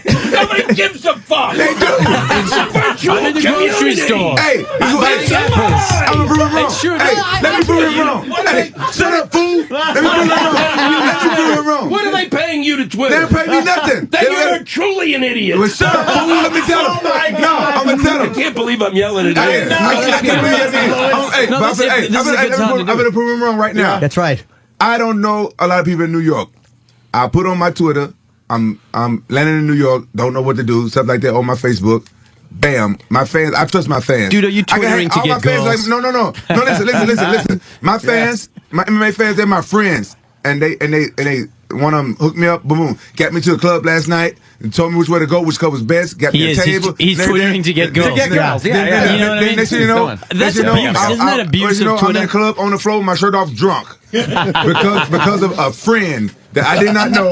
I met on Twitter, gave me some information. I never would have got that. I hate to cut this short, but we really, we got to do Why it. y'all kicking us out of here? We're not there making us. But We don't care. By the way, the next time you say you're going to prove Lewis wrong, I say a fist between the eyes should be really approved. Yeah, Jesus Christ. Tear the door out. He's giant. He just took his jacket I love off. He's wearing, oh my God. He said what? Oh, damn. Oh, look at Lewis trying to be tough. Oh, Jesus. I'm not going to say it now. No, say it now. No, because I yelled before. Because I'm in I your yelled face. before. Say it now. Say it now, sucker. Say it now, sucker. on Twitter. You went In Twitter. Lewis's defense, he shakes like that anyway. Twitter. I'm not shaking. I'm going to make you Twitter. No, you're not. I'm just joking. Well, if they weren't paying him to tweet, they should start paying him now. Yeah, exactly. That was, All there right. was a moment there. You know what we're going to do? We're going to take a really quick break. We'll come back and wrap up right after this. Thanks. Radio Opie and Anthony Show. On the virus. Sirius XM. 1, 2, 3, 4. Give us what we're asking for. Tired of the same old stuff this Father's Day? We hear you. So support the Dads Movement. DADS, Dads Against Dumb Stuff. XM Radio is a proud supporter of dads nationwide. So give Dad everything he loves to listen to, everywhere and anywhere he's missing it. 2, 4, 6, 8. Give us gifts that we don't hate. Go to xmradio.com or call 866-SHOP-XM1 for subscriber savings. Order by June 11th for free shipping in time for Father's Day. When a computer disaster happens, our first instinct is to panic. All of those priceless files, financial records, precious family photos, contact lists could be lost forever. That's why you need to sign up for Carbonite Online Backup today. With Carbonite, there's no need to panic. You will survive your next computer disaster. Carbonite automatically backs up your files on your PC or Mac whenever you're connected to the internet. So, the next time something happens to your computer, you'll easily get your files back with just a few clicks. Plus, Carbonite is just $55 for the entire year. That's less than $5 a month. Don't wait till it's too late. Get started with Carbonite today. Right now, Opie and Anthony listeners will receive a special deal available if you use the offer code Opie and Anthony. A 15-day free trial plus 2 months free with any subscription. Go to Carbonite.com today and be sure to enter the offer code Opie and Anthony. Remember, that's Carbonite.com. Offer code Opie and Anthony. His hair was falling out in clumps. Petey stopped eating and all his hair fell out. Mounds and mounds of fur all over the place. Our hairballs have hairballs. Our golden retriever, Sundance, he scratched incessantly. There was hair all over. I heard a radio advertisement for Dinovite. DINOVITE.com. The omega-3 fatty acids, zinc, vitamin C, probiotics. There's flaxseed oil, the seaweed, the kelp, the digestive enzymes that are cooked out of regular dog food. Within 2 weeks, the shedding slowed down to almost none. The scratching went away after a few days, and Sundance's coat was starting to get shiny and glossy the way it had when she was a puppy. Tons of energy, no more bad smells. If your dog has shed shedding, dry skin, excessive scratching, Dinovite will solve the problem. The website is DINOVITE.com. Phone number for Dinovite is 859-428-1000. And now, 2 more facts you didn't know. Fact 1. Hydrogen is the most abundant element in the universe. Fact 2. Geico can also help you with renter's insurance. And that's important, because when you rent, the building itself may be insured, but your possessions are not. So Geico can help you make sure you're really covered. For all the details, visit geico.com. Know the second most abundant thing in the universe? Commercials. Hi, everybody. You know the hit HBO series Curb Your Enthusiasm. It's now on basic cable. Watch this hilarious, critically acclaimed series on Wednesdays and Thursdays at 10 p.m., 9 p.m. Central on the TV Guide Network. I saw it years ago. What happened? Years ago. You saw it? Why? Yeah, why watch it again? We've already seen it. But move on. Got the DVDs. Mr. Bennington, it's going to be on the TV Guide Network. And reruns on TV. It sounds fantastic. No, see, it's... But, you know... Yeah, I remember watching HBO years ago. I go, I want to watch Larry David, but with a scroll going underneath of all the other shows. Yeah, but it's for people that might only have basic cable. You know, they don't have HBO. Yeah, like grandmothers. Yeah, they'd really like Curb. Yeah, right. They'd love it. It's great because now you get to see it with bleeps. It's really good. It's fantastic. On the TV Guide Network. Yes, on the TV Guide Network. And you find out what's on the other channels while you're watching. No, I don't think they show the TV Guide at the same time as the program. Yeah, they do. Do they? It scrolls? That's very odd. If I was doing a live read, I would know my product. But that's the difference. That's the difference between me and you. I'm a professional broadcaster. You're Opie's friend. I know. He's not here today. Whatever. You mean to tell me they're going to show Curb Your Enthusiasm, and on the bottom they're going to scroll what's on TV? Yeah, well, and some weather. There's just occasionally, it's going to be hot later. All right, well, that's just plain silly. Do your read. It's good. Okay, all right, and directly we following. We would have been done. Fez would have wrapped this up by now. I know, believe me. I've heard the way he plows right through your bullshit. Yeah. He goes right through it. It's like he doesn't even fucking hear me. No. Whatever. Everything's okay. So following Curb Your Enthusiasm on TV Guide Network. He said the wrong name. Oh, shit. And the weird thing is he's in the office hearing this right now and crying. They're laughing at me, not with me. Seriously, be a pro. I'm going to directly following Curb Your Enthusiasm on the TV Guide Network is the all-new Curb the Discussion. Now this is the extra thing. It's hosted by Susie Essman. She's brilliant. Who we love. The show features big stars, media pundits, and more in a no-holds-barred debate about the issues of each episode. Okay, now I'm in. Now I'm definitely in. Now it's giving you something that HBO didn't give you. Right. An interactive kind of Q&A. Yes, Lewis? I love Susie and I love Curb, but that's psychotic. You don't like the idea of a discussion about the show? That's like it's Sunday school, okay?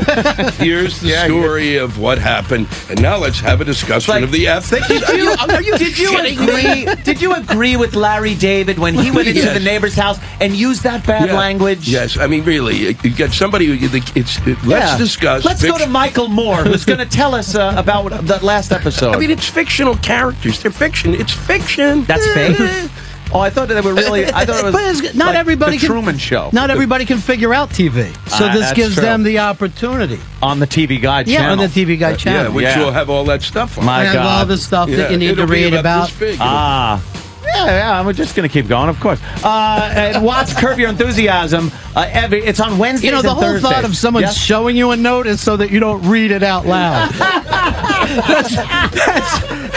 That's basically so the people at home don't know that you're getting a note, or else he would have just said it. You know something? That's why Ronnie Bennington is the greatest in radio. He knows things like don't read the note on the air. It's just silly. You're not supposed to. Wednesdays and Thursdays at 10 p.m., 9 p.m. Central on the TV Guide channel. Finding the TV Guide network? in your area? Go to TV Guide. Go to TV Guide. .com, of course, in this day and age. But, of course, just go to the TV Guide channel. It's right there. Ronnie Bennington. I feel like, did I take your mic, Jimmy? I want to take this. He's is Jimmy's honored. mic. Stay. Okay. He's honored, believe me. Yes. I've been listening closely with the Dave situation. Right. Eastside Dave situation. I must admit, I thought it was a work at first because it is a work. Just stay tuned, and he'll be back. Because when I heard when I heard the Midnight Rider music playing the other day, I was waiting to hear him hooping and hollering and coming in. Yeah. But no, this. I mean, he is gone. He's gone, but he's sending. He's having his people send emails to Jeremy. Oh, is that what he's doing now? What is that supposed to accomplish? I don't know. At this point, Jeremy, come over. Doug, hold on. Sorry, your mic was off. Oh, so I just asked when you said his people are emailing, are those the people in North Carolina that own the chair factory? If he is ever working in that fucking chair factory, that brilliant redheaded douchebag in that chair factory. Yeah, but you didn't get in trouble for sitting on a job or something when you're there, you know? Oh, shit. They probably would. I will say this. Yesterday he applied, and I'm not even fucking making this up, Costco. Where you buy the giant paper towel rolls and everything. It's all there for you. It's everything you need. And he's going to be happy doing that. I don't know. You know what? And this is nothing against anybody that is involved with Eastside Dave. But didn't everything just come crashing down right after he decided to get married? Well, yeah, but that works that way for everybody. That's what I mean. We've all been through that. That's what I mean. I've done the same thing. Right. Believe me. And then having 2 kids, probably not the best responsible idea as far as finances go. I didn't even think about this, but you might be onto something right now. That's why, Ronnie, I like to, cluing you in on some of these things that you might have just not thought about. Yeah. That a guy making shit for money probably shouldn't have 2 children a year apart. Well, you could have my background, which is an uncomfortable amount of abortions. Just, and I don't know what it is. Why some no people amount of abortion that is less comfortable than actually having a child. Yeah, that's true. That's true. No amount. But I have number friends doesn't exist. I have friends that can't sleep at night over it. Just wondering. That's why they make Xanax. Oh, good point. Like where the inside of her pussy looks like Bud Dwyer's mouth after he shot himself.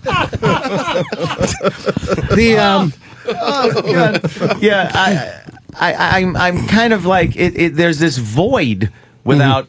It is. We all feel it. We all feel it. Now, what are your plans for maybe the show? Is there going to be a replacement? Or are you going to wait it out and see if he? I was listening to you guys today. I'm thinking you're onto something with bringing in an uncomfortable amount of black guests, where it's just black gangster guests, one or more. Yeah, misbehaving. That was true. We had a guy that had probably, and I don't know anything, but in my opinion, perhaps murdered people. Oh yeah. And did you see the documentary? I did not. Just the film. The documentary is scarier than the film. Really? Yeah, because New York in the 70s was just that was scary anyway. Unfucking manageable. So you know who Frank Lucas is, and he was a scary guy. Yeah, they were all scary. Everybody who lived in New York in the 70s was frightening. Every citizen was fucking frightening. Just taking those big old buses that just blew smoke out everywhere. Times Square was just a frightening place. Yeah. Now that guy we had in here today, like he was a very nice guy, but that's not the guy you wanted to fuck with in the 70s. And even still now, a guy like that will make a phone call. Oh yeah, you're done. You're dead. Because he's still connected. I'm gonna call some pipe-hitting niggas. Right. Yeah, you don't make $1 million a day and then all of a sudden just move to the suburbs and know nobody. I hope you were quoting a movie. I hope there's something that just bounced into your head for a second. Not now. You know what? I figured I use it at home. Right. I'm using it here. Right. I use it in my car. I use it in the bathroom. I use it in my sleep.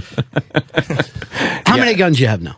I believe I'm up to about 35 guns. Yeah. I just bought a 50 caliber. I saw just that. Amazing. I saw the pictures that you had. Barrett 50 cal. Who'd you get that from? Arnold Schwarzenegger? Just a giant movie gun. It's a giant. It looks like a fake gun. The bullets don't look real because they're just too big to actually. It's like artillery, and when you shoot it. I said the only way I could describe it is you feel like you have the flu for 5 seconds. It shakes you up so much, the concussion, that you're just disoriented. You feel like you have a fever. Your nose runs. And then it goes away, and you're like, I'll fire another shot. This is fantastic. Every single time, it just shakes you up. I don't understand how the Marines that are using these weapons in the Middle East can do this all day long without shaking their brains out of their ears. It hurts you. It's like you were punched in the face. It gives you ever get punched in the nose and it's a distinct feeling that you get in your head? That's how you feel every time you fire this weapon. It's disturbing, but there's something addictive about it where you have to just keep going back and firing more rounds. Where do you do that? Basement. Uniondale, out on Long Island, sometimes the Bronx. That shell, the one on the left is the shell that I use for that. Wow. It's insane. It's really a thing you could actually just take and stab somebody with. I was holding it going, it's a weapon in itself, just the shell, because you can stab somebody with it's it. easier to use that than put a needle in your dick. Well, that's true. You just put that right down the shaft and go to town. Or just put that in her vag and watch television while she comes. I did have a girl say that she picked up the shell and said, I would like to fuck myself with this. I said, be my guest. Well, then I wasn't off. The lead part might be a problem. You might have a problem with your vagina after lead exposure, but go to town, have fun with it.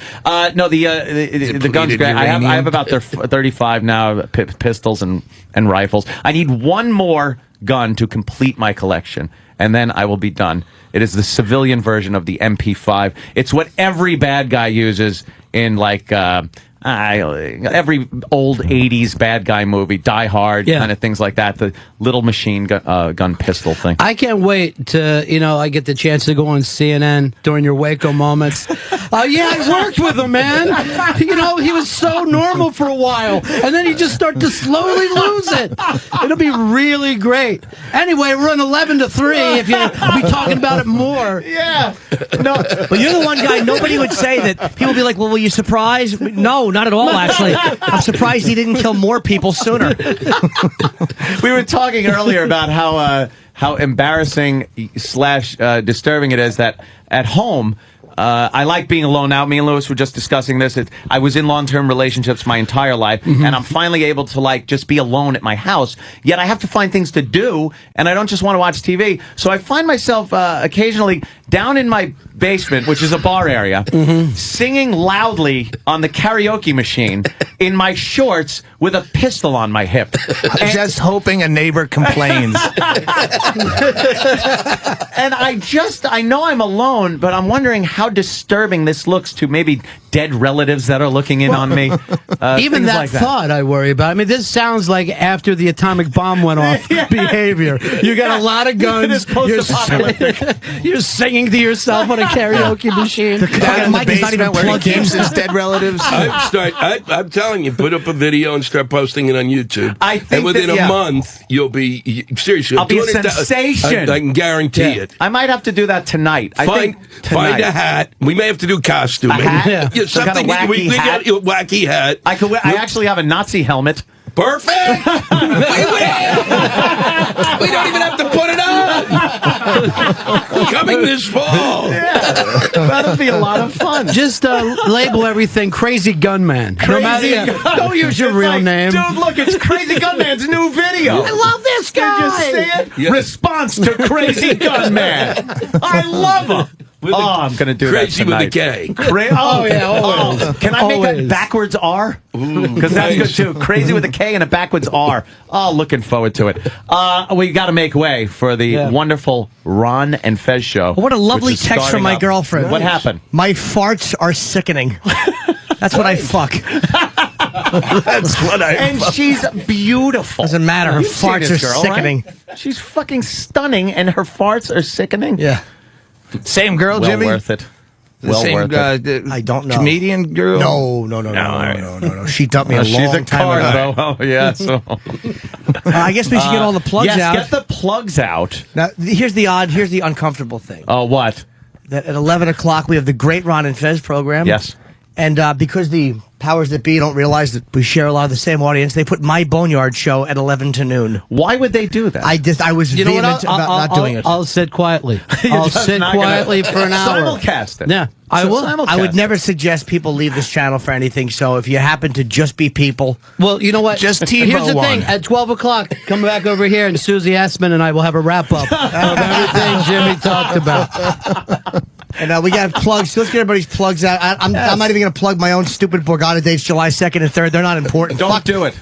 Doug, where are you going to Doug be? stand up tonight at the Stress Factory, and then Friday, Saturday in here in the city at the Highline Ballroom. Just go to DougStanhope.com. Has all that shit. Doug is hysterical. Yeah. Very funny gentleman. Lewis Black. My special comes on Saturday night. What channel? On the Comedy Channel. TV Guide, when, what? 9 o'clock. TV Guide On Comedy Central, Lewis? Comedy Central. Oh, wow, all right. DVD, which is actually where you actually hear the words, comes right. out the 15th. So it's this Saturday. You use some potty language? A little. A little bit. Just A little blue. You were so I say Black blue goes twice. blue. Oh, look out. You were really funny in that fucking. Oh, my by the God. way. Just God. yelling It's about fine, Twitter. You called him an idiot too. That was my. You idiot. It's like no one calls Rampage an idiot. And it's like, yeah, do you understand? Like, that it really is Rampage Jackson. That's just not a big black actor. That's the guy who makes his living just beating up people, Putting people on the brink of death. That is what he does for a living. Well, obviously, he pushed a button. He reminded me of my mother.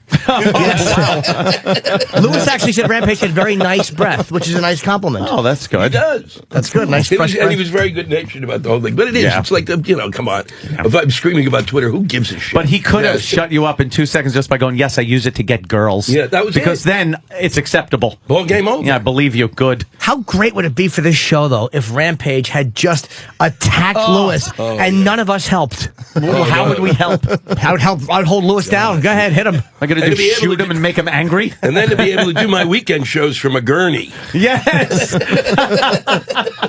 Well, thank you, gentlemen, It for was coming great, in. guys. Jimmy, of course, and Frank Lucas. Yeah, so Frank Lucas. is gonna be- you missed Frank Lucas being in today. We loved having him in. His signings at Borders tonight at 6 o'clock, Penn Plaza.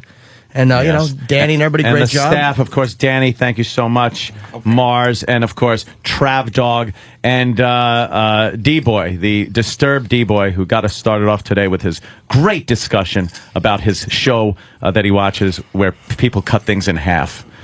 Have you seen that show where they just cut things in half? No, They've run out of fucking ideas. They've run out of ideas. No, they haven't. It's a reality show, yeah. Because you're going to be on the air. soon. Crazy Gun Guy. Watch for Crazy Gun Guy tonight on YouTube. We haven't run out of ideas. Not as long as we're sitting here. Of course. We'll see you tomorrow, everybody. Thanks for tuning in to the Opie and Anthony Show.